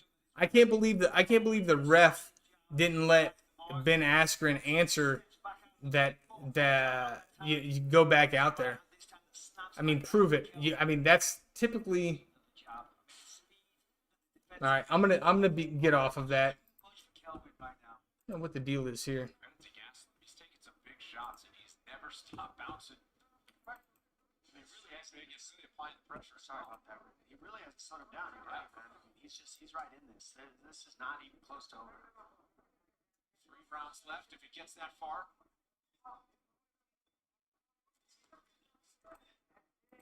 Hey, but listen, I'll tell you first, like, Kelvin's got some heavy hands. This fight ain't over, and he's got a will to win. We're still only in 3 rounds, and the 3rd round, 2 more to go after this, so still 3 rounds of action left. Robert just looks so good, not even breathing heavy. I mean, he always prepares, and he's always professional. Oh man, found a home for that big left, and then it was that inside leg. Should be able to add that here. To the groin. Take your time. You have time. Ready to go? Window capture. Watch. Okay. Let's go. Right, kids. I'm gonna try to find that replay for you guys on the Ben Askren.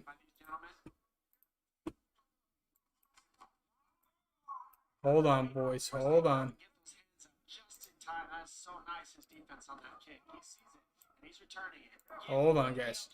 Round 5 or later in this round as he gets more tired. I'll get it up here in a second. Robert still looks like at the start of the fight, but that's a good left. Just in good time on the run a little bit. Kelvin's hitting him more in this 3rd round than he did in the first 2. He's getting reads too. 5 left here. He doesn't show any of his punches. No love for Whitaker. We saw Gastelum in the first round 2 down. There's that inside leg kick that really opens it up since he's southpaw going against an orthodox fighter. Sir, nailed it.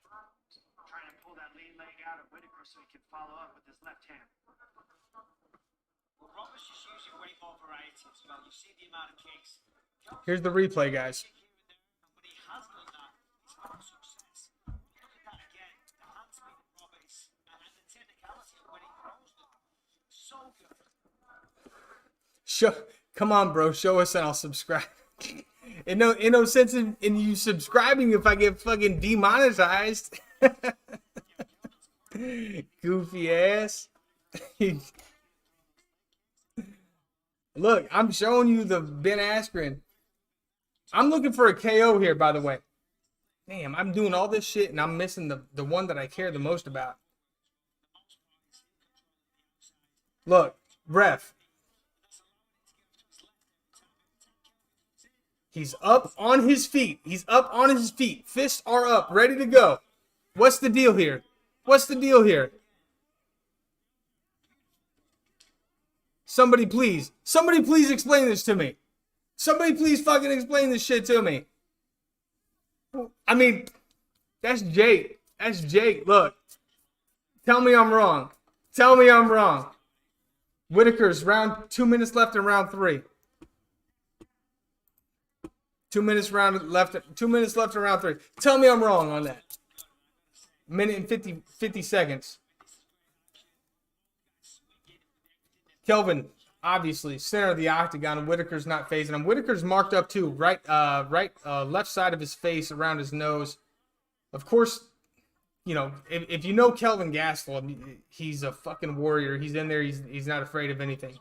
He's in the pocket. He's throwing punches. He just pushed Whitaker up against the cage.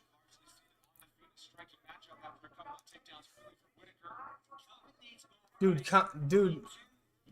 comment on Jake after we know he wins. Dude, comment on what I'm not sure what you mean by that, Mike. I feel you. I don't know what you mean by that, dude. Jake landed. I mean, look, legit shot. Jake knocked him out. If that's what you're getting at, I'm not sure what you're getting at. Jake. I mean, hit the knockdown.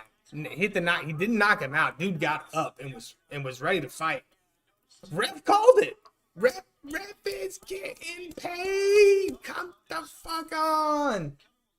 Look, Jake said, let me get like 1 month of monetization from YouTube and give this shit to the ref. And like, look, if I put this guy on the ground at all, that's a wrap. I'm saying focus on Whitaker fight. Got you. Okay, my bad, man. My bad. Roger. 30 seconds left. Whitaker gassed him. Whitaker just got a half-assed takedown off of a sloppy kick from Gastelum. 20 seconds left. Both guys center of the octagon. Both guys marked up. I'm looking for a third-round KO. Not going to get it. Doesn't look like. 10 seconds left. Oh, Whitaker just landed on a nice 2-1. Whitaker landed on a nice 2-1. Bang, bang. My bad, guys. I'll stick to the Whitaker. Talk about Jake after. Yeah, it's not even about Jake, but it's about the ref, and it's about more like boxing, and the reason why boxing is fading into fucking obscurity, and especially with the shit that's going on with the celebrity boxing and YouTube boxing, what have you. But yeah, that fucking ref. He's a pro fighter. Maybe if he was amateur and he got knocked out like that, I get it. But dude's had multiple, Olympian. Don't even get me started. I'll turn just too much once again. That jab. Give you guys some better audio. My apologies. Coming up next home is a recap of all the action on the UFC Fight Night post show on ESPN Plus. Michael Chiesa, Alan Jouban, Laura Sanko, and Karen Bryant are all here for the reaction and analysis from tonight only on ESPN Plus. Fourth round. Round 4. It still looks fresh though. Gastelum will not give up the center of that octagon. I love it. Whitaker lands a nice left hand over the top out of a clinch position to separate. Whitaker with a nice rear body kick to a 2-1 combo. That was beautiful. You should know boxing is fake. They call Floyd best of all time. The guy has never faced anyone in their prime. Boxing ain't what it used to be. I'm with you, Mike. I'm with you. I do. And that's kind of to my point.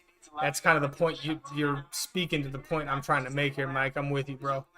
Yeah, boxing has not been the same in a long time. I agree.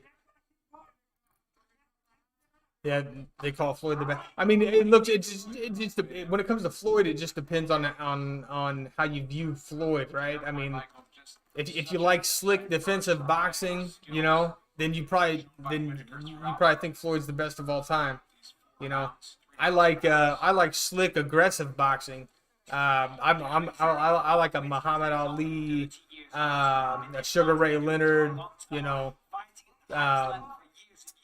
even a Canelo. I mean, a slick power boxer like Canelo, who maybe wasn't as slick in the early years. Even Oscar De La Hoya, Oscar in his prime. Come on, Oscar was a fucking beast. But I love a brawler too. It's kind of why I like Gastelum. He's got that Mexican boxer feel to him when he's in the cage. I agree. Yeah, there's no way. Well, those guys that you're talking about there, Mike, when you're talking about Floyd would never beat Sugar Ray or Hagler, etc., I agree with you 100%. But when you talk about Sugar Ray, I mean, these are, other than maybe goodness, I'm trying to remember Shane Mosley. You know, I feel like Shane Mosley did real well against Floyd. One of the better performances against the defensive masterpiece known as Floyd Mayweather. Put it that way, if that works. I thought Shane Mosley did a real good job. He worked the body, right? Yeah, a lot of guys headhunt when they're going at Floyd. And then a lot of guys, if they try to go to the body, they're too slow, and Floyd counters and it hits him in the head. So no, but yeah, but Sugar Ray was smart. Shane Mosley was smart. He's not only tough, but he was smart, slick, smart. Sugar Ray's tough, smart, slick, smart. Hagler obviously tough, and an intelligent fighter as well. You know, so. The sweet science of boxing was more on display, along with the toughness that those guys brought to the table, in my opinion, when you talk about Sugar Ray and Hagler.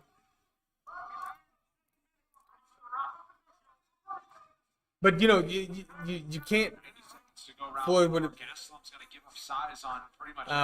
have never beat Pac if the fight would have took place when it was. My man, Mike, I'm with you. Hey, look, Manny Pacquiao, come on. Manny Pacquiao, how many different weight classes did he come up? I can't even remember. Was it like 8? Something stupid like that? Like 8 that he's coming before he was even in the same weight class as Floyd. And if you look at that man and the size of dudes he beat on his way up throughout his career, come on.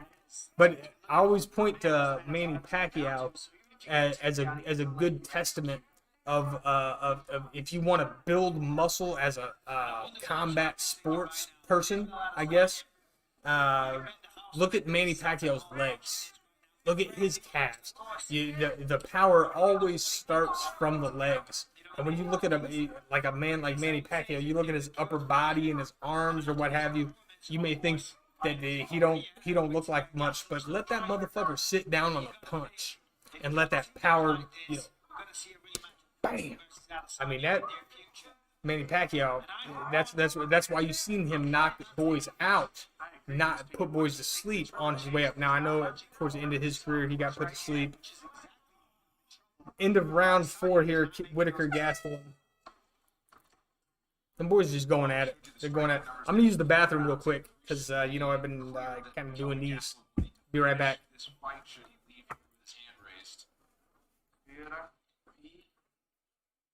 Okay, here's your water. Look here. Got the water. Calvin. So we have 5 minutes now, sir. We have 5 minutes now. We have to put everything down in the everything in the bathroom. He got tired. You're gonna trash this guy outside. He has nothing. Put your box there, but no, go straight. Fix before. He got you because you go straight to him. Show him something before your big one. Vambora, round agora. Let's go. One more round. Do that this guy out. Knock this guy out. Let's go.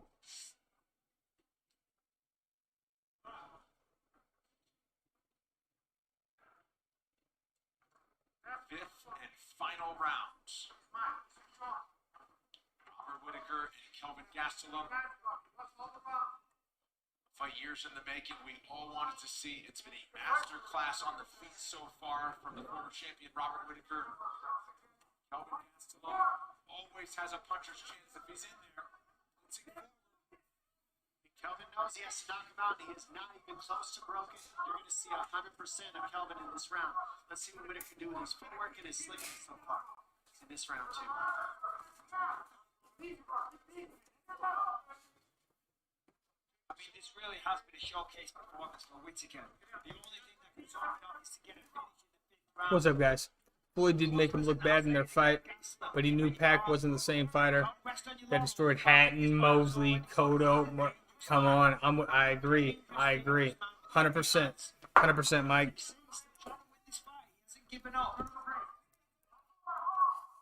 All right, we're in round 5 here. 1 minute down, 4 minutes left. 4 minutes and 5 seconds. Both guys center of the octagon at this point. The jaws of defeat. He's got 4 minutes to do it. Whitaker continues to circle. Yeah, Whitaker's on the back foot, though. Closest to the cage. Gastelum putting the pressure on him. It's the feet. The feet are really causing problems. It's the way that Whitaker moves. And you see how he's always hopping on his feet light, like he's jumping the rope the whole time. Who's up in the Whitaker fight?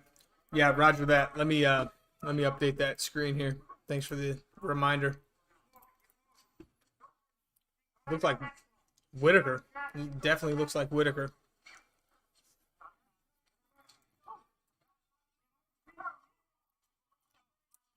Thanks for hanging out and chatting, Mike. I appreciate that, bro.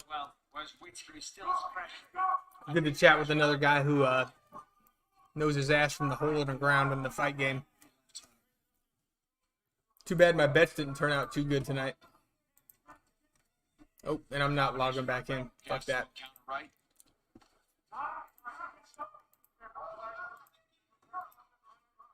Let me just do this. Side-to-side movement, that right there, that's what's causing issues for Kelvin to be able to find him, is how he just circle. He's not staying in. Well, I guess I could win that, what was it, 750, I think it was, for if Gastelum just wins, which it doesn't look like he's going to get a decision. He sets everything up with him. Very clean.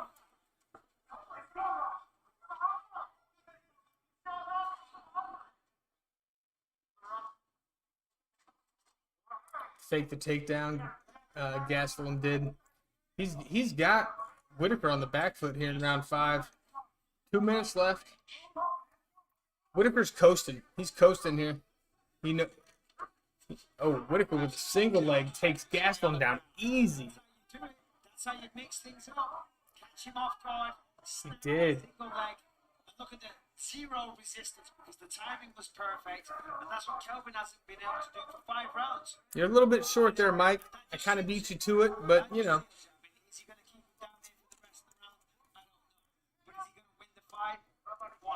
You know, I think I'll be able to show the ones that are like on Fox. I can't show the takedown setup was just. I got parlay Whitaker Boston tonight. And 2 more. Okay, nice. 200 to win 560. Very nice. Tomorrow, yeah, okay. Boston tonight, Celtics, and tomorrow Yankees. Okay, I got you. I see. Good luck on that, Mike. Good luck. Yeah, my luck was not good tonight. But I went for the long shots tonight. I was going for, $5 to win me 150. I went for long shots.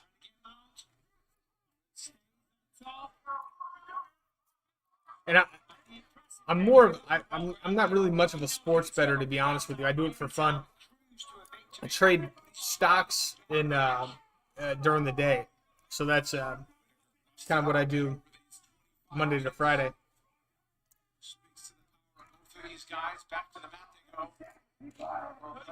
Trying to get better at both of them, to be honest with you.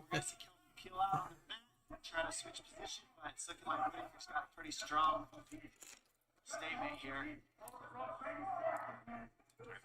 Is Pac fight official? Pacquiao and who? I can look. I mean, Robert is just one step ahead in every single transition.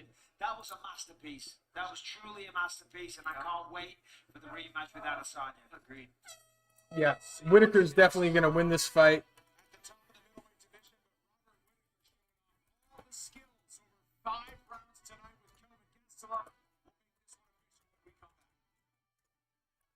Manny Pacquiao and who? Terrence Crawford?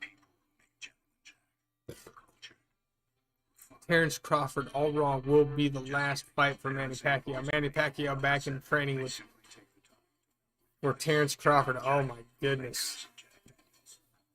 You're kidding me. Let me bring this up. Let me pull this up on stream. God dang. Yeah, what's up, Fanduel? What's up, buddy? What's up, man? How you doing, buddy? Jake Paul knocked out Ben Askren, in case you were wondering, Fondalia. And let me... Can't believe that, actually. So we've got Manny Pacquiao and Terrence Crawford. UFC Fight Pass original episodes are dropping this spring. Catch up on favorites like UFC Chronicles, Year of the Fighter, UFC Connected Fight Lore, Let me turn this down a little bit. and the next wave is UFC Fight Pass. Step into Promo. 5 rounds at middleweight, our main event between Robert Whittaker, the former champion, the top-ranked contender, Kelvin Gastelum, now for the official decision. Brought to you by Guaranteed Rate Yeah, Mortgage. bring this up over in Streamlabs here. Money on your monthly mortgage payment. Visit rate.com to get started. For the official decision. Window One final thought. capture. First call. Ladies and gentlemen, after 5 rounds, we go to the judges' scorecards for a decision. They're announcing the fight right now, Mike. I'm doing great, man. Thank you, Fanduel. Good to hear from you, dude. Good to hear from you, man. I haven't heard from you for a while. Robert Whittaker just won by decision after 5 rounds. 5-0. And it seems like it was a pretty legitimate win, legitimate decision, according to the stats. Of course, I was a little bit distracted. He goes out to fight and Well, let's see. What do we got here? Manny. Masterclass, and he also Let's see if I can... any gaps that might have been seen in that Adesanya fight. I didn't see any of the There we go. things that you would have called mistakes against Adesanya. He didn't make any of those same habits. He's not leaping into a left hook. He's not leaping into a right hand. He's setting it. See if I can set this here. He's made adjustments to get the title and face somebody like Adesanya next. I'm excited. Yeah, this was a complete shootout. Here we go. He beats both pillars of Boston. So I'm going to turn this down. Robert Whittaker just beat Kelvin Gastelum. So he's probably going to be fighting Izzy. Next fight is going to be, as far as So I just heard from Mike in the stream it's going to be that or Spence. I'm glad to catch you, dude. It's been ages, yeah. Man, it's mainly because I don't use the Discord too much, man. And I kind of gave up on Twitch for the most part. Twitch was it works for a lot of guys. I guess Twitch works for a lot of guys who use Twitter. I don't do Twitter. I got Facebook, I got YouTube, and that's, you know. But I mean, I'm still on Twitch. It's just it's hard to get traction there. So hold on, let's find a better fucking video than this, because Mike was telling me that Manny Pacquiao is supposed to fight Terrence Crawford. Is that who you were talking about, Mike? Were you talking about Terrence Crawford?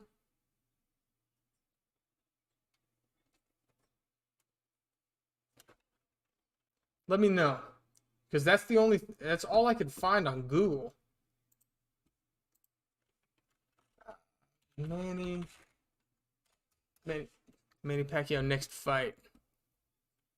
Terrence Crawford. Let's look at videos. Let's see what we got here. Mikey Garcia.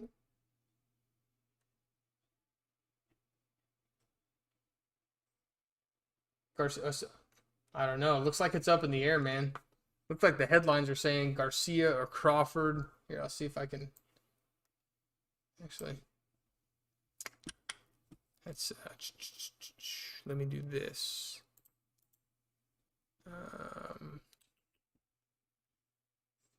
Transform, stretch to fit to screen. No. Center. Fit.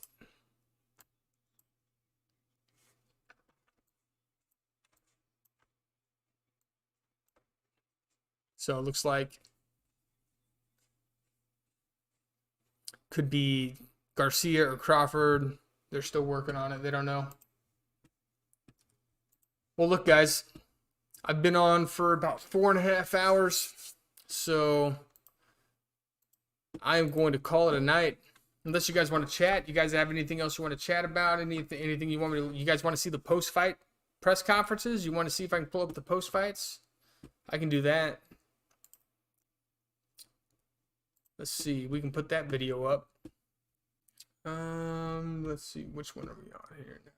this one or this one. Give me a quick second. I'll have it going.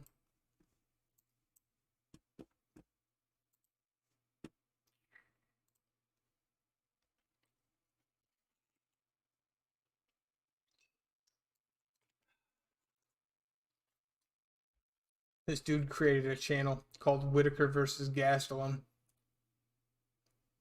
Why would you do that knowing it's gonna get taken down like that? Doesn't even really make sense to me. Okay.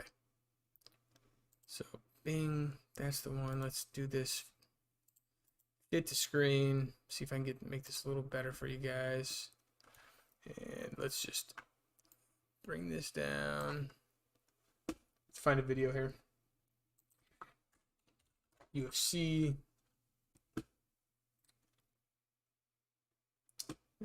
Post-fight press conference. Jake Paul. Bring this up. Get that audio going. Let's see if we can do this.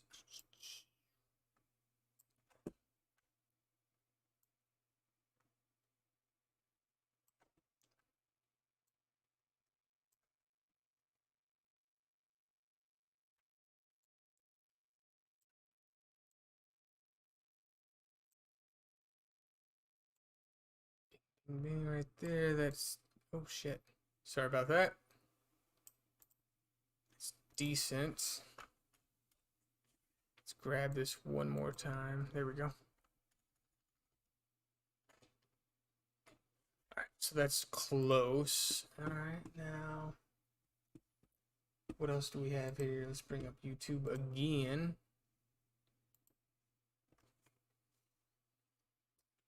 And let's see, UFC. And where's the channel?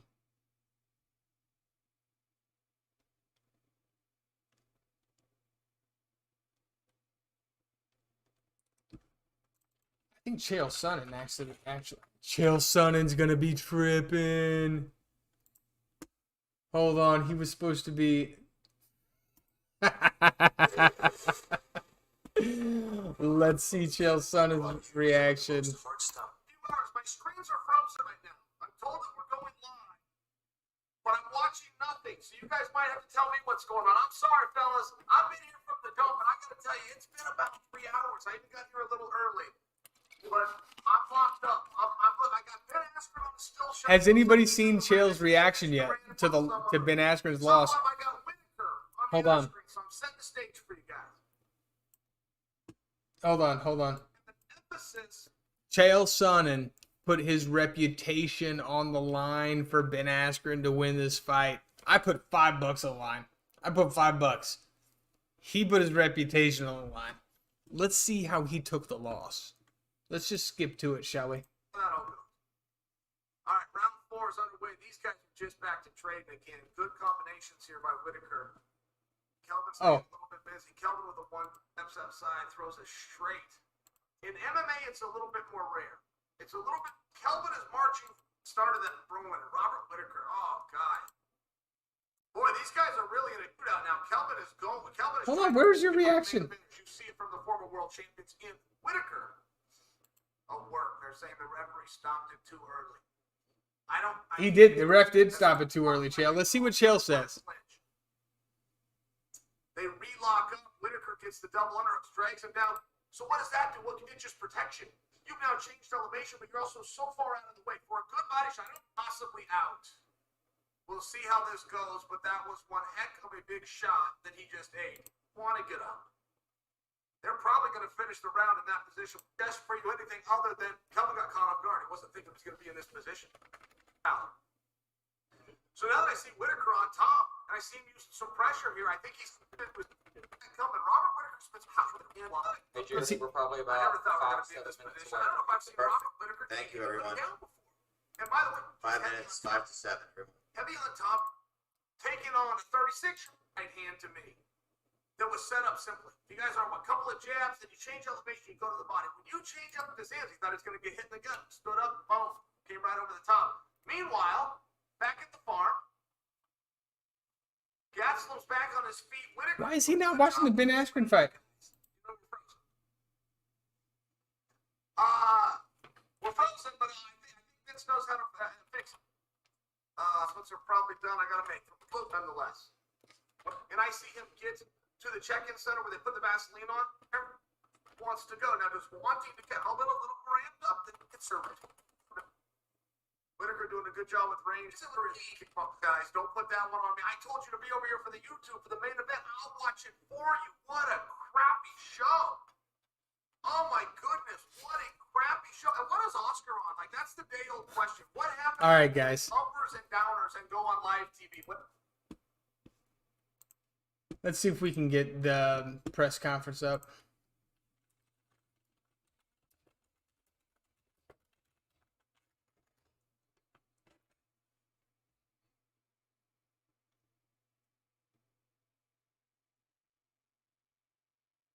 Yeah, I guess Fight Hub's the only one that has it. So we're still waiting on the post-fight press conference here for Jake Paul and Ben Askren. Jake Paul pretty much went ahead and put the fucking right hand on Ben Askren's forehead, knocked him out. But the ref called the fight too early. Actually, let me take this hat off.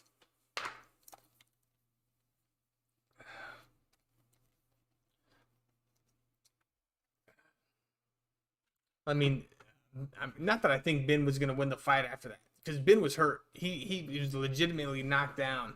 But, I mean, the ref should have let the fight go. Ben was ready to go. And Jake was, either could have finished him or it could have went, or the round could have ended. But either way, I definitely think that fucking ref was paid off. Definitely. I mean, there is no way